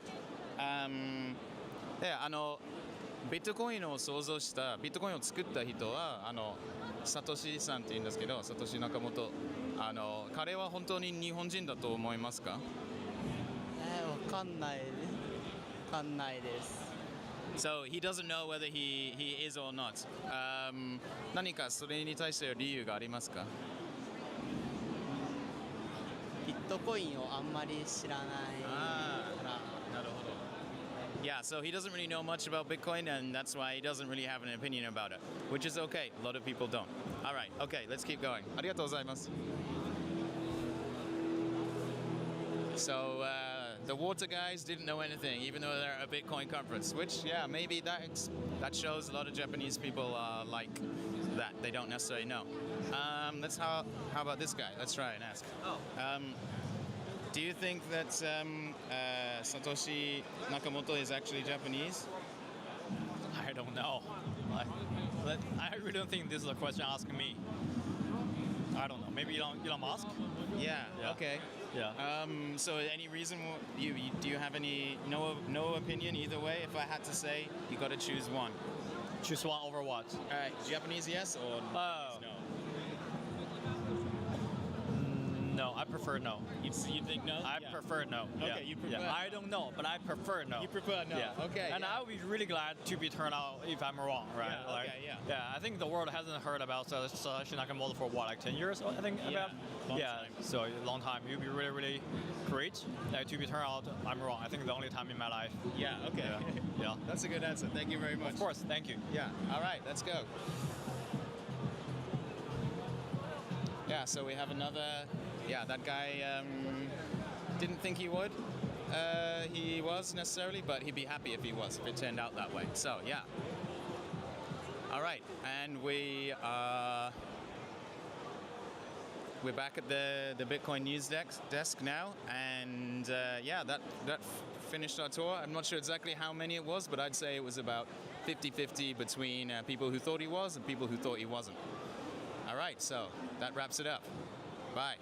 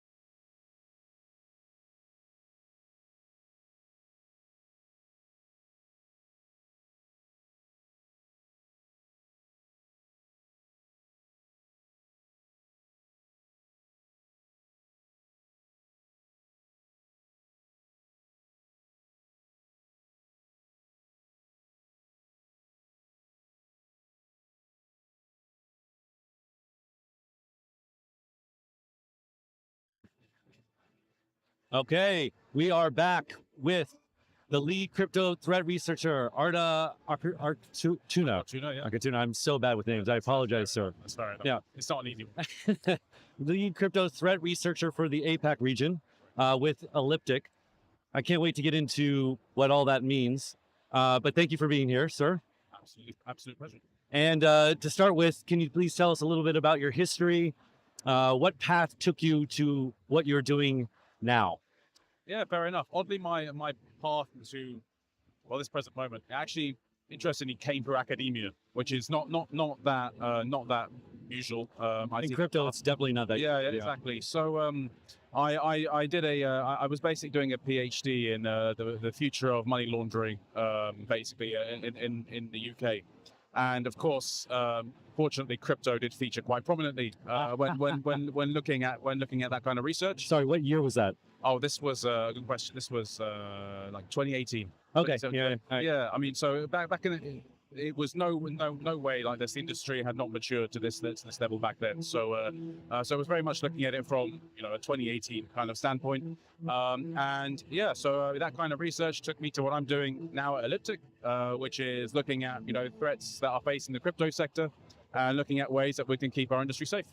So you're doing a PhD, and crypto featured prominently, I guess, in the because you were doing research specifically on the future of crime, exactly, right? yeah. And so crypto's past, and then you can kind of project forward. Exactly, yeah. And then I guess during your research, you're like, oh, this is quite interesting, this field. Yep. So then how did you enter this precarious space? Yeah, so it's a very good question. I mean, obviously it's very interesting. What I really noted back at the time was how fast stuff was developing. Now, obviously, it's even 10 times faster now. But back then, I mean, just looking at the way the space was developing, the unique use cases that the space has. I mean, we always have to remind ourselves in the job that we're in that it's not all bad, right? And we have to be very clear on that. It's absolutely not all bad. Unfortunately, with any promising technology, there are going to be bad actors that are going to look at it and say, well, how can I exploit that for my own personal nefarious gain? And that's what we're really here to stop. And I think when I look at how I came to this particular situation, it's more like, well, that's what's really guided me. It's like, right, okay, this is a great space. It's got a great use case going on. It's got great potential.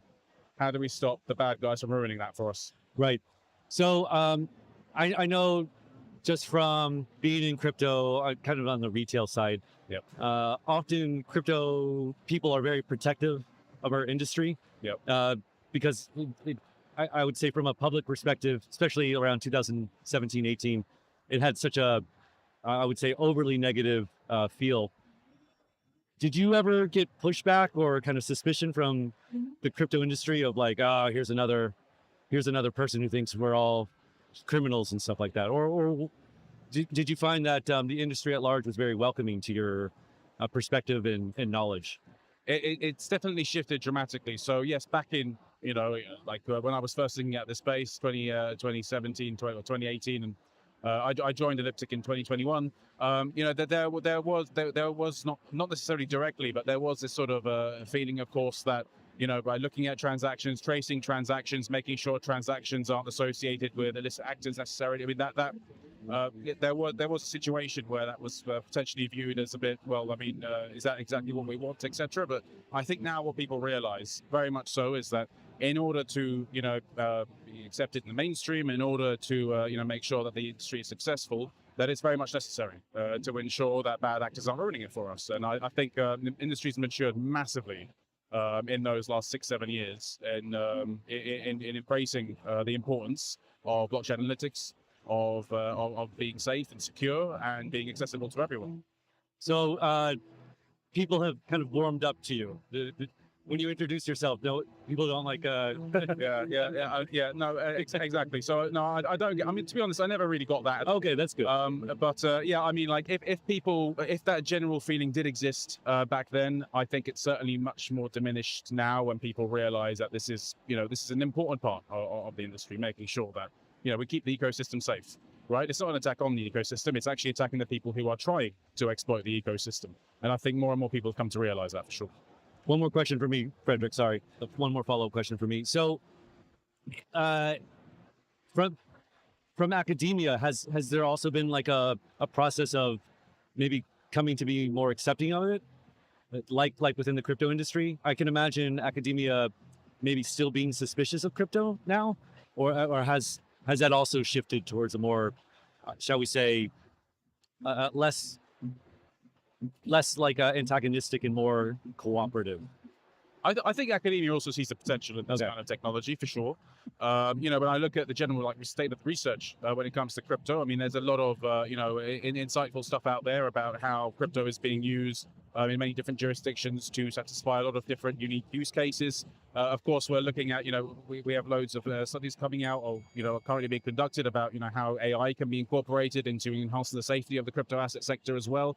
So no, I think very much that academia is also coming around to the idea that, and of course this will vary across researchers for sure, but very much coming around to the idea that, you know, this is a technology here to stay, and we should do our best to you know, make it better in any way we can, be it through security, be it through other domains. I guess I'll just piggyback off David here. So you're doing a PhD in money laundering. Yeah. Was that finance or law or cybersecurity? Like what in what context was that? It was very much multidisciplinary, so a bit of all of that stuff. So I did my PhD at the University College London, where there was a Dawes Centre for Future Crime. So essentially looking at it from a, you know, range of perspectives, right? You know, the financial angle, regulatory angle, you know, and again, looking very much at the future, right? And like looking at trends in the past to understand and project what the future might look like. So it was very much interdisciplinary in terms of the way we approach this, problem. And, you know, it's the same kind of thought process that guides how we do it at Elliptic, right? I mean, when we provide blockchain services, we of course want to ensure that the kinds of you know, the kind of threats that we're identifying, we're not just thinking about the now or the past. We also want to make sure that, you know, we're looking at, right, what might be happening in the future, and how can we ensure that as Elliptic we can incorporate as much data as possible or as much research as possible to ensure that our tools are ready to capture that kind of futurist activity, so that we don't have this sort of catch-up phase where we have to you know, retrospectively try and do something about it. Yeah, in Canada we say that you skate to where the puck is going. Versus, yeah. Yep. So I guess that's what you guys are doing. So is that a baseball analogy? No, I'm just yeah, it's you guys have ice hockey, and we have an ice rink very close. British, right? British accent. Yes, yeah. So in the UK, yeah, I mean, in the wintertime you get a few popping up, yeah, for sure. Singapore. In Singapore, I have no idea. In Hong Kong, we've got quite a few. Hong Kong is what I wanted to. Yeah, no, we've got quite a few, surprising enough. Yeah, that's I've never tried them out though, but now that you mention it, I might see. Have a look. I can do it without, you know, breaking some sort of my leg or whatever it might be. Alexei Zamyatin was also at the College of London. He is working on a project called Building on Bob, and he did his PhD in computer science there. So never crossed paths with him. What was the name, sorry? Alexei Zamyatin. For some reason, the name does ring a bell, but I'll definitely look up that research now that you mentioned it. You can look him up. So what are your thoughts on companies like, we talked this a little bit offline, like Chainalysis? They pretty much do some of the things that you're talking about. They look at on-chain data. They're trying to detect fraudulent behavior, track criminals. There's that Netflix documentary that came out with the couple. Oh yeah, that's stole billions. Yeah, that's right. The Russian lady, and is she Russian? She's American. She's a Russian American, I think. Yeah, wasn't she? Something like that. The rapper. A couple. Yeah. The rapper. Razzle Khan. Oh yes. Yeah. Another case. Yeah, it was an enormous amount of Bitcoin. Yep. They stole it, and it was the folks at Chainalysis looking at on-chain data combined with old school detective work, and they cracked the code, discovered that these were the guys who stole the money, locked them up in jail. Is that similar to what you're doing? Yeah. So I mean, we're all blockchain companies, so we'll all be doing work like that basically. So what my team does at Elliptic is, we identify trends, we identify new typologies, emerging typologies, projected future typologies, and also, look at exactly how crypto is being used for illicit purposes now, and we ensure that that the blockchain data associated with that is within our tools, so that law enforcement, as you mentioned, for example, in that case, virtual asset services are able to look at those transactions and ensure that none of that illicit activity is passing through their own wallets, passing through their own systems, and that they remain compliant. And so, throughout that process, of course, we will be, in contact with law enforcement and our virtual asset service providers and our partners to make sure that that process is very smooth and that it's all working effectively. So most of your customers or all of your customers are going to be kind of businesses, not necessarily retail, right? It sounds like for Elliptic. Oh no! I mean, so of course, like for example, in the past year, like the past 2 years, there's been an increasing interest, from traditional finance in crypto adoption. Right. So there will of course be, we're noticing an increasing number of interest, amount of interest from that side as well. So there'll be a whole range of, different businesses, government agencies, regulators, for example, that are using these kinds of services to keep this ecosystem safe. Do individuals use Elliptic, or is it again mostly like, as you say, I would think like businesses might want to use you, crypto businesses, right, to ensure that they're not receiving or sending funds that were ill-gotten, and then like governments would also avail your services from an analytics point of view. But like retail individuals, I can't imagine contact Elliptic that. I mean, I as an individual use it very often. Okay, really? For my work. Nice. So right. So yeah, I mean, but yeah, you're right. It's predominantly businesses, predominantly government agencies, because that is usually the use case geared for that kind of organization. And so a lead crypto threat researcher, that basically means you run a team. So currently, I'm based out in Hong Kong, and I'm responsible for the APAC region for Elliptic for our research. So that will involve me. So as lead crypto threat researcher, what I do is I'm part of the wider research team of Elliptic, and our role, as I've just explained, basically what we do is we look at trends, we look at what's going on. Of course, in APAC, scams, unfortunately, massive problem. So we'll be looking at trends like that. We'll be looking at how this ecosystem is reaching the multiple millions and billions of dollars that it's currently being projected to make from crypto investors and victims, and ensuring that kind of data is ingested in our tools. So yeah, I'm responsible for the APAC, if you like, division of that kind of effort. And do you have a software platform with product that you guys provide to these institutions, like the government agencies and so forth? Yeah. So you have a software product that they can use to visualize some of these threats and the information and everything. Exactly. So we have a whole suite of solutions, and of course, like the solutions that each organization will have will depend on their specific use case. But we have, of course, our blockchain forensics tool where we can visualize graphs and do investigations quite effectively, called Elliptic Investigator. We have our entity due diligence tool. So if, for example, you're a bank or you're a virtual asset service and you want to partner with another virtual asset service and you want to check that, make sure that they're on the right side of the compliance, etc., you'll be able to do the enhanced due diligence on that entity, for example.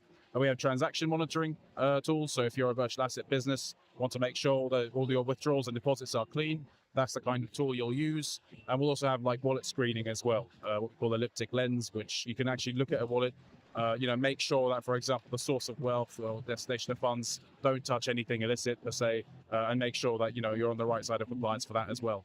So most recently, we're very excited. We've launched also a data analytics platform, data platform where governments, for example, who want to build their own platforms using this kind of data can do so without necessarily having the front-end UI, if that's what they prefer. And that's called the Elliptic Data Fabric. So yeah, we'll have a whole range of solutions which will be able to provide. We'll also have education products for anyone who wants to learn more about blockchain analytics and get certified.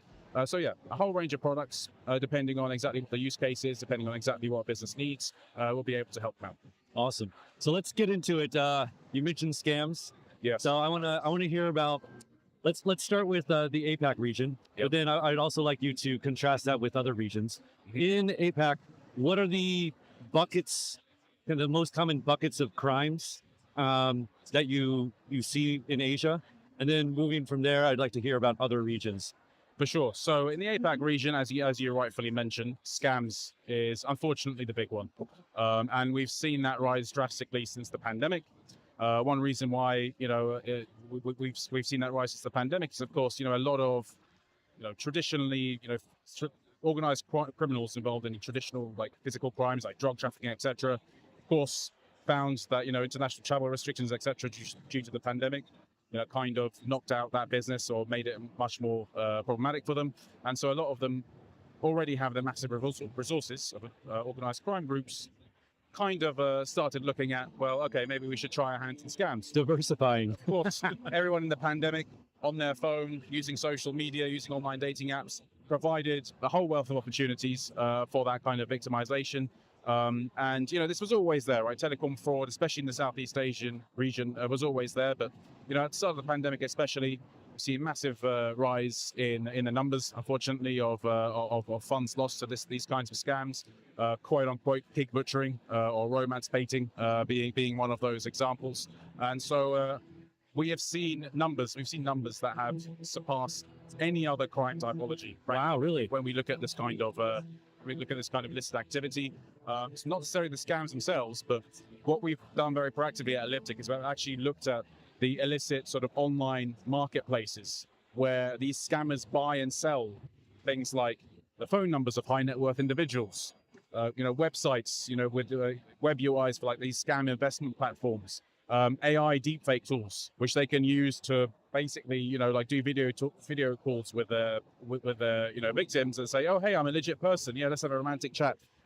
So we're seeing like massive amounts of online marketplaces catering explicitly to this kind of ecosystem. Are these on the dark web, or are they just on open net? They're on like direct messaging apps, basically. Yeah, so it's not even on the dark web per se. And essentially, that we're seeing. Wow. Obviously, they use crypto as payment, which is both a good and a bad thing. Bad for our industry, good because we can trace it. And when we look at the amounts going through those kinds of online marketplaces, it's like, this is an outdated figure. It's a few months ago, but it's about $28 billion US worth of crypto flowing through these illicit marketplaces. People buying things like deepfake tools and high net worth individuals' contact details, etc., etc.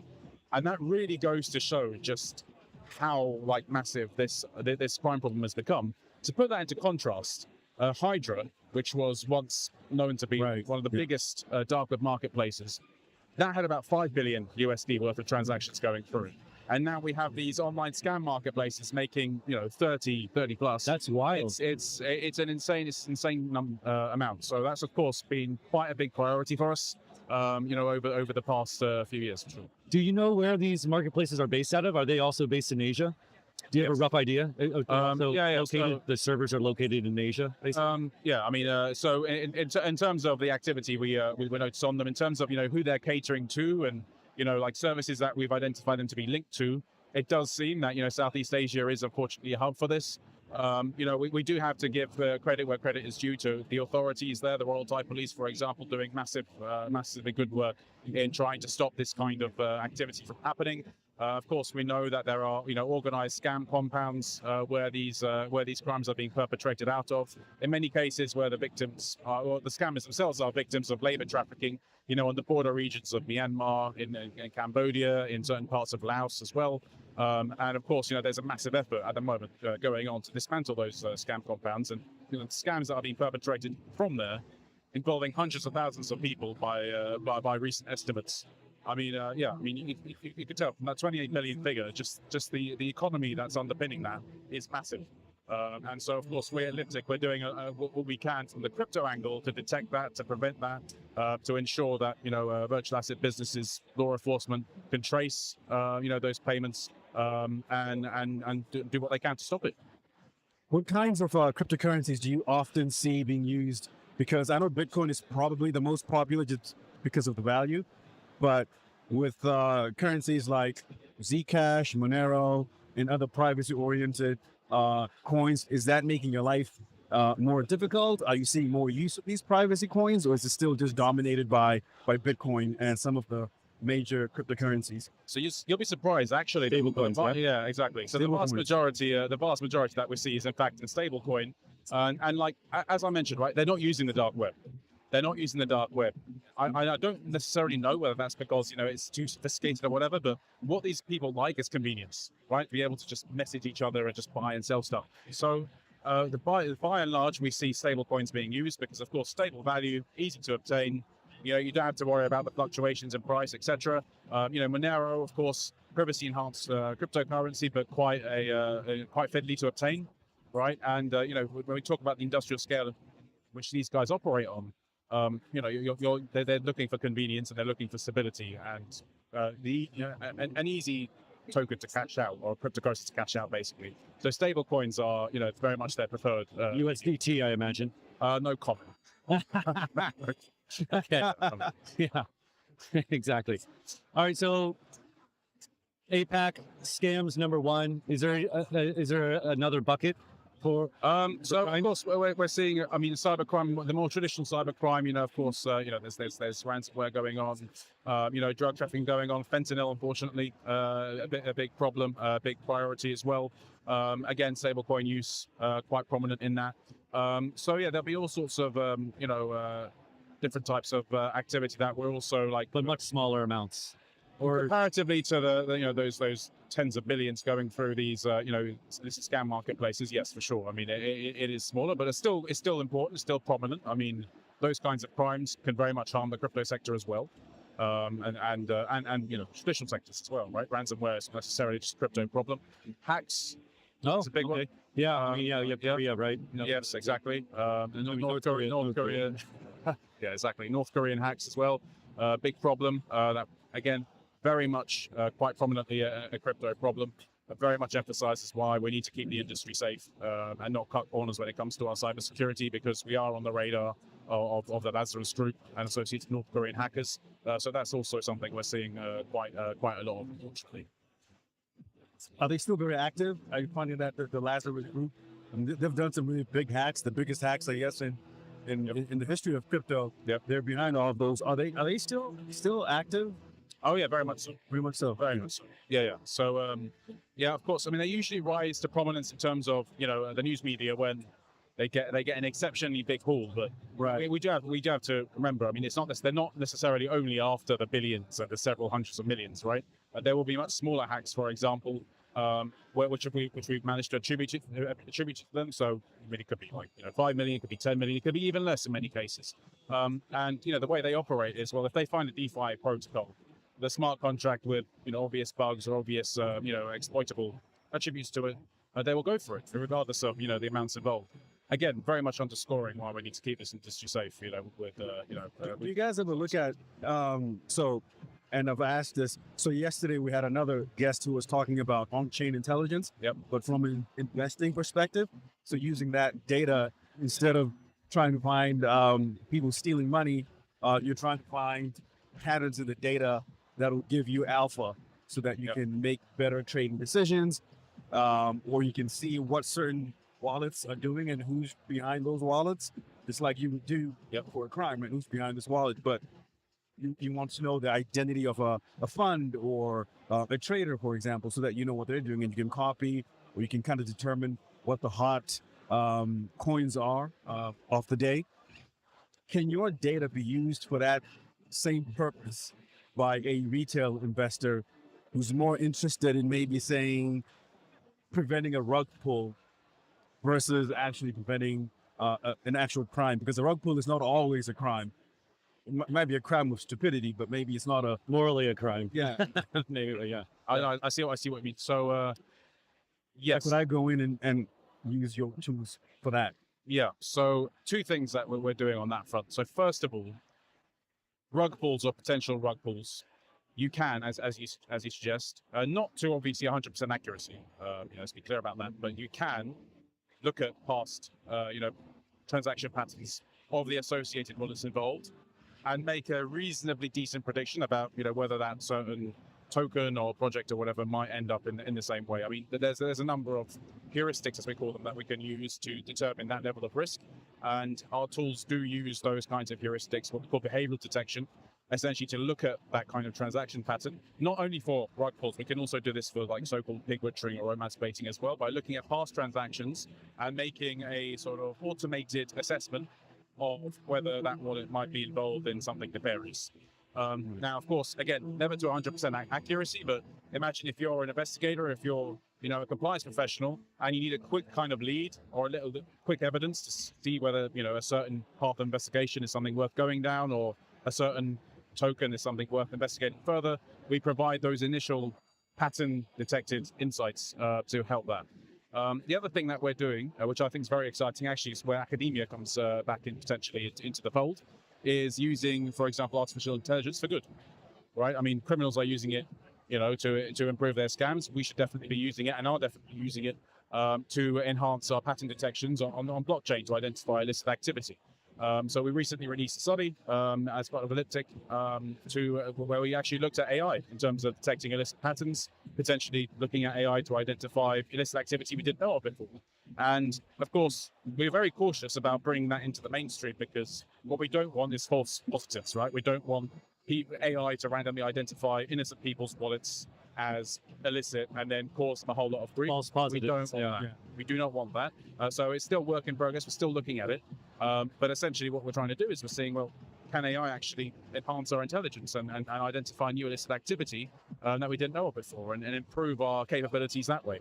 So it's very promising stuff, very exciting stuff. It's great to be part of it. I imagine that's going to be like a cat and mouse game between AI developers, right? Like developing tools to trick people and maybe even trick AI, developing AI tools to detect all that as well. Yeah. So, sorry, I just want to circle back to the crime thing. You're obviously focused on APAC, but I'm just curious, for other regions, is it a similar breakdown where scams are the #1 way that crypto is being used illicitly? Or is it different? Does it break down differently for different regions? I would say scams feature quite prominently no matter what region you're looking at. And, predominant reason for that is, of course, scams in the APAC region. So scams, for example, perpetrated out of these dedicated compounds in the Southeast Asia region. I mean, they're not just targeting people in APAC, right? Yeah. They're also targeting people in the United States. They're also targeting people in Europe.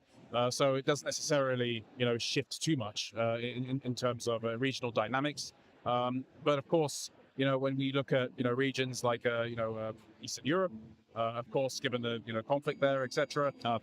We see some, like more dark web market activity, ransomware activity, etc. being perpetrated from those regions, credit card frauds as well. But again, I would say, scams very much are up there in terms of, the way they impact, well, really, globally speaking.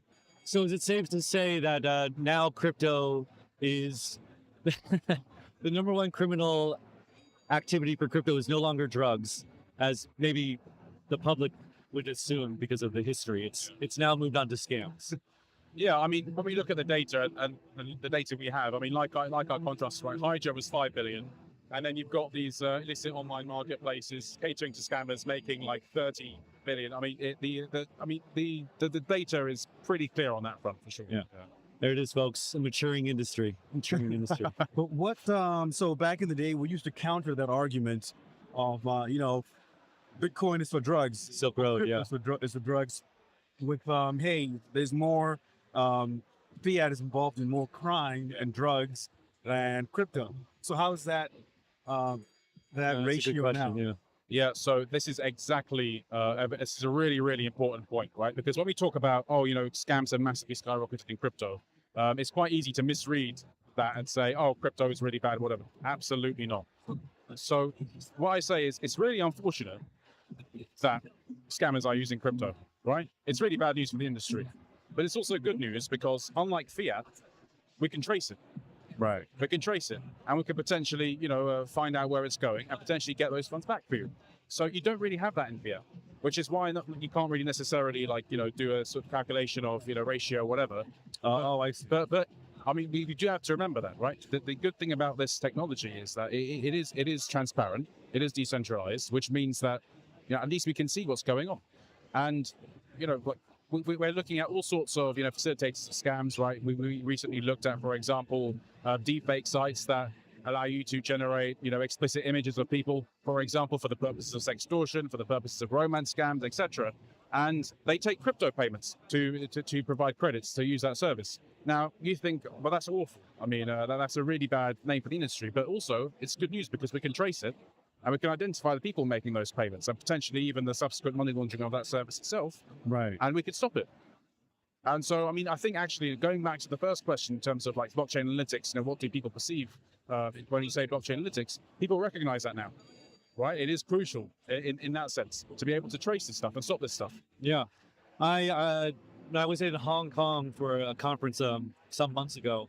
There was a great panel that was Tron, USDT, and then the other firms, I can't remember exactly, but it was on how Tron and USDT have partnered with basically a firm that helps vet USDT transactions and then get an immediate response from government authorities to stop like drug money being sent or this kind of thing. And the other company was run by like ex-FBI, Yeah, right. like a real Fed, which is hilarious. But I mean, like very important stuff where you have these major crypto projects who are now working closely together with authorities to stop this stuff, and they can do it quickly because it's traceable, and it allows not only can you see it transparently, they can just freeze the funds, right? Like USDT can just freeze the funds instantly, and stop them being used. It's really, really important, and I think kind of an improvement. Yeah, of course. I mean, this is the very much underlines the importance of collaboration, which we're very proud to be doing. Data sharing as well. As part of Elliptic, we're very proud to have contributed, for example, in data that led to the takedown of a major sanctioned Russian money laundering service earlier this year called Garantex. For example, the Feds were able to use elliptic data to actually identify and bring down that service very much, down as a result of that. So, this kind of collaboration is absolutely crucial. We're very proud to have contributed, as well as elliptic. But yeah, very much underscores, right? I mean, it's traceable, it's decentralized, which means that, bad actors that seek to, give our industry a bad name and, cause pain and trouble for all of the, the great ventures that we see in this conference, right? We can actually stop with these kinds of technologies. And do you find that as, you talked about from 5 billion to almost 30 billion in terms of the increase in crime that involves crypto. Have you seen the number of intelligence firms, crypto intelligence firms also rising in order to help with reducing that crime or catching the criminals? Yeah. I think of course, crypto overall is a massively maturing industry, but the subset in terms of crypto intelligence, yes, we're also seeing more and more firms come into the mix, offering different types of services, right? I mean, bespoke investigative services, for some of which use elliptic tools, for example, will be they're definitely more numerous than they were before. Helping scam victims, etc. But on that note, of course, I'll be very clear that, again, even in that situation, the scammers are, very wide awake in terms of what they're doing. We're also seeing a lot of recovery scams of people pretending to be these kinds of crypto intelligence firms. Yeah, I've heard that too in Dubai. You've just been scammed. Oh, I can investigate that, but you pay me an upfront fee of God knows how much, and then I'll disappear with all that money. It's very cool. I mean, they're already targeting people in a very vulnerable position. So, of course, yes, we are seeing that. We're also seeing scammers take advantage of that as well. Very annoying, but what can you do? I mean, you just have to, be very aware and awake in terms of, the risks that are facing. A gentleman who runs a service in Dubai told me advice for people was for projects who need to avail services like yours. It's really important to set up a relationship with the company well before the time that you need it, because the vetting process can be, like you said, there's scams that approach you, for example. Yeah. And so that you have to do your due diligence to make sure that you're not being scammed by scammers. And so that can take valuable time. Unfortunately, yeah. Right. But it might be worth it. And I'll give you an example as to why. So quite recently, a new typology we've seen from our friends in North Korea is them using deepfake video chats to actually, undertake job interviews with crypto firms, essentially trying to get in as an employee into a crypto firms, get sent a laptop, which case they could download the malware and, do what they do. So, you do have to be careful. It might proactive. Yeah, exactly. You do have to be proactive. You do have to be aware of these kinds of trends, ideally before they happen, if it's all possible. It might be painful. It might be a pain, but it could be much more painful if we got problems. Yeah, and you were saying like the time is of the essence, right? Like within like a day, those funds can be transferred sometimes out of there. Like it gets harder and harder to freeze the funds. And if that time is being spent to be like, you get sent a Telegram chat like, "Hello, I'm from Coinbase. I need your help." And you're like, let's see if this is real. Yeah. I mean, good bit of advice is ask them to defame Kim Jong-un. Sorry, you say that again? Ask them to defame Kim Jong-un. If they don't do it, that's interesting. That's a way to catch them out, which I've seen some people do. Wow, very cool. So there you go. Very unorthodox too. Oh, I love it. Like unexpected, but that's a good idea. So, I think in the West, so I'm from America, and terrorism word gets thrown around a lot, connected to crypto. Yeah. It's like a catch-all to get things done or banned. Yeah. You haven't mentioned terrorism as a bucket. How much is crypto being used for terrorism, if at all?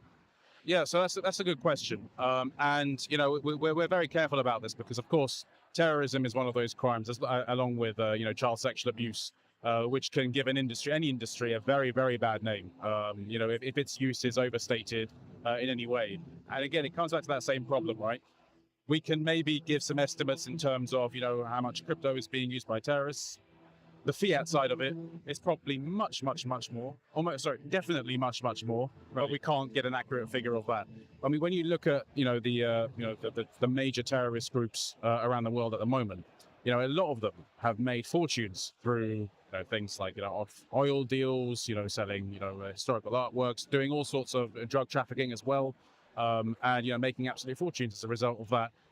All of which pretty much is in fiat. Now, of course, crypto. The reason why we're looking at crypto as a risk in this field is because, of course, the US, predominantly many parts of Europe, the European Union has been very proactive in trying to sanction, entities, businesses, proxies that are being used to actually sustain, that kind of wealth. And as a result of that, of course, a lot of let's say certain organizations are looking at crypto as a way of saying, well, can we circumvent these sanctions and, I see. initiate a flow of transactions that basically, are outside, the traditional financial system and therefore, can't be blocked or frozen as a result of those sanctions. Recently, we've identified some stable coins, which are being used potentially for this kind of purpose. We've even done an expose recently about one called A7, A5, not necessarily connected to terrorism, but very much to sanctions evasion, and therefore a risk in this field. So, so we are looking at those kinds of risks. Again, being very proactive in terms of identifying those kinds of risks, so our industry is kept safe from them. All right, so we have about 5 minutes left. If it's okay, I'd like you to put on your academic hat for a second. All right. Okay. And talk a little bit about some topical news related to crime and justice and stuff like that. Okay. So recently in the U.S., we had the semi-conclusion of the Tornado Cash case. Yep. And I was a bit disappointed with the verdict. I know it wasn't as bad as everyone thought, right? Yep. Like the stronger allegations or accusations were dismissed, unless the government wants to have a retrial for that. But he was found guilty of, was it like unlicensed money transmitter? Yeah, right. Conspiracy to operate a money transmission business. Yeah. So I'm not sure how much where you are of the Tornado Cash case, of course, yeah. But I'd like to hear your thoughts on this. What do you think about the case from like an academic standpoint? Do you see anything interesting about this? How will other jurisdictions kind of look at this It's like smart contract, like decentralized smart contracts that take money in and mix them or send money out, but there is no one's like holding the money. There's a coder, someone who created the code. So anyway, I'd just love to hear your thoughts on this topic. Yeah, so academically speaking, it's interesting because one of the longest running debates in academia about crime and criminology is how do you define it? Okay. How do you define crime? Oh, I love it. Let's get into that. So this is an interesting thing. At least the crime science discipline which I studied. I mean, we're very clear. We're not getting into that. Crime is whatever's defined as crime by the laws of the land. Right, gotcha. So, I mean, this might be very simplistic, but if the law of the land defines that as an unlicensed money transmitter, as far as I'm concerned, I don't really have any sort of anything else to say on top of that. If it does, that's what it is. If it doesn't, that's what it is.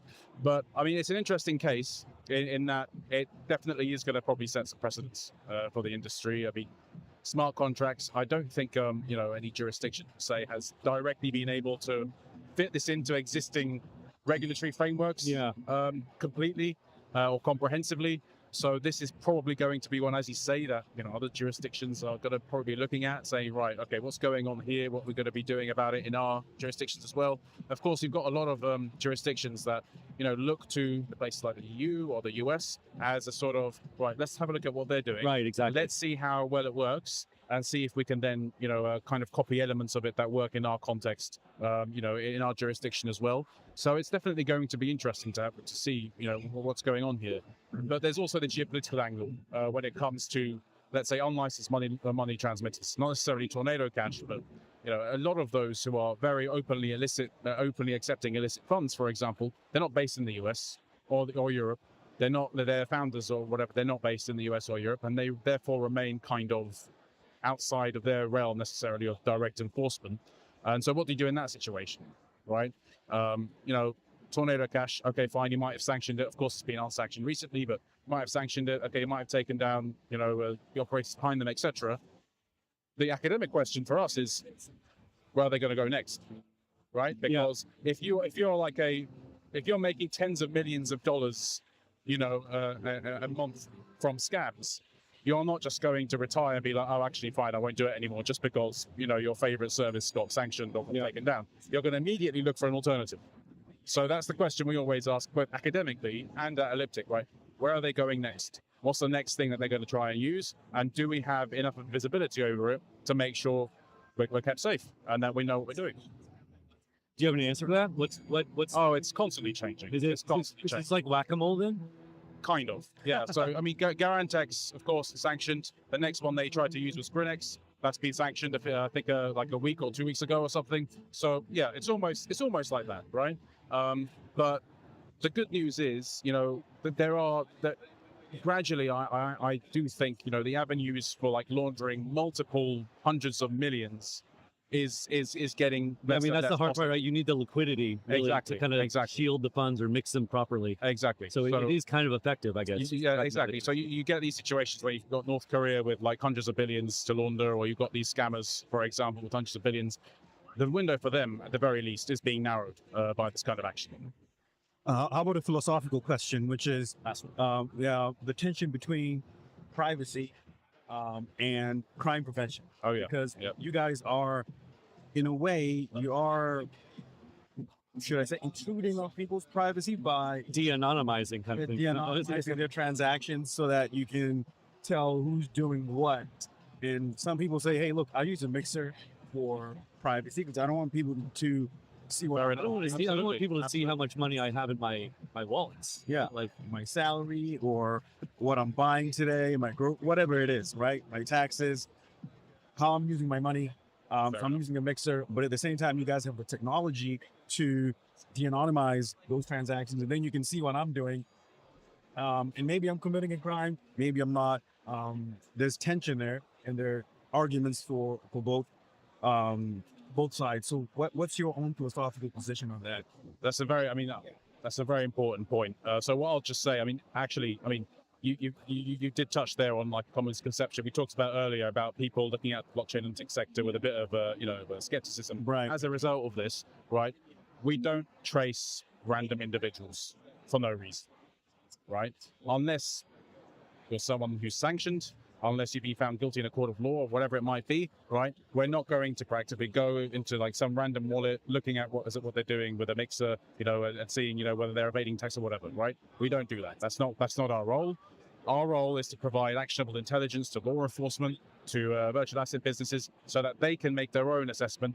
Is this thing worth investigating or whatever it might be, right? What all we're really doing is making sure that we've got very obviously illicit activity on the blockchain labeled and traceable, North Korean hacks, sanctioned activity, terrorist financing, whatever it might be, so that law enforcement, so that virtual asset businesses and compliance professionals can make that determination themselves of whether something should go for further investigation. And as far as I'm concerned, I mean, philosophically speaking, personally, I'm all right with that,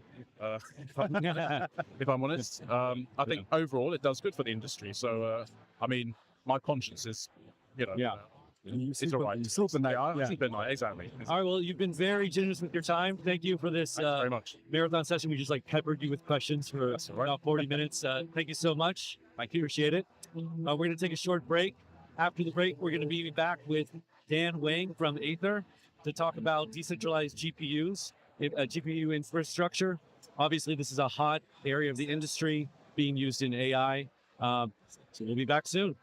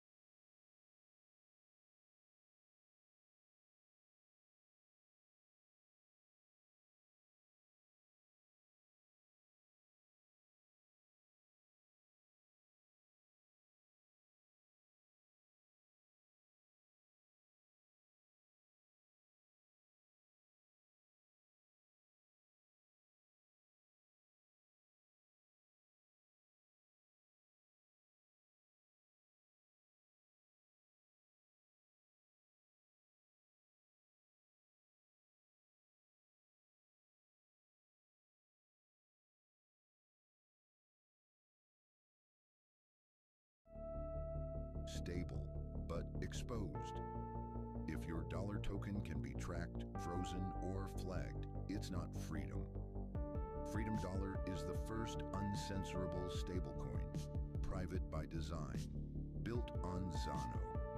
Unlike Tether or USDC, Freedom Dollar hides your balance, your activity, and your identity. No tracking, no freezing, no middlemen. Hold, send, and swap Freedom Dollar privately, right inside the Bitcoin.com wallet. And now you can even spend it worldwide. Privacy isn't a luxury, it's a right. Freedom Dollar is your escape from surveillance finance.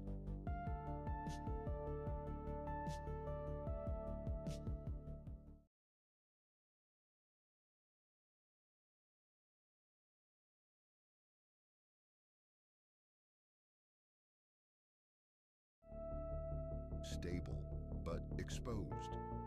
If your dollar token can be tracked, frozen, or flagged, it's not freedom. Freedom Dollar is the first uncensorable stablecoin, private by design, built on Zano. Unlike Tether or USDC, Freedom Dollar hides your balance, your activity, and your identity. No tracking, no freezing, no middlemen. Hold, send, and swap Freedom Dollar privately, right inside the Bitcoin.com wallet. And now you can even spend it worldwide. Privacy isn't a luxury, it's a right. Freedom Dollar is your escape from surveillance finance.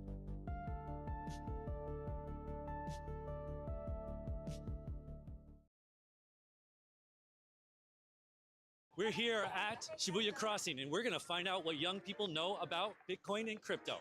Let's go. Okay, thank you. Do you know Bitcoin? Oh. 名前だけは聞いたことあります。はい、yes、知ってます。あんまり知らない。聞いたことだけある。まあ、聞いたことあります。あ、知ってます、知ってます。Yes, yes. はい。知ってます。ビットコイン知ってます。Do you think Bitcoin is suspicious or a little strange? ちょっと名前ぐらいしか本当わかんないんで。あ、ないです。いや、なんか仮想通貨って結構詐欺に使われたりするから、じゃあ危ないかな。なんか目に見えないから、なんかそこでなんか起こりそうだなっていうの。ああ、ビトン。Why? まあ自分もよくわかんないから聞き始めの最初の方はちょっとなんか怖さっていうのありましたけど、なんか最近は割とすごい、テレビニュースとかでも取り上げられてたりする。Okay, yes, yes, yes, yes. Yeah. あ、怪しいイメージはある。Why? なんでビットコインってそんなみんな知ってるわけじゃないんで、ビットコインってみんな知ってるけどどうやればいいのかわかんないみたいな。すごいなんか一気にドカッと金入ってくるじゃないですか。で、そんななんかちょっと怪しいなって。結局投資目的で、なんだろう、日常で使ってる人あんまり見たことがないんで、なんか実体のないお金だなっていう印象はありますけどね。Do you know any other cryptocurrencies? No. いや、あんま知らない。知らないです。芝コインとかちょっとわかんないです。Okay, yeah. いや、基本ビットコインしか知らないです。いや、全然わかんないです。ビットコイン、まあいろいろありますけどね、柴犬コインとか。And last question, how much is Bitcoin worth? What do you think it's worth? ビットコイン？はい、1個で100。100万です。100万。10万ぐらい。10万円。100万くらいです。まあ、100万。それいいか。1000万円。今1ビットコイン1でしょ。1000万ぐらいじゃない？いや、近いです。近い。今1700万。高い。Yeah. Are you surprised? びっくりしましたし、やっぱ出てきた頃に買っとけばよかったなっていうのは未だに思います。Me too. Me too. いや、そんな高いとは思わなかったです。はい。いや、本当は今1700万です。はい。万。まあ夢あるっす。ドリームっすね。Alright, thank you guys. あ、そんなにするんですか？知らなかった。1700万1個で。1700万。はい。ああ、1700万。やばいね。そんなビットコイン。ありがとうございます。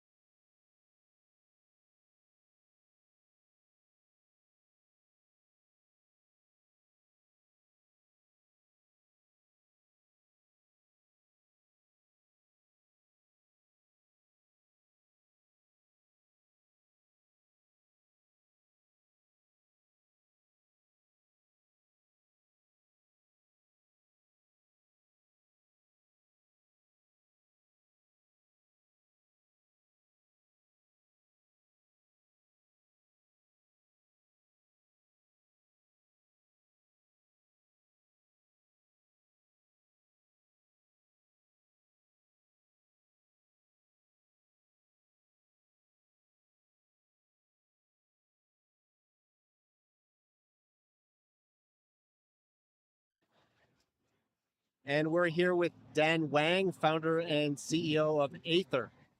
Welcome, Dan. Thanks for coming. Thank you so much for having me. It's exciting to be here. A lot of epic background noise. Yeah, we got the Space Coin over here. That's right. Given the Jurassic Park music. Dan, could you tell us a bit about your history? How did you end up in crypto? What's your origin story? Yeah, I started in banking, right out of college. TradFi, Web2, Deutsche, pre-financial crisis, so that dates myself a little bit. But my passion has always actually been in the gaming industry. So I spent the bulk of my career in gaming at Riot Games, was the head of global publishing, launched League of Legends in a bunch of countries around the world, and then post Tencent acquisition, transitioned to Shanghai as the COO for Riot Games China. But it was there that actually kind of the inklings of what Aether would become was always very native to me.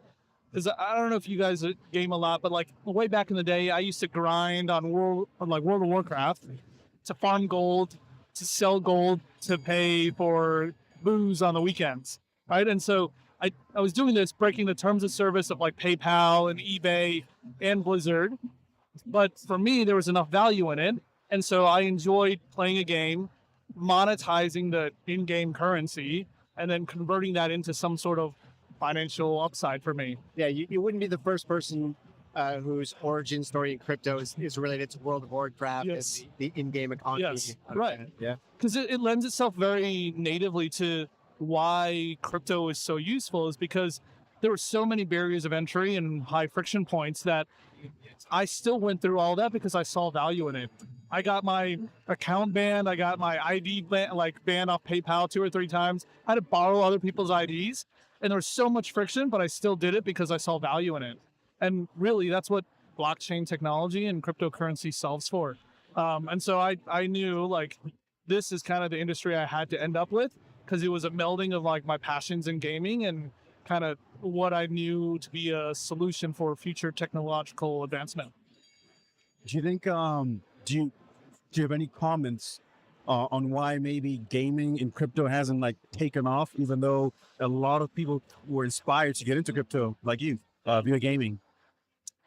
Fundamentally, it's because, well, pardon my French, there's been some pretty shitty games that have soured the first impression for most gamers when it comes to crypto and gaming, right? Now, if you take, let's say, World of Warcraft, and you had put the gold on chain 2 decades ago, the turnover in gold sales in aggregate is probably something north of $10 to $20 billion.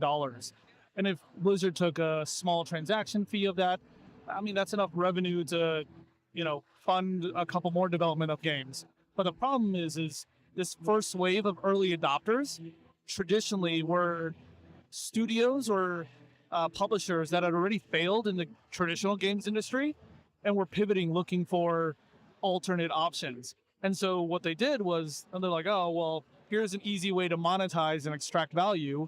And so this entire first wave of games, like Web3 games, GameFi, that started appearing in the market were the wrong foot forward. And so when gamers, hardcore gamers like myself and a lot of origin story founders first started playing some of these games, we were immediately turned off.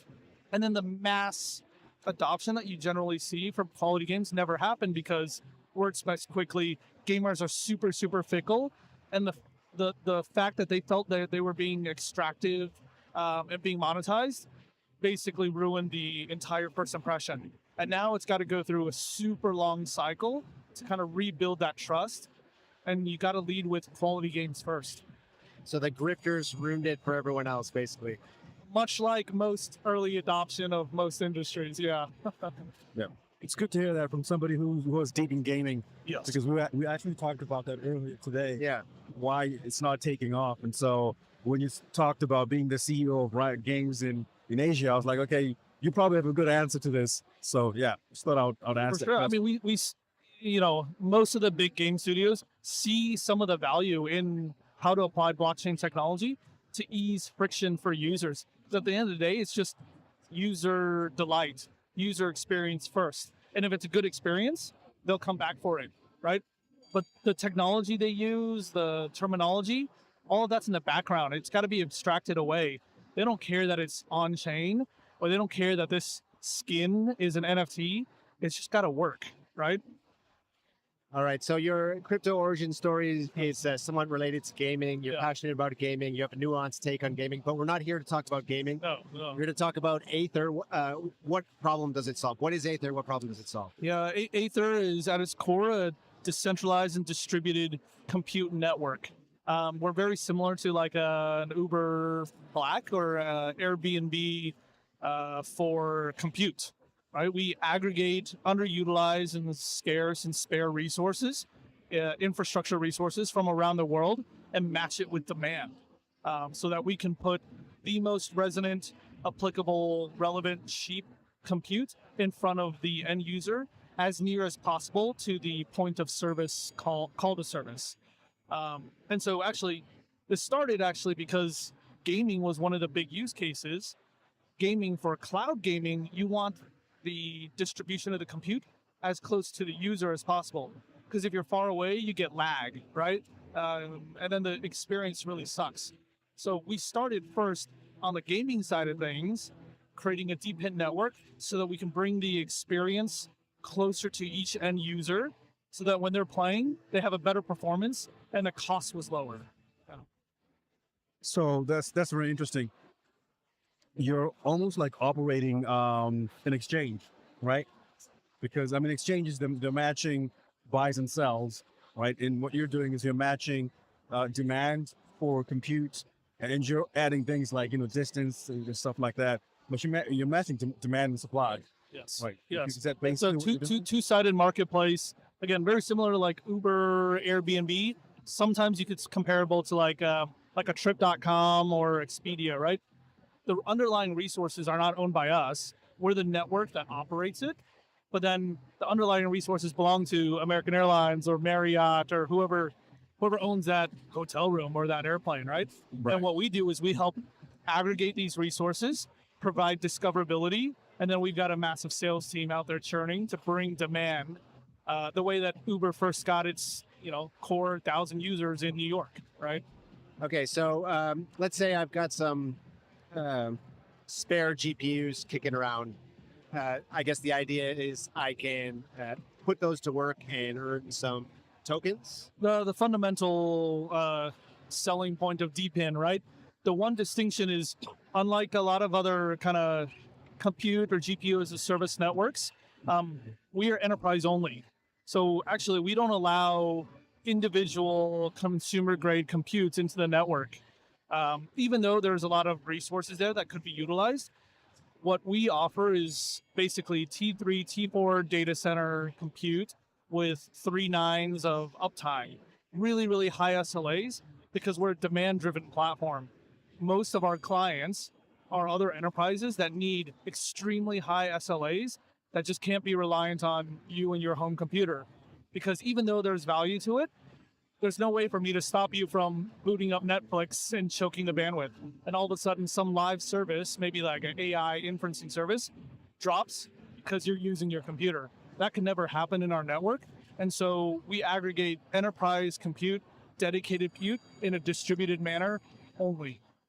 Okay, so it's only at the enterprise level. Now, why would an enterprise want to put their GPU on your network and not just find an end user port themselves? What's the Great question.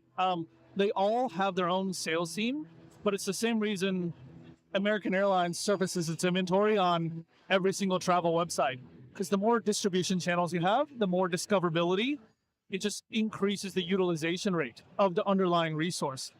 And there's very little cost to it, right? In fact, in our network, we actually incentivize folks to onboard their compute to be discovered.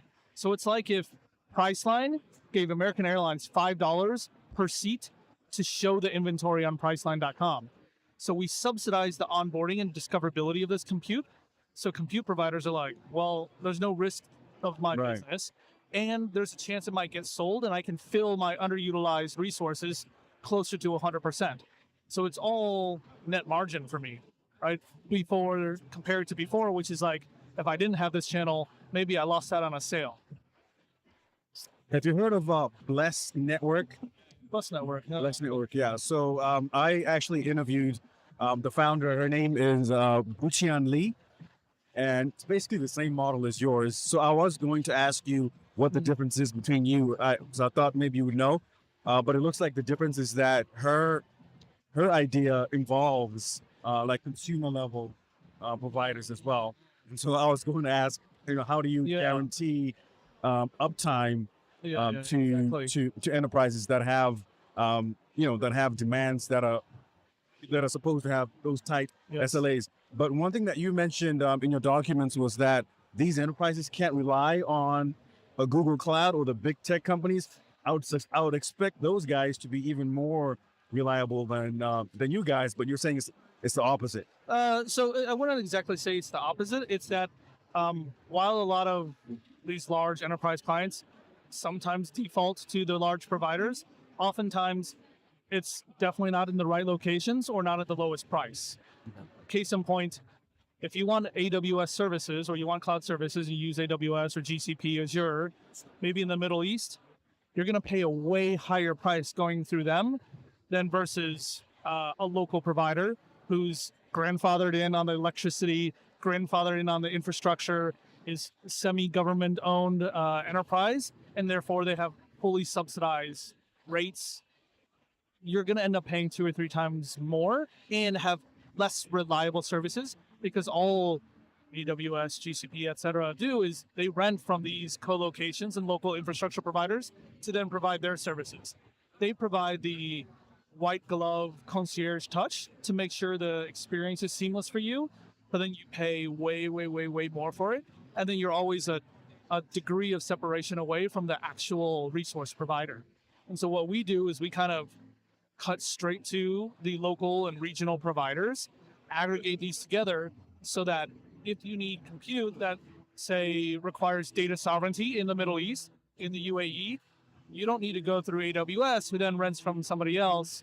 You go straight to the provider who's been incentivized to surface their inventory in our network that you normally would never be able to discover because you don't know who they are, you don't have their contact, and they don't know who you are because they don't have a global sales team. We solve for that two-sided marketplace problem.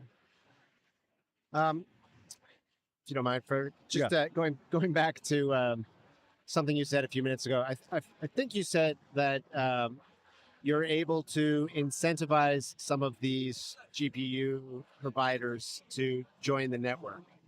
How are you able to offer those incentives? Well, as some would call it, magic internet money. As we call it, a utility token, not a security. At its core, the reason why we have a token is the same reason why American Airlines miles exist, Marriott Bonvoy points exist, or AWS credits exist. It allows the company flexibility to create this medium of exchange for value. In our case, we just put it on chain and call it a token. So what it does is it allows us to be able to incentivize this first mover dilemma of, do you build the infrastructure and then wait for clients to come? Or do you wait for clients to already show up and then build the infrastructure? But remember, infrastructure builds take years, and clients' sales cycles take years. And so how do you solve for this cold start issue? You need to incentivize someone to be the first mover. And so what we do is we help incentivize suppliers to de-risk, come on board, surface your inventory here, no risk to you guys. And if you get no demand, you still get compensated something for participating in our network. And if I do find you a client, well, guess what? That's a booking that you didn't have through a channel that you didn't have otherwise beforehand. Okay, so you're offering token incentives. That's correct. Aether has its own token. Like most DeepIn networks. ATH. Yeah. That's right, ATH, all-time highs. Now, could you explain a little bit about some detail about how those incentives exactly work? Just go into the tokenomics, I guess, of it. Yeah, and so we've allocated a full 50% of our entire token supply purely to incentivizing compute contributors and operators within our network. So the vast majority of all our incentives for very long duration, 10 plus years, slowly trickles out in a manageable fashion, an emissions rate. to be able to reward compute providers for a long period. Now, like any network that starts off, just like any business that starts off, when you're trying to fight for market share in the beginning, Amazon ran at a loss for, I don't know, 10 plus years. Uber, Airbnb, et cetera, they all run at a loss. Why? Because they're scaling for growth. That's exactly what we do with the token ourselves. It's like managing company balances, our own economy. We mint and issue tokens, and we give outsized rewards for people that take outsized risk by being the first movers in our ecosystem. And so our first early compute contributors did quite well, very, very, very well, because they were the ones that had started providing compute when we had no clients. When the proof of our node network wasn't even up yet, they were the ones that were allocating resources to our network to even allow folks to be able to book on it. And because of that, we minted and issued tokens to them on a scale that depreciates over time. Now, as time goes on, and we're now about a year and a half into or past our TGE, our emissions start to significantly slow because we've managed to grow the network quite large. You know, we just passed, I think, 140 million ARR in real money, not token money, like actual fiat in the bank. That's 100% buy pressure for our token. Because again, we only accept ATH as a way to book compute in our network. And so then we issue out subsidies in the form of ATH. It becomes less of an inflation problem because people are then forced to also buy the ATH to book. See. Now, for the compute providers, you give them these ATH incentives. You say it's a governance token. Yeah, governance utility token. Yeah. Governance utility. Okay, yeah. So on the one for the buyer's side, the utility is they have to use ATH to get the compute. For the GPU providers, it's rewards and it's actually the security. It's like a security deposit on a car rental, because again, we're distributed in kind of permissionless network. So what happens if you bring 1,000 H100s onto the network? I found you a client contract for 2 or 3 years, you know, $60-70 million worth of contract value. But then 1 year into it, you decide like, oh, you want to go and resell it somewhere else for slightly more expensive. I technically can't stop you because it's your inventory. So how do I enforce this SLA or this guarantee of this follow through of this contract? We require all compute contributors to stake in our network. So you have to put up a deposit that sits here and it's worth several months of rewards and service fees, so that if you rug in the middle of a contract or if you can't hit your SLAs, the client has the right to file a complaint, file for credits, and then we slash that deposit to then distribute credits back to the client. It's a whole new economic paradigm. It seems like it actually really does seem like I got into Bitcoin and crypto in 2017, and there were so many of these ideas that's what got me so excited about it. Yeah. And it seems like now it's actually working. How much adoption are you seeing? So obviously, I think the AI sector is just growing at such a breakneck pace. We're barely keeping up with demand. We simply can't secure enough supply to onboard into the network to service all the demand that we have. And that's why I keep saying we're a very demand-driven platform. But this demand is very specific for enterprise compute. I'd say in Web3, we're like 99% of all real revenue and real clients using AI compute services. We have by far more revenue than the next 10 VPN networks combined. But in the overall Web 2 and Neo Cloud space, we're just a small speck in the dust compared to like your CoreWeaves, your Crusoes, Northern Datas, etc. We're just starting out, and therefore we actually see the upside potential on our revenue 10 to 20xing from here if we can solve for this problem of onboarding. Do you see yourself as a software company, or do you see yourself as a sales company? Because you're matching, like Airbnb is a marketplace, right? Yeah. They're matching demand and supply. And when I was looking through your website, I was wondering, are you an L1? Are you an L2? So you're a marketplace. How would you characterize like your company? Yes, absolutely. So we're not an L1, we're not an L2. We're actually agnostic of the chain we're on because, well, the service we provide is actually kind of a boring Web 2 service. It's just compute sitting in a data center somewhere. There's nothing Web 3 about it. There's no blockchain technology like included or relevant to that. We just aggregate normal compute. And the way we incentivize, now the business model, that's the Web3 component. Right. And so we are essentially just you can almost think of us as a Web2 marketplace, but using a Web3 strategy to then be able to hack our growth and scale at a much faster rate than most projects or teams would be able to do in Web2. Case in point, we've had several deals that we were able to put together that would never have come together in Web2 because on a fiat to fiat basis, trade terms are slightly off. They wanted a little bit more upfront deposit. They're okay paying higher on-demand fees or longer-term contracts, but they want a lower rate, et cetera, et cetera. We are able to use our token, help subsidize to bridge this trade difference, but then farm the long-term incentives or farm the upside because they're willing to pay higher, longer-term margins and put this deal together.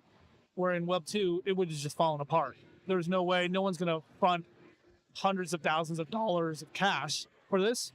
Well, we've got a treasury with tokens, and it's meant for that. It's meant to subsidize and fuel the scale and growth of our ecosystem. Does that impede because I'm thinking if I am an enterprise and I want to use you guys, maybe I'm not familiar with tokens and cryptocurrencies. Do you find that so it helps you in terms of financing your growth and expansion, but does that limit your options in terms of who you can do business with? Who's going to accept that? Who will accept those tokens? Yeah, you actually brought up like one of our number one pain points, which is we actually, if you look at our website, we've got a whole nother website just for enterprise clients because we strip away we abstract away all the Web3 features.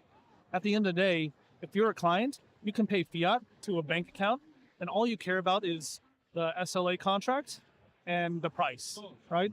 Now, how we solve for it in the background, we try and abstract away so that it doesn't intimidate potential clients. But the truth is there are some clients that are like, you're faster, you're cheaper, you've got the right spec where we want it to be, but, we're not comfortable with Web3 yet. I know we don't have to pay with tokens, but like, the fact that tokens are involved somehow, we're concerned, and therefore they go with more expensive options.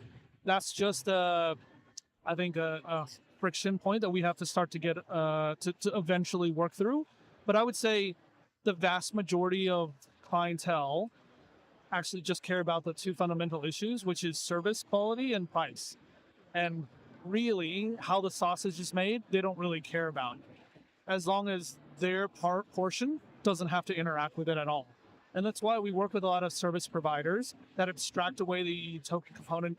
They do the on-ramp, they do the conversion from fiat into tokens, to do the buys of ATH, to then book the compute on behalf of the client so that the client never needs to touch anything related to Web3. Have you noticed at all that the clients are becoming more receptive to the crypto component, or has that changed at all? I think there's been way better reception at the grassroots small medium business level. For them, the economics are even more important, and so they're really driven by cost savings because they're usually trying to, it's a startup or bring something to market and scale. Cost is one of the biggest inhibitors. Where we see the biggest reluctance is still some of the larger enterprises that are like, actually, we're optimizing for downside risk management. So cost is important, but not at the expense of risk. Exposing ourselves to Web3 in unclear regulatory environments. So you'd say your biggest growth vector right now is these up and coming startups, small businesses, or yes, small SMEs. So actually, I would say it's that, and surprisingly, it's other infrastructure providers. So what's funny is it's kind of like a kayak and an Expedia model. They end up servicing the same inventory, but they all add a different value-added service to it, and then they all add their own margins to it. And so what ends up happening is we've discovered there's a lot of other platforms out there that I won't name, but they actually rent from us and then re-rent to their own clients. But they do it in a different business model. They'll rent from us on a 2 to 3 year long-term contract at very low prices. They prepay and take the risk of utilization, and then they re-rent it on demand at super high hourly rates. Yes, it's not used all the time, but they get a way higher margin when it is actually used. And then they take that risk, and then they farm the incentives as related to that. And so we see a lot of these other neo clouds and other platforms renting from us to provide their own solutions, their own kind of packages and value add services to clients. Yeah, fascinating. It seems like it's just creating this. It's improving the market efficiency. Like this DPIN model enables new market efficiencies that we haven't been able to see before. Right, because at the end of the day, the underlying resource or commodity is usually the same. Just like in travel, you have travel agencies that arrange everything for you, or you can go to each and every single individual provider. I go to the airline website, I can go to the hotel website and book everything myself. And at each level, there's different services provided and there's different pricing.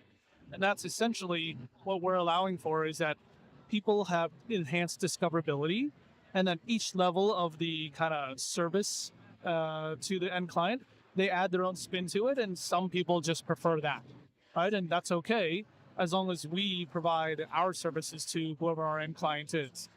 Yeah. Do you find that you have like specific regions that use you more? Like, so we're in Tokyo, Japan right now. You've got some bases in Asia. So do you find that most of your clients are in Asia, and that's why you've kind of focused your presence in those areas, or is it more spread out, the demand? I would say we're pretty global, but from a team perspective, but I'd say 80% of our demand's from the West. There is demand from Asia regions, but because of prior regulatory hurdles, like we couldn't sell compute into China, for instance. And so even though there was a lot of demand there, we were careful not to offend any regulatory gray zones.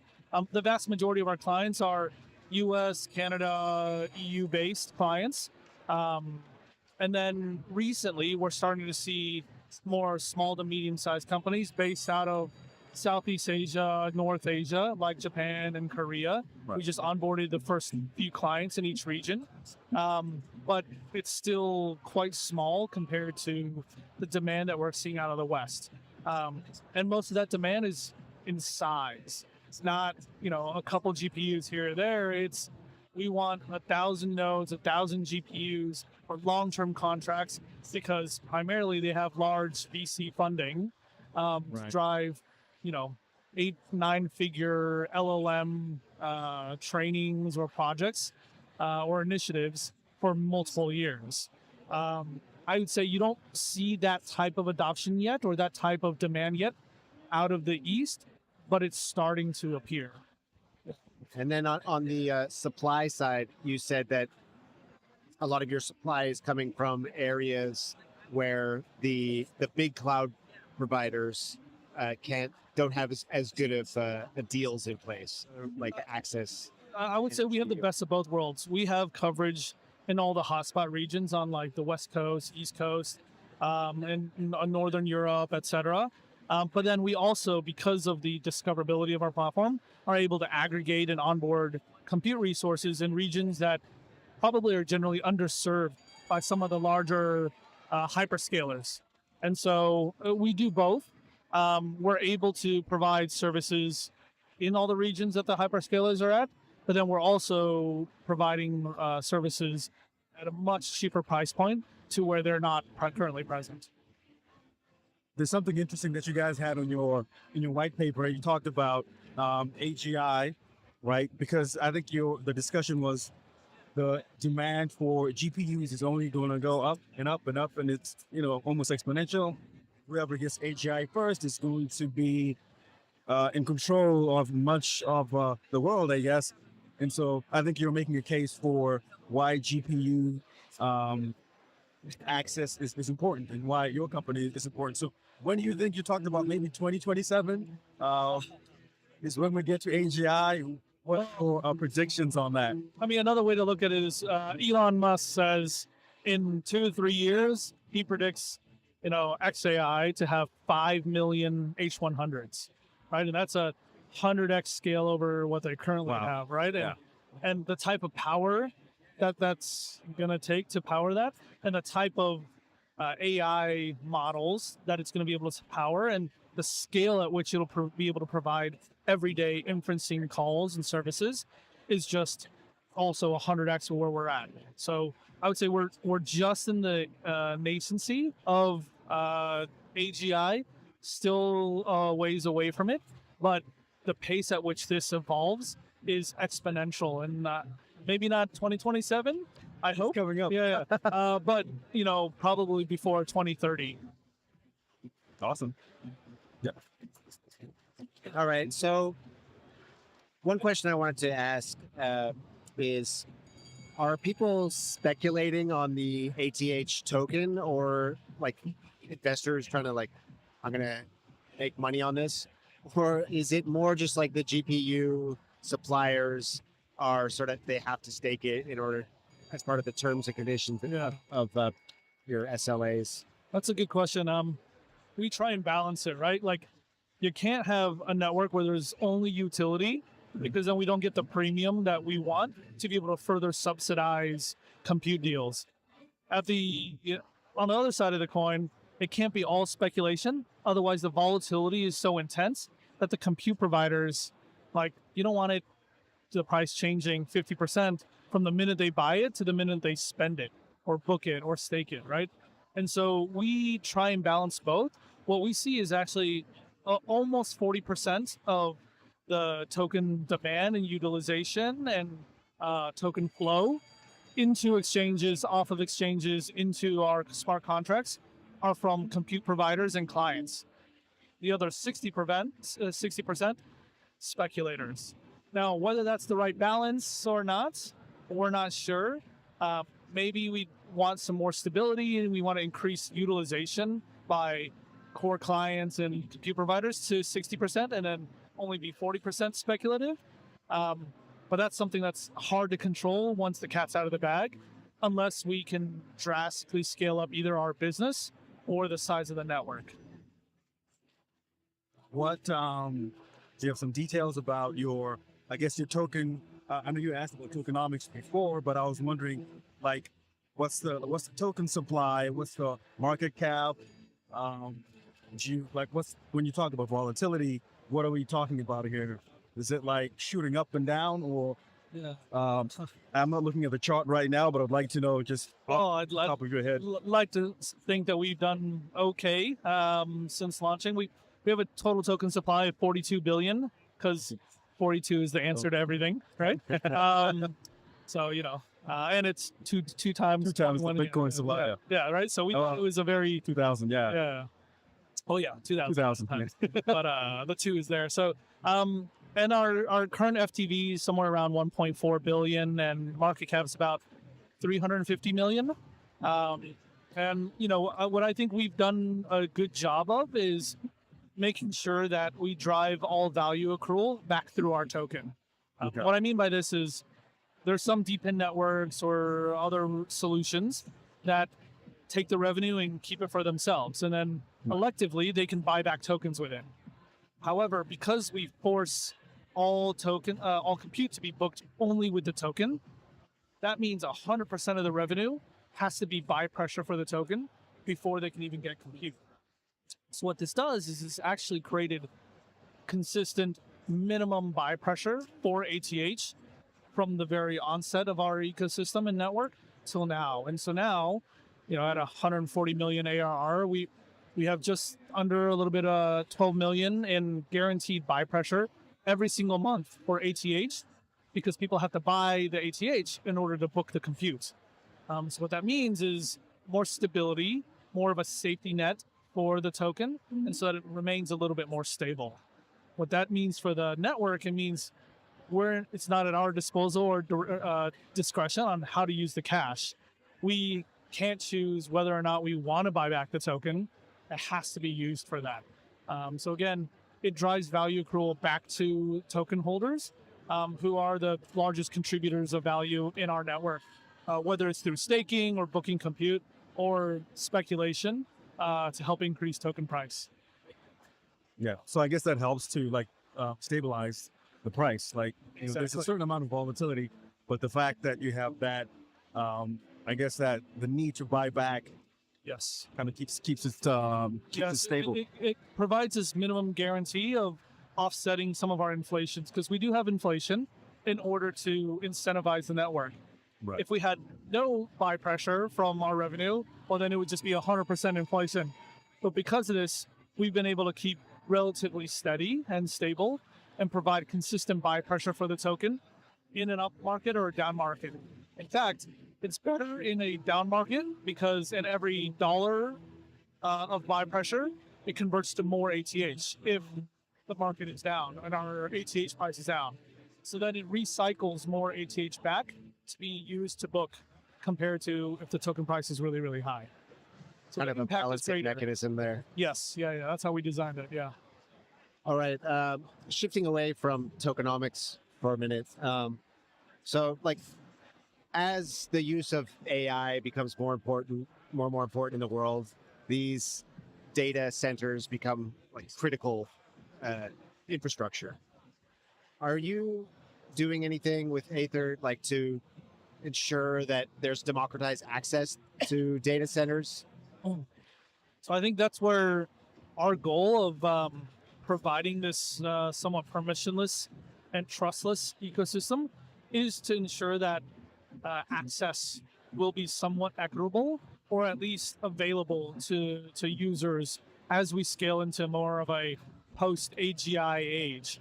Now, you see governments strategically implementing programs and regulation to ensure the sovereignty of securing future compute and AI resources. Things like the CHIPS Act, things that the Trump administration has done to incentivize or support AI companies. And I think these type of initiatives are going to happen more and more and more as folks realize it becomes more of a scarce resource race. So kind of the tension that you've seen in the past around energy, oil, rare earth minerals, you're going to see doubly so for compute because it's the bottleneck for all future compute and AI services that will scale and will get mass adoption eventually. Now, who controls that access, who controls that choke point will be extremely crucial.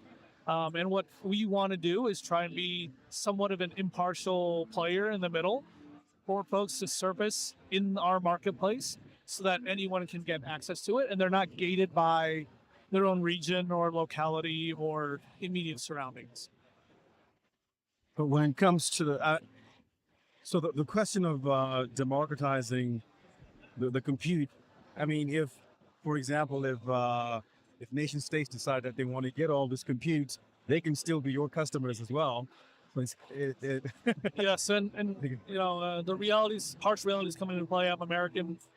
If they wanted to, they could tell me or our company and us to stop doing certain things, stop providing compute in certain places, and unfortunately, we need to enforce it. Otherwise, we run the risk of getting out of business, being put out of business. And so, obviously, these guardrails that are in place are meant to serve the best interests of that specific nation state or country. We haven't seen crazy hard lines come into place yet, but I actually anticipate it to get harder before it gets better. So do you think it'd be fair to say that decentralized GPU networks are more of an economic accelerator rather than something that ensures democratized access to GPUs? It is. It absolutely is that because data centers rely on physical land and space. There's always this risk of nation states essentially controlling or dictating demands to it. So true democratization of infrastructure is hard because there's this physical component to it. But what it can do is can allow for adoption and scale to happen much more quickly so that folks have a little bit more of an equal footing or access when competing for these scarce resources. But then the rest is up to each nation state to enforce. Yeah. All right. Did we miss anything? Anything else you'd like to add?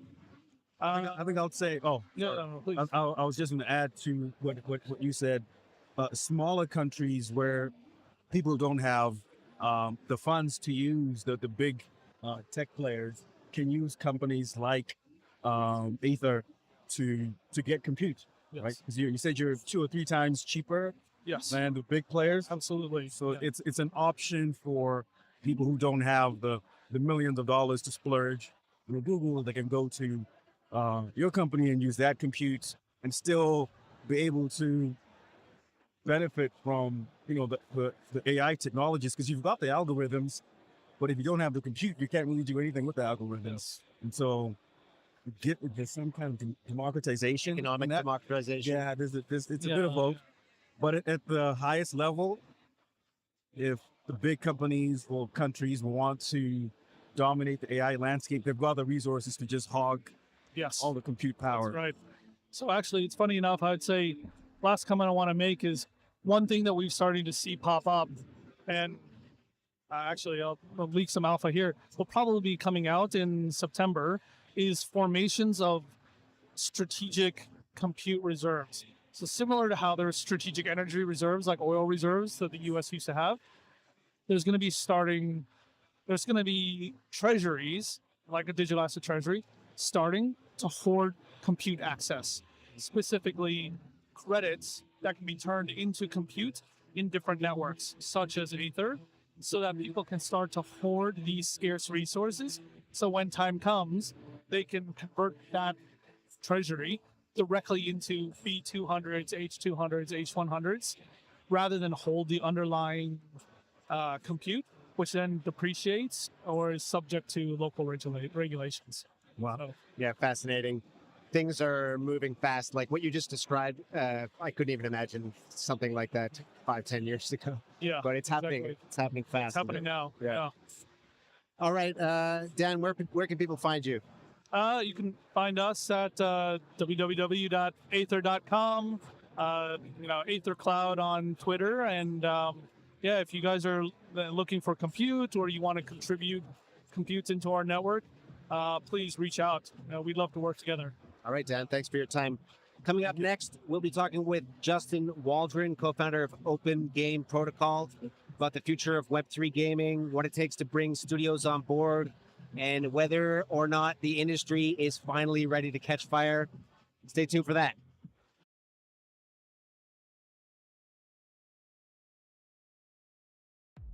Do you think your crypto is private? Think again. On Bitcoin, Ethereum, and most major blockchains, every transaction you make is public, traceable by anyone, anywhere. What you send, who you send it to, when you send it, how much you hold. All visible, forever. That's not just transparency, it's surveillance. Confidential assets on the Zano blockchain changed the game. Built for privacy from the ground up, Zano's system extends its powerful protections like untraceability, unlinkability, and amount concealment to any token. This opens the door to fully private financial tools. Imagine a USD stablecoin, but shielded. Imagine Bitcoin wrapped and transacted anonymously. Imagine enterprise tokens that move without exposing sensitive details. Confidential assets make all of this possible. And now, with the Bitcoin.com wallet, you can hold, send, receive, and swap Zano's confidential assets, all inside a single, easy-to-use, self-custodial app. Privacy isn't just an add-on, it's the future. Update your Bitcoin.com wallet today and step into the next era of private crypto.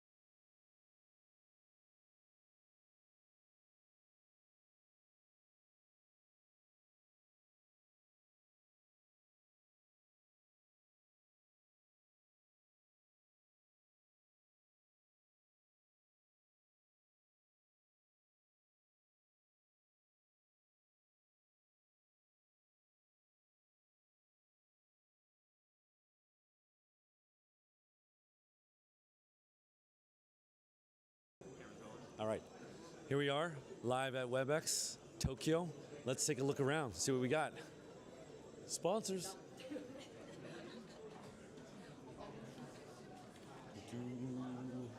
He's got one too. They're kind of sticklers for that around here. So this side are where all the kind of big speakers are. There's also a networking room in there you can kind of see there. They have it separated from the other side, from like general admission. I haven't really seen this before, but I kind of like it because it means this side's quieter, number one, and less crowded, and reserved for people who I think are here to do business. So anyway, you can just see there's different stages all the way down there. But let's go to the other side where they have all the booths and different rooms set up with themes. We talked with the organizers yesterday. I don't know if you noticed, but the lighting is darker over here. It's also kind of neonish. And we commented like, this looks a little bit like a club. And they said that was on purpose. Apparently the organizers are all Zoomers, and they are very, very fond of clubs. I'm not even joking. That's not an exaggeration.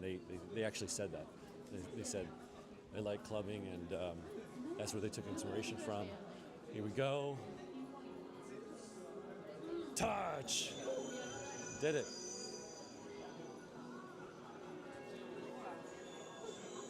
All right. You'll see that there are different themed rooms here. Here we have like a mini DAP room, I think games and stuff like that in here. Haven't had a chance to look, but I will tomorrow. This is probably the one that I'm most interested in looking through. RWA area. I would say that's a big theme of the conference for me so far.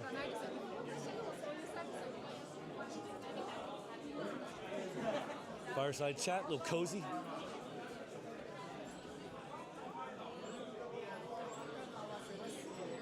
And we're almost to the main area.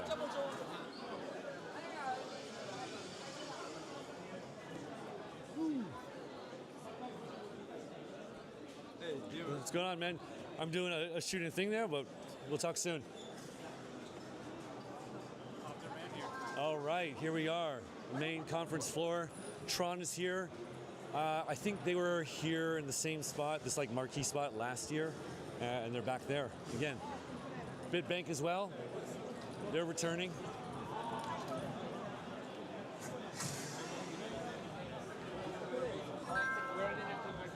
Ripple. I didn't see them last year. I don't remember. So they're here. That's pretty cool. Gate.io with a red Toady gate.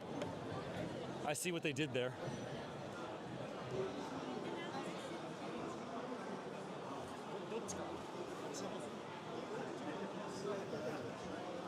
And as you can tell, there's a lot of Japanese booths. This might seem obvious, but sometimes when you go to these conferences, it could be in Taiwan or Singapore, it doesn't necessarily mean that there's a lot of like local booths, but here in Japan, there seems to be a lot of local booths.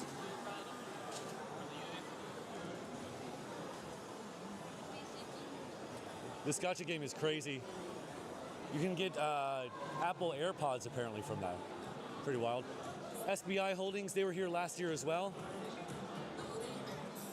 If I had to guess, I think they even have a bigger presence than they did last year. Again, related to SBI.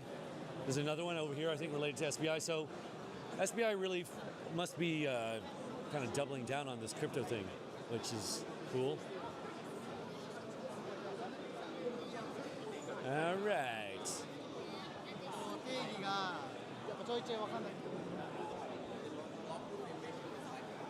Excuse me.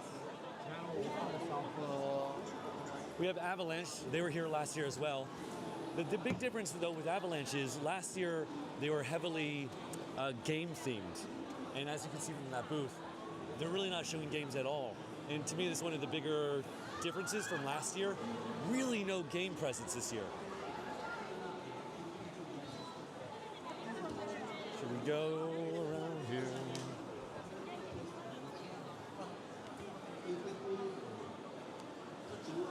So Binance,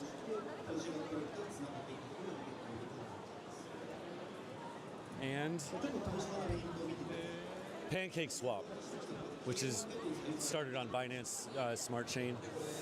They were selling pancakes earlier, which is pretty wild.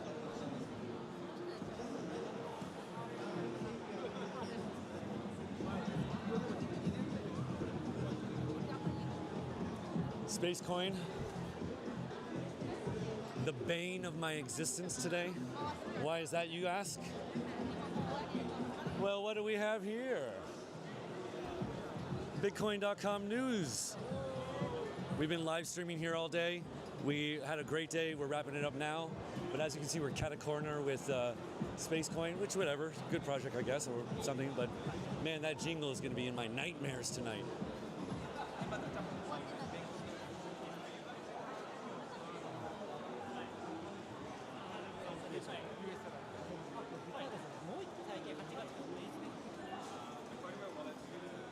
Again, notice Japanese booths for Japanese people. I think that's a good sign.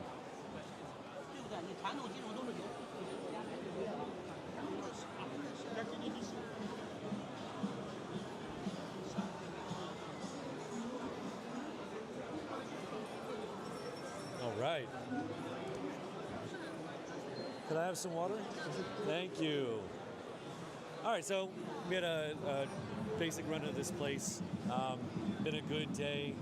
I like this conference. I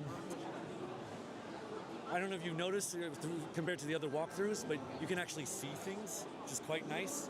A lot of the times it's neon lights and dark, and here it's not. And I'm gonna open my drink of the day up. Oh yeah, some of that water.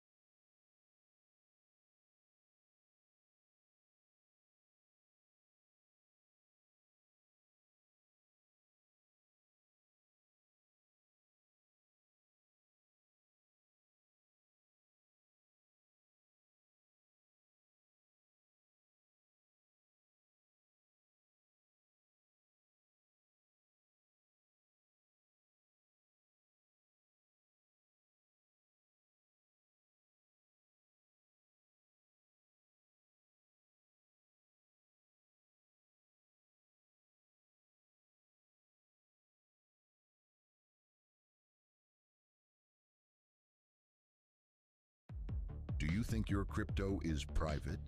Think again. On Bitcoin, Ethereum, and most major blockchains, every transaction you make is public, traceable by anyone, anywhere. What you send, who you send it to, when you send it, how much you hold, all visible forever. That's not just transparency, it's surveillance. Confidential assets on the Zano blockchain changed the game. Built for privacy from the ground up, Zano's system extends its powerful protections like untraceability, unlinkability, and amount concealment to any token.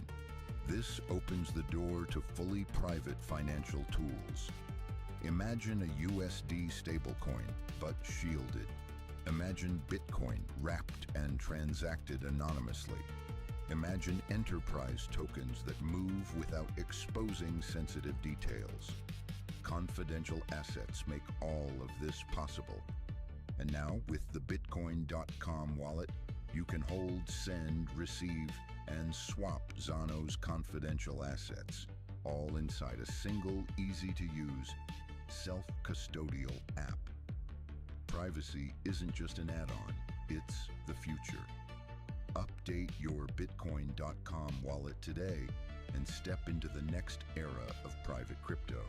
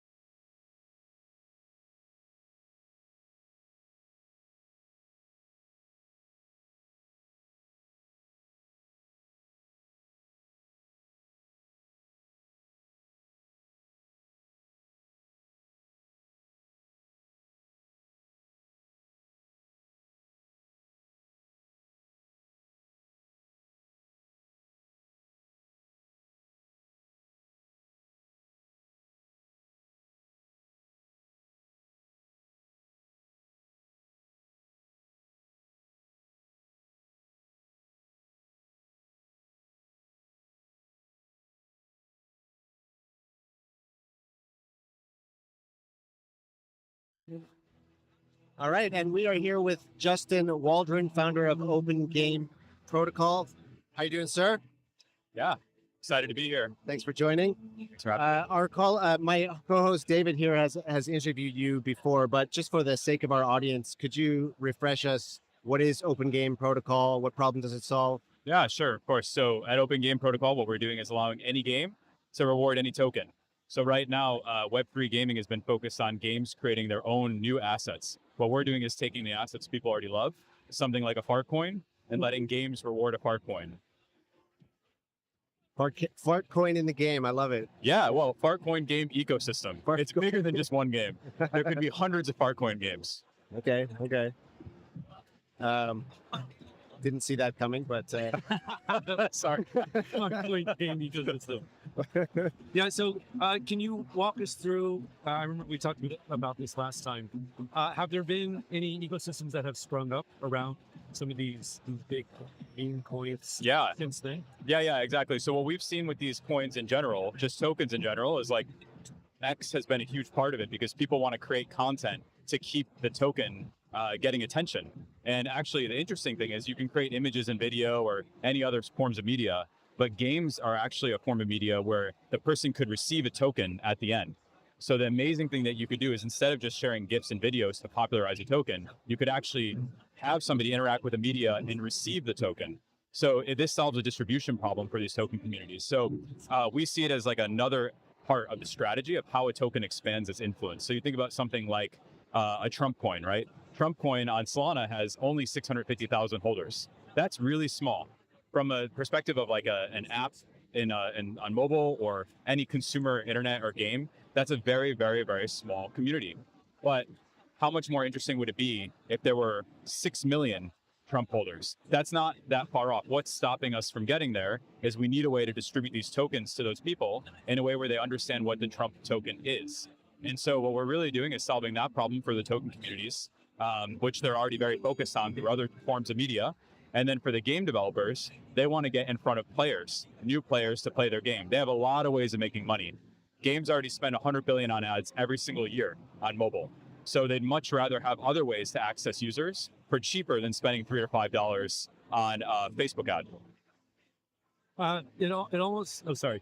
I was just to wrap my head around this. So you've got a token that you want to get distribution, like help people to learn about your token. And you're saying that one way to do that is by having that token be distributed in a game. Yeah. Okay. Yeah. And here's the problem. Like right now, for a game developer to do anything in Web3 requires having engineers that understand how to do smart contract programming. We've already seen how that's worked out, right? It's been a tough 8 years for GameFi. I've been involved with a lot of these projects since the earliest days, like Dapper Labs, CryptoKitties, Decentraland, Immutable. There's lots of interesting things happening, but we've been asking engineers and game creators to become Web3 developers. What we're doing is something more like, you can think of it, Stripe, what they did for payments, we're doing for game developers. They don't need to learn how a token works or how Web3 works. They're actually just providing these rewards to their players. And the players don't need to understand how Web3 works. So we're expanding the market. I guess the best example would be what Privy did for wallet creation and management. They basically made it so that anyone could log in with a Web2 login and easily have a non-custodial wallet. And we saw that with a lot of products that made them more mass market, that solved the developer problem than the user problem. We're going to do that for games. All right, you mind if I step in here? Yeah, go for it. Because it is difficult to wrap your mind around. And this is the second time I've talked to you. Yeah. I don't know if I fully understand. Yeah. So let me look at it from a different perspective. So you have, I would say, at least three groups that are interested in maybe this program. Yeah. You have game developers. Yeah. And they want to make a good product. Yeah. They want to use crypto, have access to an audience. You have like active meme coin communities. Yep. Right. As you said, they want to keep the community active, engaged in the relevant, in the IP, and then make it relevant. Yep. And then you have what I would say like end users or game users. Yeah. Players, right? they want to have a fun experience, and then also maybe be rewarded for it. They want to maybe participate in some of this meme culture that they see online. Yeah, sure. And are those the three kind of groups that are involved in this product? Yeah, exactly. You can almost think of it like, we don't describe it this way, but you think about an ad network, right? You have websites with a lot of traffic, and you have Google, who's built an ad network, and then you have advertisers who want to actually reach the users that these websites are reaching. And so Google had to build a technology to allow these advertisers to spend money with Google to get access to relevant users on these different websites, solving the monetization problem for the website, right? And solving the discovery problem for the advertiser. So what we're doing is, games already have the largest ad spend out of any category in consumer internet. We spend $100 billion a year on ads. In fact, like, most of Facebook's ad revenue comes from games. Really? Yes. Wow. Yeah, and in fact, it was even more. When my company went public in 2011, we were in the S1 as a risk, because we were like over 80% of all of Facebook's revenue at the time, just for Zynga ads, our one company. But now that's come down, but it's still over 50% as far as I know. Not from my company anymore, but the whole industry. And so what we're really doing is just saying, game distribution is one of the biggest businesses ever. There's a company called AppLovin. I'm not sure if you guys have heard of them. It's a $150 billion public company. They just do games advertising. Okay, so like, how big is this opportunity in crypto to distribute games through crypto? No one's doing this at all yet. Everyone's focused on the game production side. We're focused on game distribution. And I don't want to compare us to an ad network, because there's some differences, but it's the same idea in the sense, like you said, there's a few different actors here. You have tokens that people want. They've heard of it. Trump token has 650,000 holders. It probably has 60 million people who kind of know what it is and who would want it if they could easily get it and have a fun experience to get it. And then you have wallets, where the users are actually playing with these tokens all day. They're buying and selling and swapping and staking these tokens across different wallets, but they don't have access to play games that are relevant to these tokens yet, right? Wow. So we're also making that possible. We can be the play button for any token. That's something that's obvious once you think about it. Why isn't there a play button for every token? No one's built that protocol yet. That's what we're doing. So,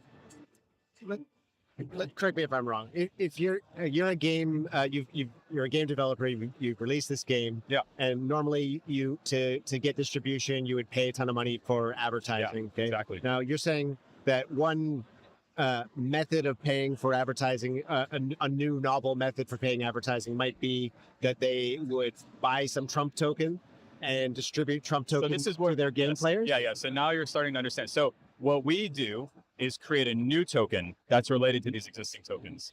And that new token is what we call a game coin. And that game coin governs how the rewards for the other token actually get distributed.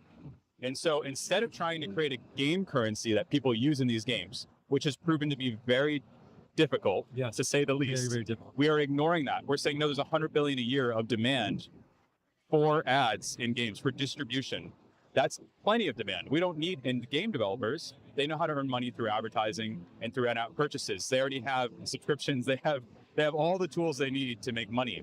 What they need is more distribution, and cheaper distribution. And then they can redirect the $10 million they're spending this year on ads. Maybe they put $1 million into one of these game coins, stake it, vote for their game to get more rewards to their game, which gets more users to come earn the tokens in their game.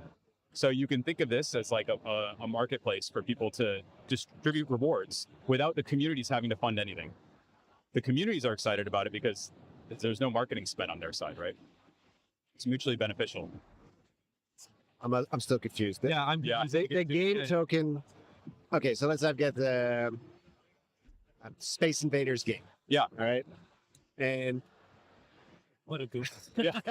Sorry, I don't game. Any game's fine. All right. It's okay. Switch it to Tetris. And here, I want more players for my game. Normally, I would take out an ad somewhere, come play this game. Now I can get this game token. And how do people find the game token? Great question. Yeah, I mean, so these these game coins that are associated with each of these existing tokens, a community can decide to launch one. So imagine Fartcoin community decides to launch the Fartcoin game coin. Okay. Now traders can speculate on how big could the Fartcoin game ecosystem be. Yeah. Maybe they think Fartcoin game ecosystem could be big. Yeah. Maybe they think it's not so big. Yeah. But this is a new asset that they can speculate on. The trading fees that are happening on this game coin can go to fund some of the rewards, and a portion of this token that gets launched is set aside for rewarding developers who make Fartcoin games, so they can earn even without spending money. Also, it goes to players. It gets swapped for the original Fartcoin, so it's putting buy pressure on the original asset. So the reason a Fartcoin community would want to launch something like this is not just to distribute the token, but also that it creates more buy pressure on their asset.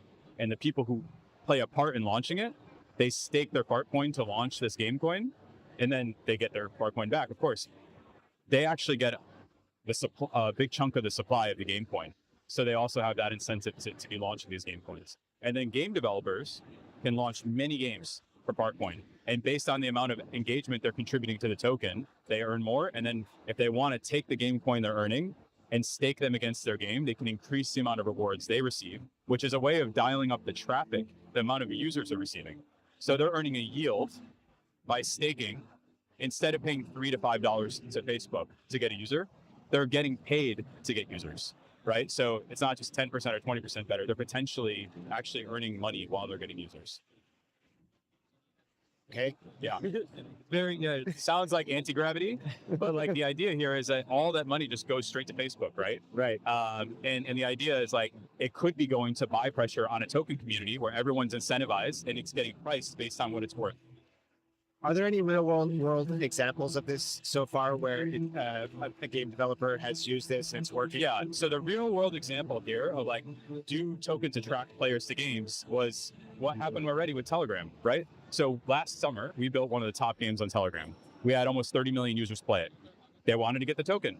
And we said, wait a second, they take all this risk on playing this game to farm points for 6 months. And then we played a lot of these Telegram games and we noticed a bunch of them never even released a token. We said, this is a terrible experience for these people. So you had Hamster Combat, they had 300 million users. So that's massive. And in the game industry, if you get 300 million users on mobile, it's game over.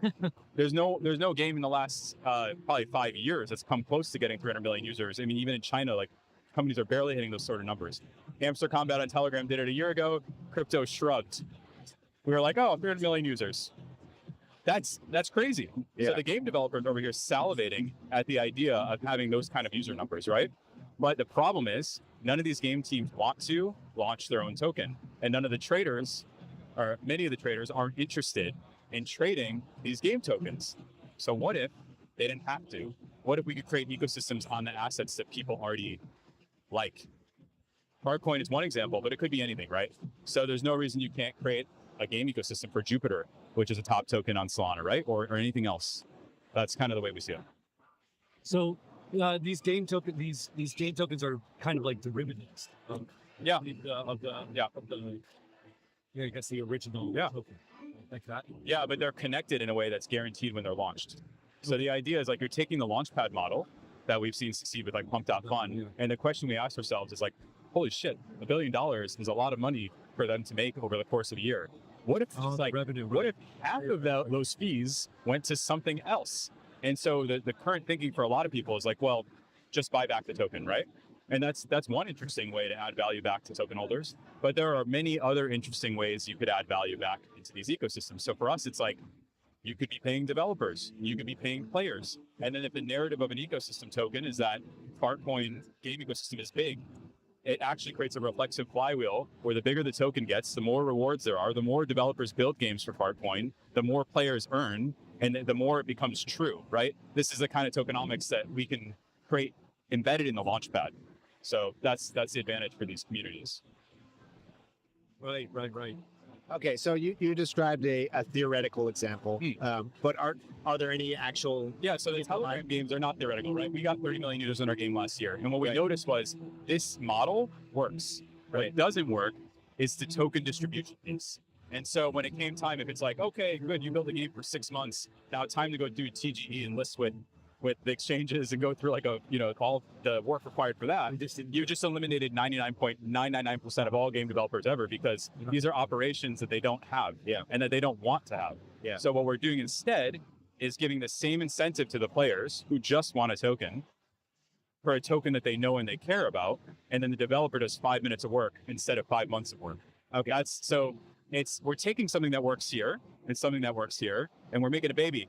All right, it's this idea doesn't exist in its full form, but this is extremely proven, and this is extremely proven. Okay, smashing together. So you're quite confident that it's about a developer, or many developers are about to realize this and make it happen, and we're going to our assumptions are developers need distribution, and we see $100 billion a year being spent on that. So we feel pretty confident about that players like earning tokens, and we saw like 500 million users farming game tokens on Telegram last year, so we believe in that. And that traders like trading new types of assets where they feel like they can have an advantage, and that we can use those trading fees to fund some of this ecosystem. We feel like those are all like fairly, well proven sort of pieces that are worth betting on. But of course, like it's a new ecosystem for sure. We like to think about like virtuals. Earlier this year, they took the Launchpad model and they created AI agents, right? That was a new thing that didn't exist before. They said, what if we took these trading fees and we put them into something else? Now, the jury's still out on AI agents. But like that idea that we can be using these launchpads to create new types of assets with tokenomics built into them that are interesting is something that we think is super worth exploring. Okay, so with virtuals, the protocol takes a bit of a cut. Is it the same sort of model with exactly. Or something like a Believe, right? Believe has been one of the top launchpads on Solana, and they kind of created a new asset class. They had meme coins for companies, where 1% fees went to the protocol and 1% fees went to the company that launched the coin. And traders liked it because the companies didn't hold a supply of the coin, so traders didn't have to worry about getting dumped on. Companies liked it because they raised money in a way where they didn't have to deal with a lot of the headaches of launching their own token. It was more like just meme coin, right? So our insight is there's going to be a lot of those, and that games is like one of the biggest possible categories, and distribution is the problem in games that matters. So the game devs don't really have to. The games don't have to be connected to the coin really at all. Yeah, I mean, so I guess they're gonna have to figure out what works best. Well, so like the game coins become a governance token for the community to decide what types of games should have rewards. I see. And so if you're a player, you just want Farcoin. Like, you don't even know what Farcoin game coin is, right? You never heard of it. You're in a wallet app and you see Farcoin and you're saying, I'm going to hit the play button. And now you're playing these Farcoin games and they're giving you Farcoin. You have no idea what's happening behind. So the whole insight here is like when you use an ad network or when you tap on an ad, you have no clue. Like, is Google doing that? Is it? There's like hundreds of companies in this space. You don't even know what you're looking at, right? It doesn't matter. We're in the background. We're facilitating all that stuff. And the main purpose of what we're doing is just to get these games in front of people. Some of them will be very relevant probably to the tokens. We already have, by the way, like there's a lot of interest in this. So from our end on the developer side, we have the communities, we're pre-launch, but like there are many dozens of games for Farcoin already. I'll put it that way. There are many dozens of games from many top tokens of Solana, and these people are very excited about launching. So we're not going to come out.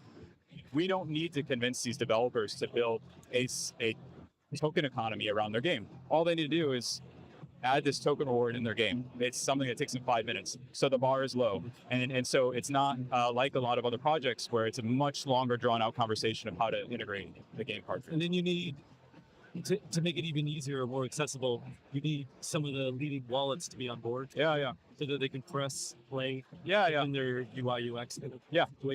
And I imagine they're salivating too, because it's a way for them to maybe keep engagement within the wallet.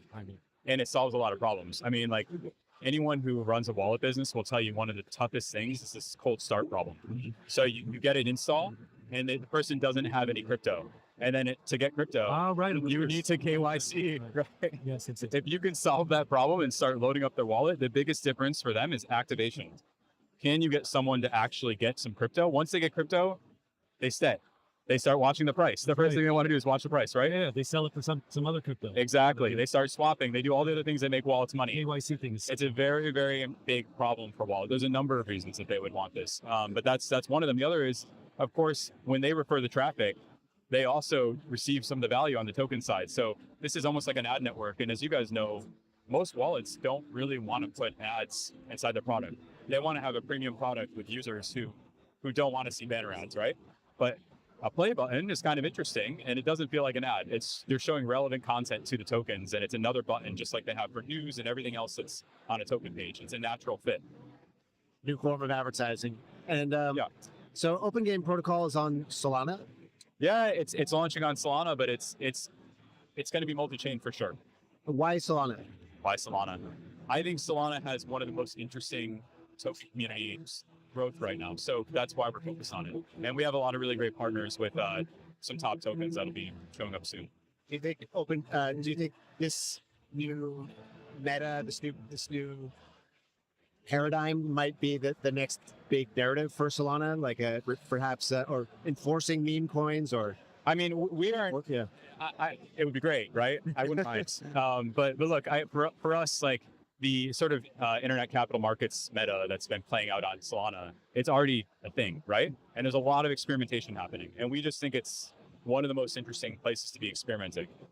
We think the business model works. I think these companies make enough revenue on the trading fees to actually grow their business and have a sustainable business. And I think the trick is, how do you actually carve something out that can last and not just get eaten away by competition? And I think there's been a set of many launch pads that are kind of doing the same thing with like very slightly different fee mechanisms, and that's interesting. But what we've seen is like people don't really care. Network effects are strong, right? Pump.fun is going to be hard to displace. They have all the traders, they have all the liquidity. Our sense is when you carve out a new type of asset, that's where there's going to be probably many categories. And what meme coin showed is that this method of attracting capital and attention to something works. And then the next step is like, well, what can you do with that? Yeah, exactly. $1 billion is a shit ton of money every year for Pump.fun to have made. And everyone's wondering, like, what are they going to do with it? They deserve it, whatever, they keep it. But like, I think that kind of money can do all sorts of really interesting things if it starts going back into the flywheel of each token that's created on a platform. And that doesn't mean just paying directly the people who made the meme coin. There's a lot being tried there too. But there's probably things you can build in at the app and protocol layer that give guarantees that let people do interesting things with these. So for us, like, I don't know if games are the thing, but like certainly that's one of the big themes for the year. Would that mean, so it almost sounds like that your biggest competitors would be something like a Pump.fun? I think we can partner with everybody. Because like, why not launch a game coin for the best Pump.fun tokens, right? Fartcoin was launched on Pump.fun, I think, right? But don't you become kind of a launchpad yourself? Oh. Yeah, but we're not really interested in going after meme coins. Like, we just want to launch game coins for assets that are already out there, right? So for us, it's like, let's partner with teams that were the ones who deployed a token. Let's partner with teams that they're not in meme coin. They're like a Jupiter or somebody like this, right? Let's partner with the launch pads themselves to add a button so that anybody can launch a game coin from their site. We think that what we're doing is so different, and it's its own. We carved out our own lane, right? So we don't feel like we're competitive with them. In fact, like, I think we can grow their volume. I think if we did a really great job at this, actually the opposite thing could happen, which is suddenly people are like, wait a second, there is a really interesting thing, because utility can be added to these tokens after the fact, permissionlessly, by other developers who see opportunities. And maybe games is just one thing and people see this, but it turns out there's a lot more. And then you start looking at Fartcoin and you're like, wait a second. There's a lot of stuff people can do this that I didn't imagine 6 months ago. Yeah, I mean, I can imagine that something like this could actually like revitalize the meme coin meta. Like, totally, totally could. Yeah. If suddenly there's a bunch of games that integrate Fartcoin in some way, and then it spreads the mind share of Fartcoin. Absolutely, and not just individual coins, but the whole meta could be like, well, we can add utility after the fact, and there's a totally new way of thinking about how we price these coins, right? Yeah, I mean, I see that too. I just wonder, like, why wouldn't Pump.fun take their billion and maybe try to replicate what you're doing and then keep it all under one? Yeah, maybe they should. I mean, like, I don't, like you said, it's not proven yet, right? So I can answer why they're not doing it now. But if it works, yeah, I mean, I'm sure they'll think about it. Like, from our perspective, I think what they're doing is pretty meaty, and they've been doing all this other work to build like a vertical business with the streaming and everything else. Like we're not. My sense is there's a lot of room. There's a lot of white space. You know, there's a ton of white space, and we're just like really narrowly focused on our lane, which we feel like is a very valuable lane that could assist all these other companies. So, yeah, we're not worried about it. Yeah, cool. And yeah, definitely just to echo what you guys are both saying. I mean, I participated in the meme coin shenanigans earlier this year. I know you did. Yeah. Then you see things like the latecomers, like the Yeezy coin. Yeah. And it's just like straight up and down. Yes. And then nothing. I Not know. forever. I know. And so as we've talked about, it's the meme coin meta has kind of turned into like just all that attention focus in the first like what 12 to 15 hours. Yeah. And then wiped from existence. Yeah. Forever. And that is just not sustainable. I agree. It has to change. Yeah, I agree. And you got to deliver too, right? We have seen ideas that have taken off maybe before they were ready. So without like pointing to any particular ideas, like there was a frenzy around AI agents and like there's probably something there. We all kind of know there's something there, but it might take some time, and price got ahead of itself maybe a little bit. And for us, like we're saying, well, what if we come out day one and like the product actually works, and we're not telling you to sit back and wait 3 months, because we know that the space is it's not patient, right? There's a lot of places to move your liquidity around if you're excited about something. So we have to earn it, right? And the communities have to earn it. So we've got to have something that actually works. What's the timeline? When is this coming out?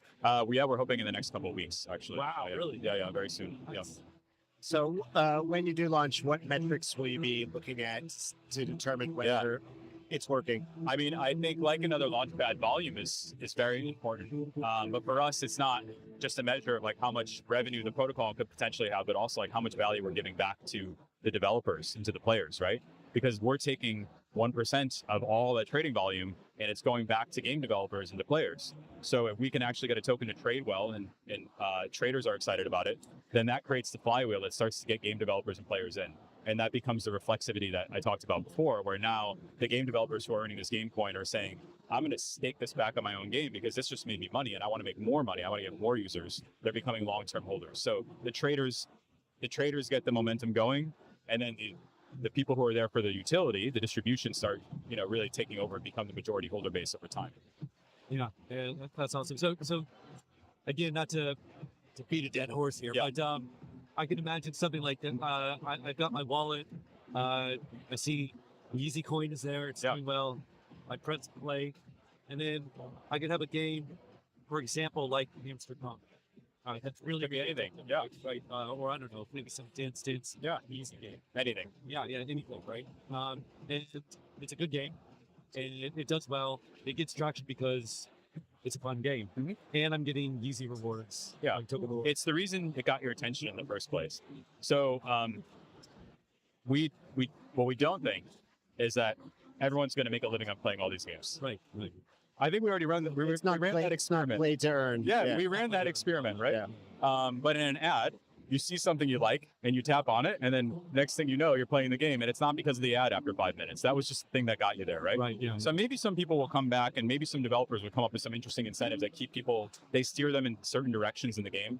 That could be useful. It's more than just acquisition. It's also re-engagement and incentivizing people to do certain things in the game. Yeah. It also, like, I can imagine it allows developers to in some ways sustainably upgrade the game over time. For sure. Right? Because if the game is doing really well and they're getting revenue from it, then they're also incentivized to like maybe release version 2 or just keep it going. Yeah, and by the way, like the broader idea here, and I know this is like, if you've been following what's been happening with Epic and Apple, I'm not sure. Okay. Absolutely. Yeah. So for us in games, this is like very, very personal. Okay.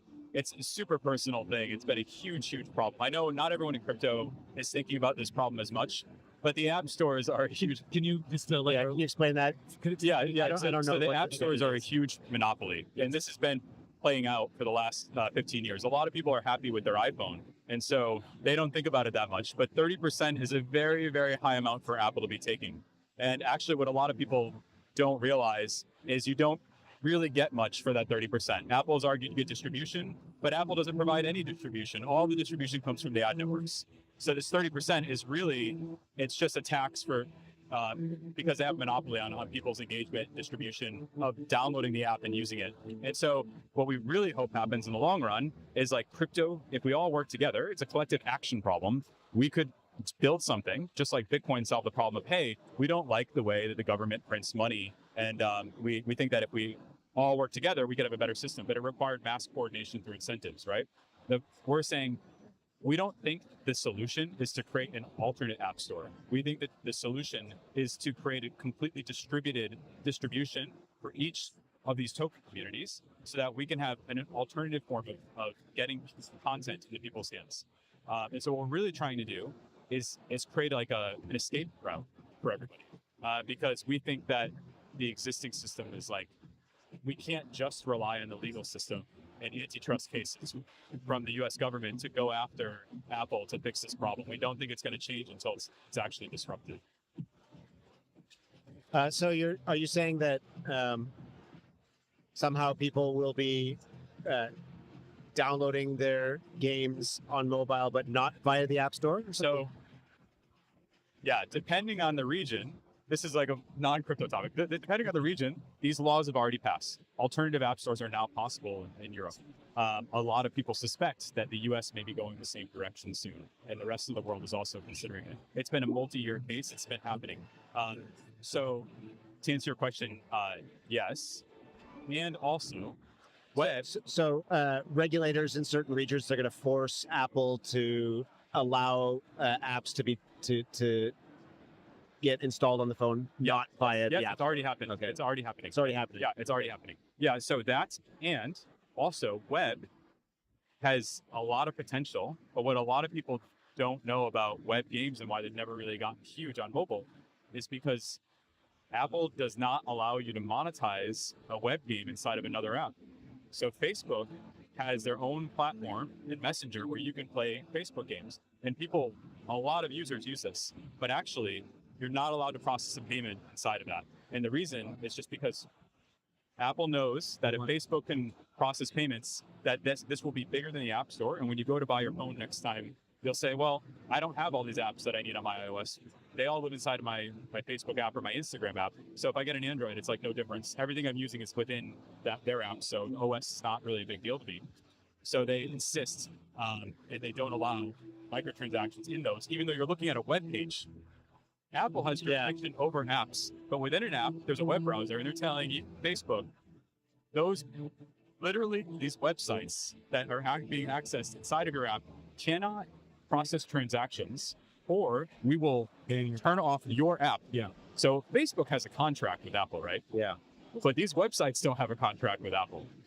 So this is where the antitrust pieces are coming in. Okay, that seems dystopian. And how could you walk through again how you talked about like a collective action? How could So what we need to solve the problem for all of us is, what are the incentives? We have all these crypto wallets that are everywhere. We have distribution, right?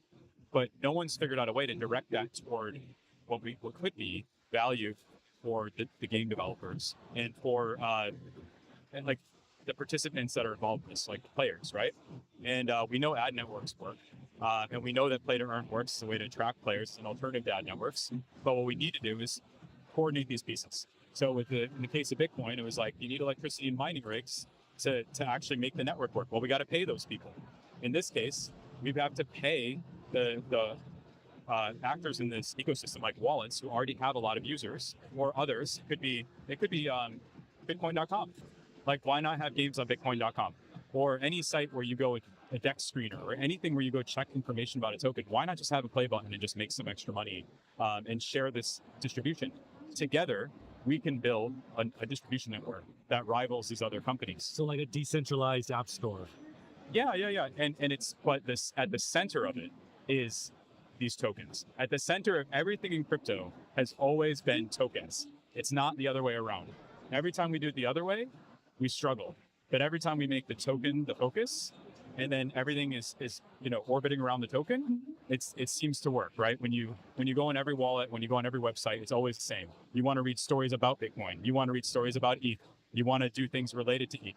So what we're saying is, why not games? It's like one of the biggest businesses on consumer web. Why haven't we done it in that direction crypto. Let me try to push back a little bit on this because, in my estimation, at least like mainstream gaming, or I don't know, so I would break gaming into different things like mobile games versus I don't know Xbox games. Yeah, the games that have tried to integrate crypto or tokens, I don't feel like they've done very well. Yeah, in that regard. Great. And so, having the focus on the token in those games hasn't worked. Yeah, so actually game developers don't really want to focus on the token either, but they do want a reason for people to come play. Okay. And so and actually one of the other interesting things is most games don't work initially, right? And everyone in crypto is saying, where are all the fun games? Well, there's 100,000 fun games in the App Store. There's millions of games in the App Store. There's 100,000 great games in the App Store. But a lot of those developers don't have distribution. Because what most people don't think about is if you can't make more money from a user than you spend on acquiring them, then your game will never get discovered anyway. So how many amazing games are there that are just waiting for a channel where people will actually play? Maybe your game makes $2 per user, but you have to buy users for $3 per user. Your game will never see the light of day because it's not profitable to market it, right? But maybe we could provide a new channel and then someone says, hey, you know what? This game is like a bodybuilding game. I could just like swap out a couple characters here and that's GigaChat. And then suddenly they give the game a new life. They spend a year on it. And the GigaChat community doesn't need to convince them or give them a grant or anything. There's just assets sitting everywhere. The whole App Store is littered with amazing content. There's so many games that are already out there that are looking for a way to be discovered. Discovery is the problem. It's not the problem. Everyone says the problem is making a fun game. There are tons of fun games. The problem is an asset someone cares about, a game that's great, and then connecting them. And asking people to do both, asking a game developer to do both, is too much. Yeah. Most crypto assets fail. Most games fail. Why not just take the best games, take the best assets, and then give them some glue? Yeah. That's what we're doing. Yeah. Makes a lot of sense. When token. When token. Yeah. I mean, as soon as we could. Is there a token? Is there like a how does? Why not? I mean, right? Like it would. I mean, from our perspective, our goal here is to like have something that's community owned and governed, right? So that's the path. Like if we just move from like like an Apple to another company that's controlling too much, then we haven't solved the problem, have we?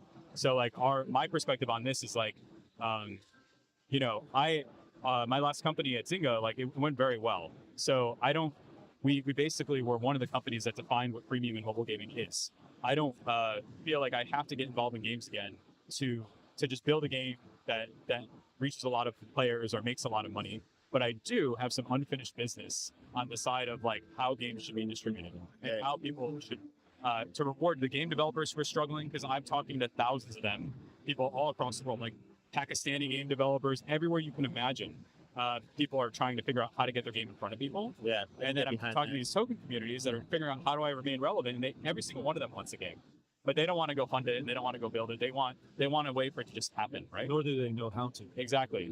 Yeah. I don't need to call up a miner and ask him to mine Bitcoin so that I can own it, right? That's why this hasn't worked yet, right? Everybody's had this sense that crypto and games go together, they fit like a glove, but no one wants to actually go do the work to go and build it, fund it, take the risk, right? So we hope that it just, like an ad network. Why do ad networks exist? Because smiling and dialing and calling up all the companies that might want to run ads on your website is very time consuming. It's very convenient to put in a Google ad network code and get the ads, right? Yeah. Makes so much sense. Yeah. All right. Any last questions, David? I guess the one question that came up just now is, so again, I probably don't have enough, not imagination, but I'm a very blanket kind of guy. It feels like this absolutely makes sense for like smaller mobile games, but would this really be useful or used for like AAA titles? Yeah, I mean, everything big starts small, right? So it's a very common mistake, not just in crypto, but everywhere, to like shoot a little bit too high, right? Right. So what I would say is like, if we get this working with a lot of small games, there's a very clear path to increasingly larger games and studios, because it's a very simple thing. Games are run on map. people outside of the industry don't think about it so much, but it's just simply, what is the cost of acquiring a user? What is the LTV in the game, the lifetime value of a customer? Is the cost of acquiring a user lower than the LTV? If so, plow the marketing money in. If this is a 10% lower marketing channel, we're now moving our spend to this. If we come along and we say you can put $1 million here and earn a yield while you're getting users, there's a lot of money. There's $100 billion a year that's thinking about how to get good use out of the marketing money. I don't think we can service $100 billion a year tomorrow. But there's the demand for. So we might see an explosion of fun games getting a new lease on life because of this. But also undiscovered games that existed that are amazing and are giving new life, or new games, right? Like, why not? I mean, Hardcoin could have a lot of pretty good games. But like, I can imagine once it's proven to work, and once there's all these examples of working, why not the next COD, which is going to spend like whatever $200 million on advertising over a couple of years? Yeah. Why don't they spend 5-10% of the budget on this? Why not? Why not take a flyer on it, see how it goes, especially once it's proven? It's just another channel, right? We're not. Gotcha. Exactly. Awesome. All right, Justin. Any last thoughts? Where can people find you? Yeah. Well, we will be announcing more very shortly. Our Twitter account may look a little bit, our X account may look kind of quiet, I guess. There's not a lot of posting going on, but you just heard most of it. So now you know what's coming. And yeah, there's some very big and interesting launches coming on Solana with top tokens that people have heard of. So I think it's going to be fun. If nothing else, we need more experimentation in this space. So our goal is to actually try to solve a problem that's important to a lot of people that we have some experience in on the gaming side, and hopefully we're able to do that. Okay, great. Thank you very much. Yeah, thanks a lot. That was awesome. All right, to close things out, we're gonna finish off with a wrap-up session. The three of us are gonna provide our takeaways on WebX. So we'll be right back with that in a few minutes. So stay tuned.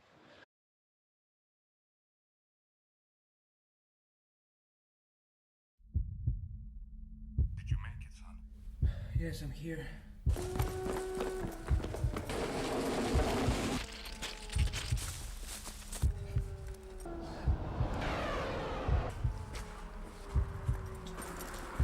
They took everything from me.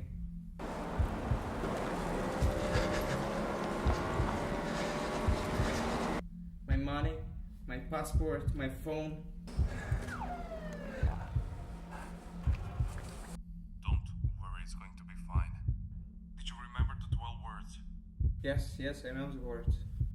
Opera, fabric, stereo, trash, if, void, country, engine, complex, new, fate, purpose. In this video, we'll show you how to earn Bitcoin, currently at over 30% APY, by staking Verse tokens in the Bitcoin.com wallet app using the low-fee Polygon network. You can also stake Verse on Ethereum, but for this walkthrough, we'll focus on Polygon. To get started, you'll need some Verse tokens. This is what you'll be staking to earn Bitcoin. You can earn Verse for free in the Rewards Center, or buy or swap into it directly in the app. You'll also need a small amount of Matic, also sometimes called POL, which is the gas token on the Polygon network. You'll be using Matic to cover transaction fees, which are less than 1 cent in most cases. Now that we have everything we need, it's time to stake Verse to start earning Bitcoin. From the home screen, go to Web3 Explorer, then select Earn Bitcoin on Polygon. Next, you'll need to connect your wallet. Make sure to connect your Polygon wallet that has Verse and Matic in it. Then hit the Stake Verse button, enter the amount to stake, and confirm the transactions. The first transaction approves use of Verse. The second deposits your Verse into the staking smart contract. And that's it! You're now earning Bitcoin in the form of TBTC, a decentralized, one-to-one Bitcoin-backed token. You can claim your Bitcoin rewards at any time by tapping Claim Rewards. Just like when you staked your Verse, you'll again need a little Matic to cover the fee. Your rewards come in TBTC, a decentralized version of Bitcoin that's usable in Web3 apps and faster to transact than mainnet Bitcoin. It's always backed one-to-one with real Bitcoin on the Bitcoin blockchain, and you can swap it to mainnet Bitcoin anytime. You can unstake your Verse anytime, instantly, and without penalties. When you do, you'll get your Verse back plus any unclaimed rewards. And that's it. Stake your Verse tokens in the Bitcoin.com wallet app to start earning Bitcoin today, fast, simple, and self-custodial. Try it now.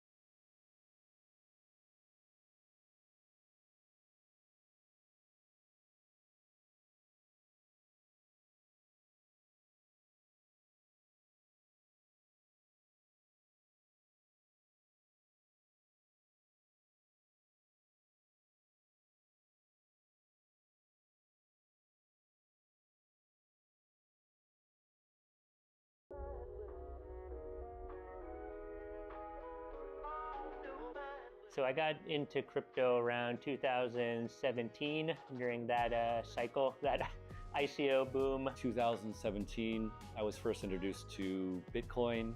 Actually, my first love of crypto was Monero. I got into crypto in 2017, mainly out of desperation.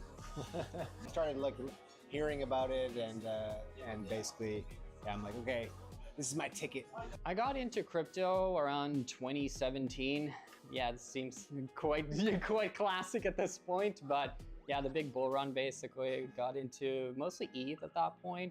Discovered Bitcoin in probably mid-2016. Read all I could about it. Got really super interested in it. Put in a little bit of my money, and then yeah, just started building things for it. I probably got into crypto around 2018-ish, and I knew about it for many years prior to that, but never really got into it. I started my journey in crypto in 2010. Back when I first installed the Qt miner exe.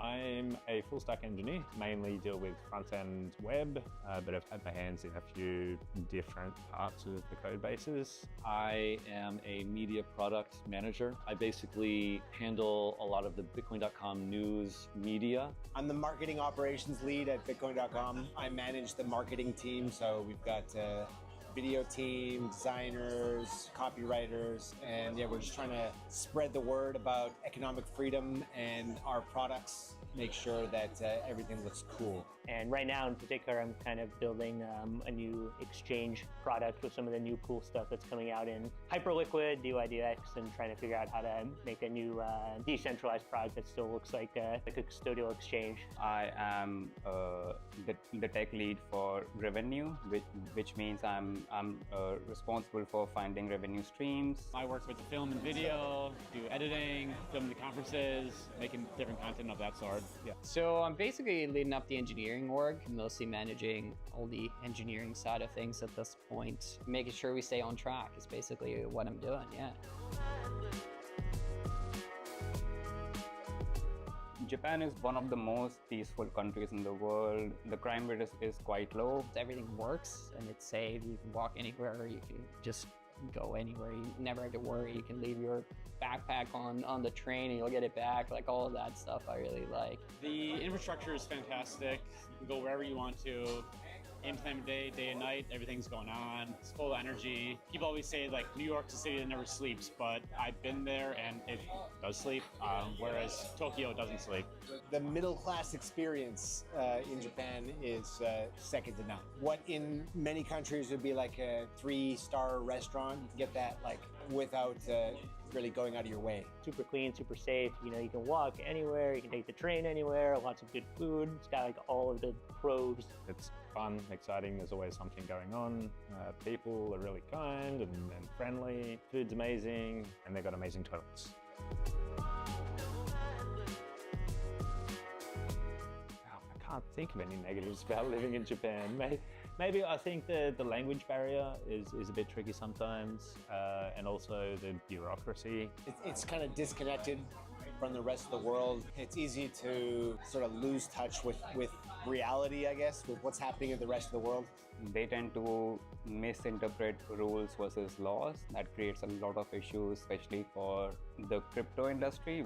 You know, everything's Japanese. You gotta speak the language, and if you don't, you're kind of always gonna be an outsider, I guess. So it's hard to, I guess, like break into that culture.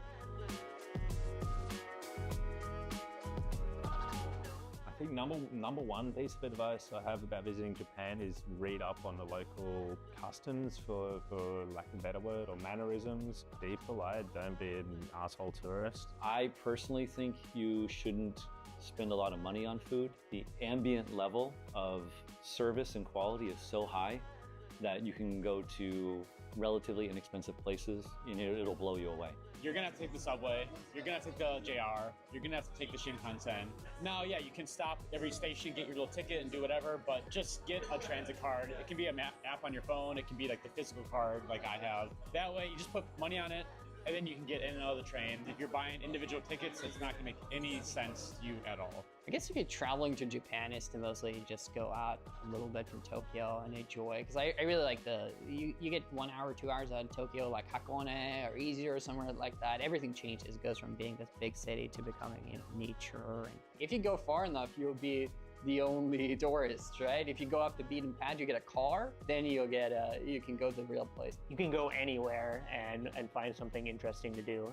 So I think like a lot of people just come and do the circuit of like Kyoto, Shibuya Scramble, maybe try and stay in an area that's a little bit off the beaten path and explore that area. There's lots of stuff. I would avoid temples in Kyoto. Just go to like any medium-sized city outside of Kyoto, Osaka, and Tokyo, and you're gonna have a much better experience. I think for sure.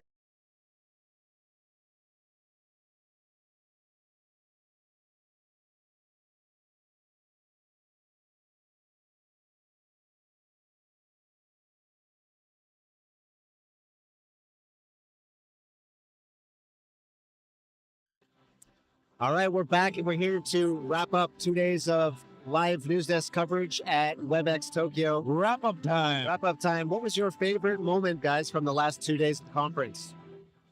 Moments? I think for me, I've been saying the same thing I know for the past couple of days. I was pretty impressed that the Prime Minister came here in person.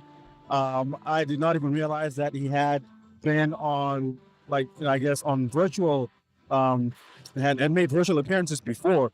But I thought that was a big deal. I thought maybe Japan was a crypto laggard. I've now recategorized them to early majority on that innovation fusion theory thing. I like it. Yeah. So that was my wake up moment. I had two favorite moments. Steve, talking with him was awesome. And the interview we just did with Justin. Yeah, also, very interesting. I loved the Justin one because I was confused. Yeah, like really hard to wrap your head around that. And I think, you know, it's nice to be confused because it helps if I'm confused, then I guarantee you that other people would be confused about it as well. Absolutely. So we can be useful idiots. So yeah, hopefully our dumb questions help people understand that. But on the open game protocol topic, yeah, I mean, what I love about that, it gets me riled up. Like I love to be a little bit rah, like change the world. And if open game protocol can help bring down the monopoly of the app stores, I could get behind that 100%. So excited for that. Another one that I thought was really cool. Frederick, you and I spoke to the founder of Zeus, and he was clear in not calling it wrapped Bitcoin, tokenized Bitcoin, right, on Solana, that offers yield. It seems pretty easy. I like that idea because it just makes Bitcoin more accessible to have it on a high-speed chain. It doesn't have to be on a Bitcoin L2. It's on a chain that already exists. And it seems like they're able to offer the same yield that you get for staking Solana. I'm into Solana. I like that. It was cool.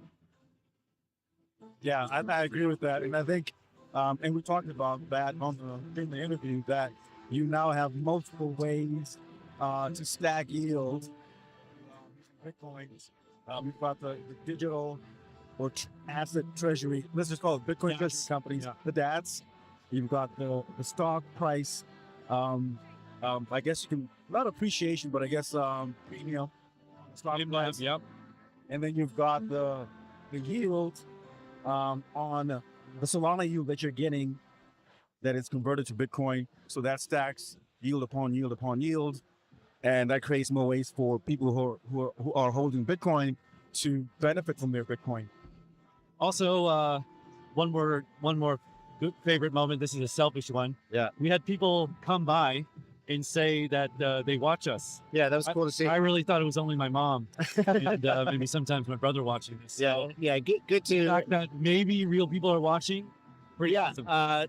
Perhaps some confirmation that the algorithms aren't just feeding us total garbage. There might actually be real people out there. But I mean, you were skeptical. Your first reaction is like, I don't believe that. I think they're getting us confused with other people. Yeah. All right. Final thoughts on the conference. I guess my final thought, well, jumped onto my final thought, which was the fact that Tokyo, at least Japan, is now, I call them now early majority. But another thing that I didn't talk about was AI, right? We talked to a couple of AI startups that are kind of integrating AI with crypto.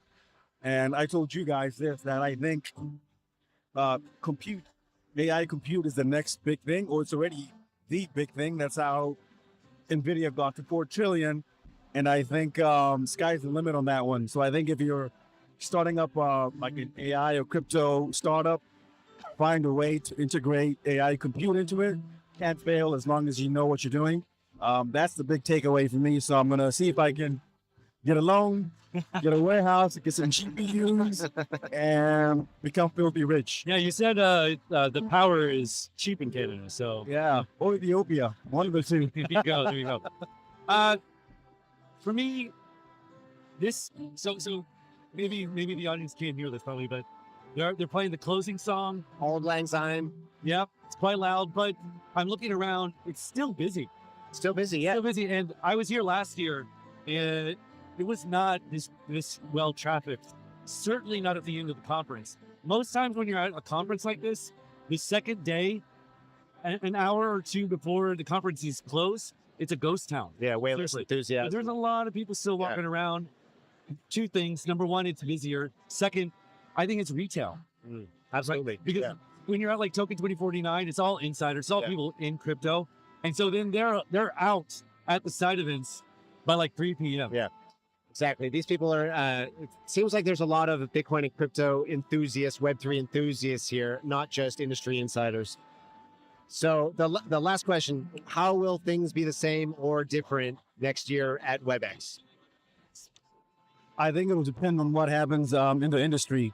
We talked about stable coins, right? We talked about Swift, how Swift was here.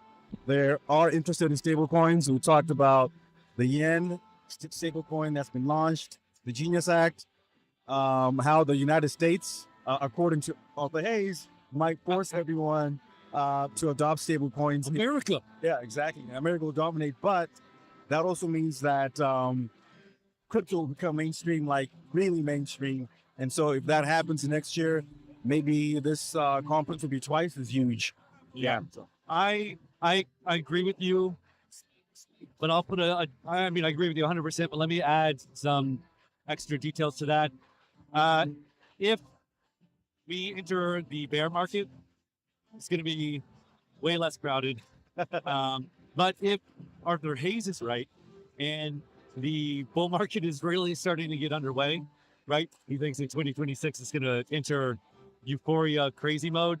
Then yeah, in addition to what you're saying, it'll be even crazier and more busy because all that euphoria is just going to rake in tons of attention. Yeah, WebX 2026 could be at Tokyo Dome, not the Tokyo Prince Hotel. And also, I mean, I think I talked to the organizers a bit, and I've seen the organizers at conferences throughout this past year. So they've done a good job, I think, of improving from last year to this year. And just knowing the team a little bit, I certainly think that next year will be even better than this year. Yeah, shout out to CoinPost for putting together WebX Tokyo. Great event. And a huge shout out to all of our guests who took the time to discuss with us over the last 2 days. Shout out to you guys for having great questions, and to the crew. That's it. We're done. It was a pleasure, gentlemen. See you next year. Pleasure. Enjoyed it.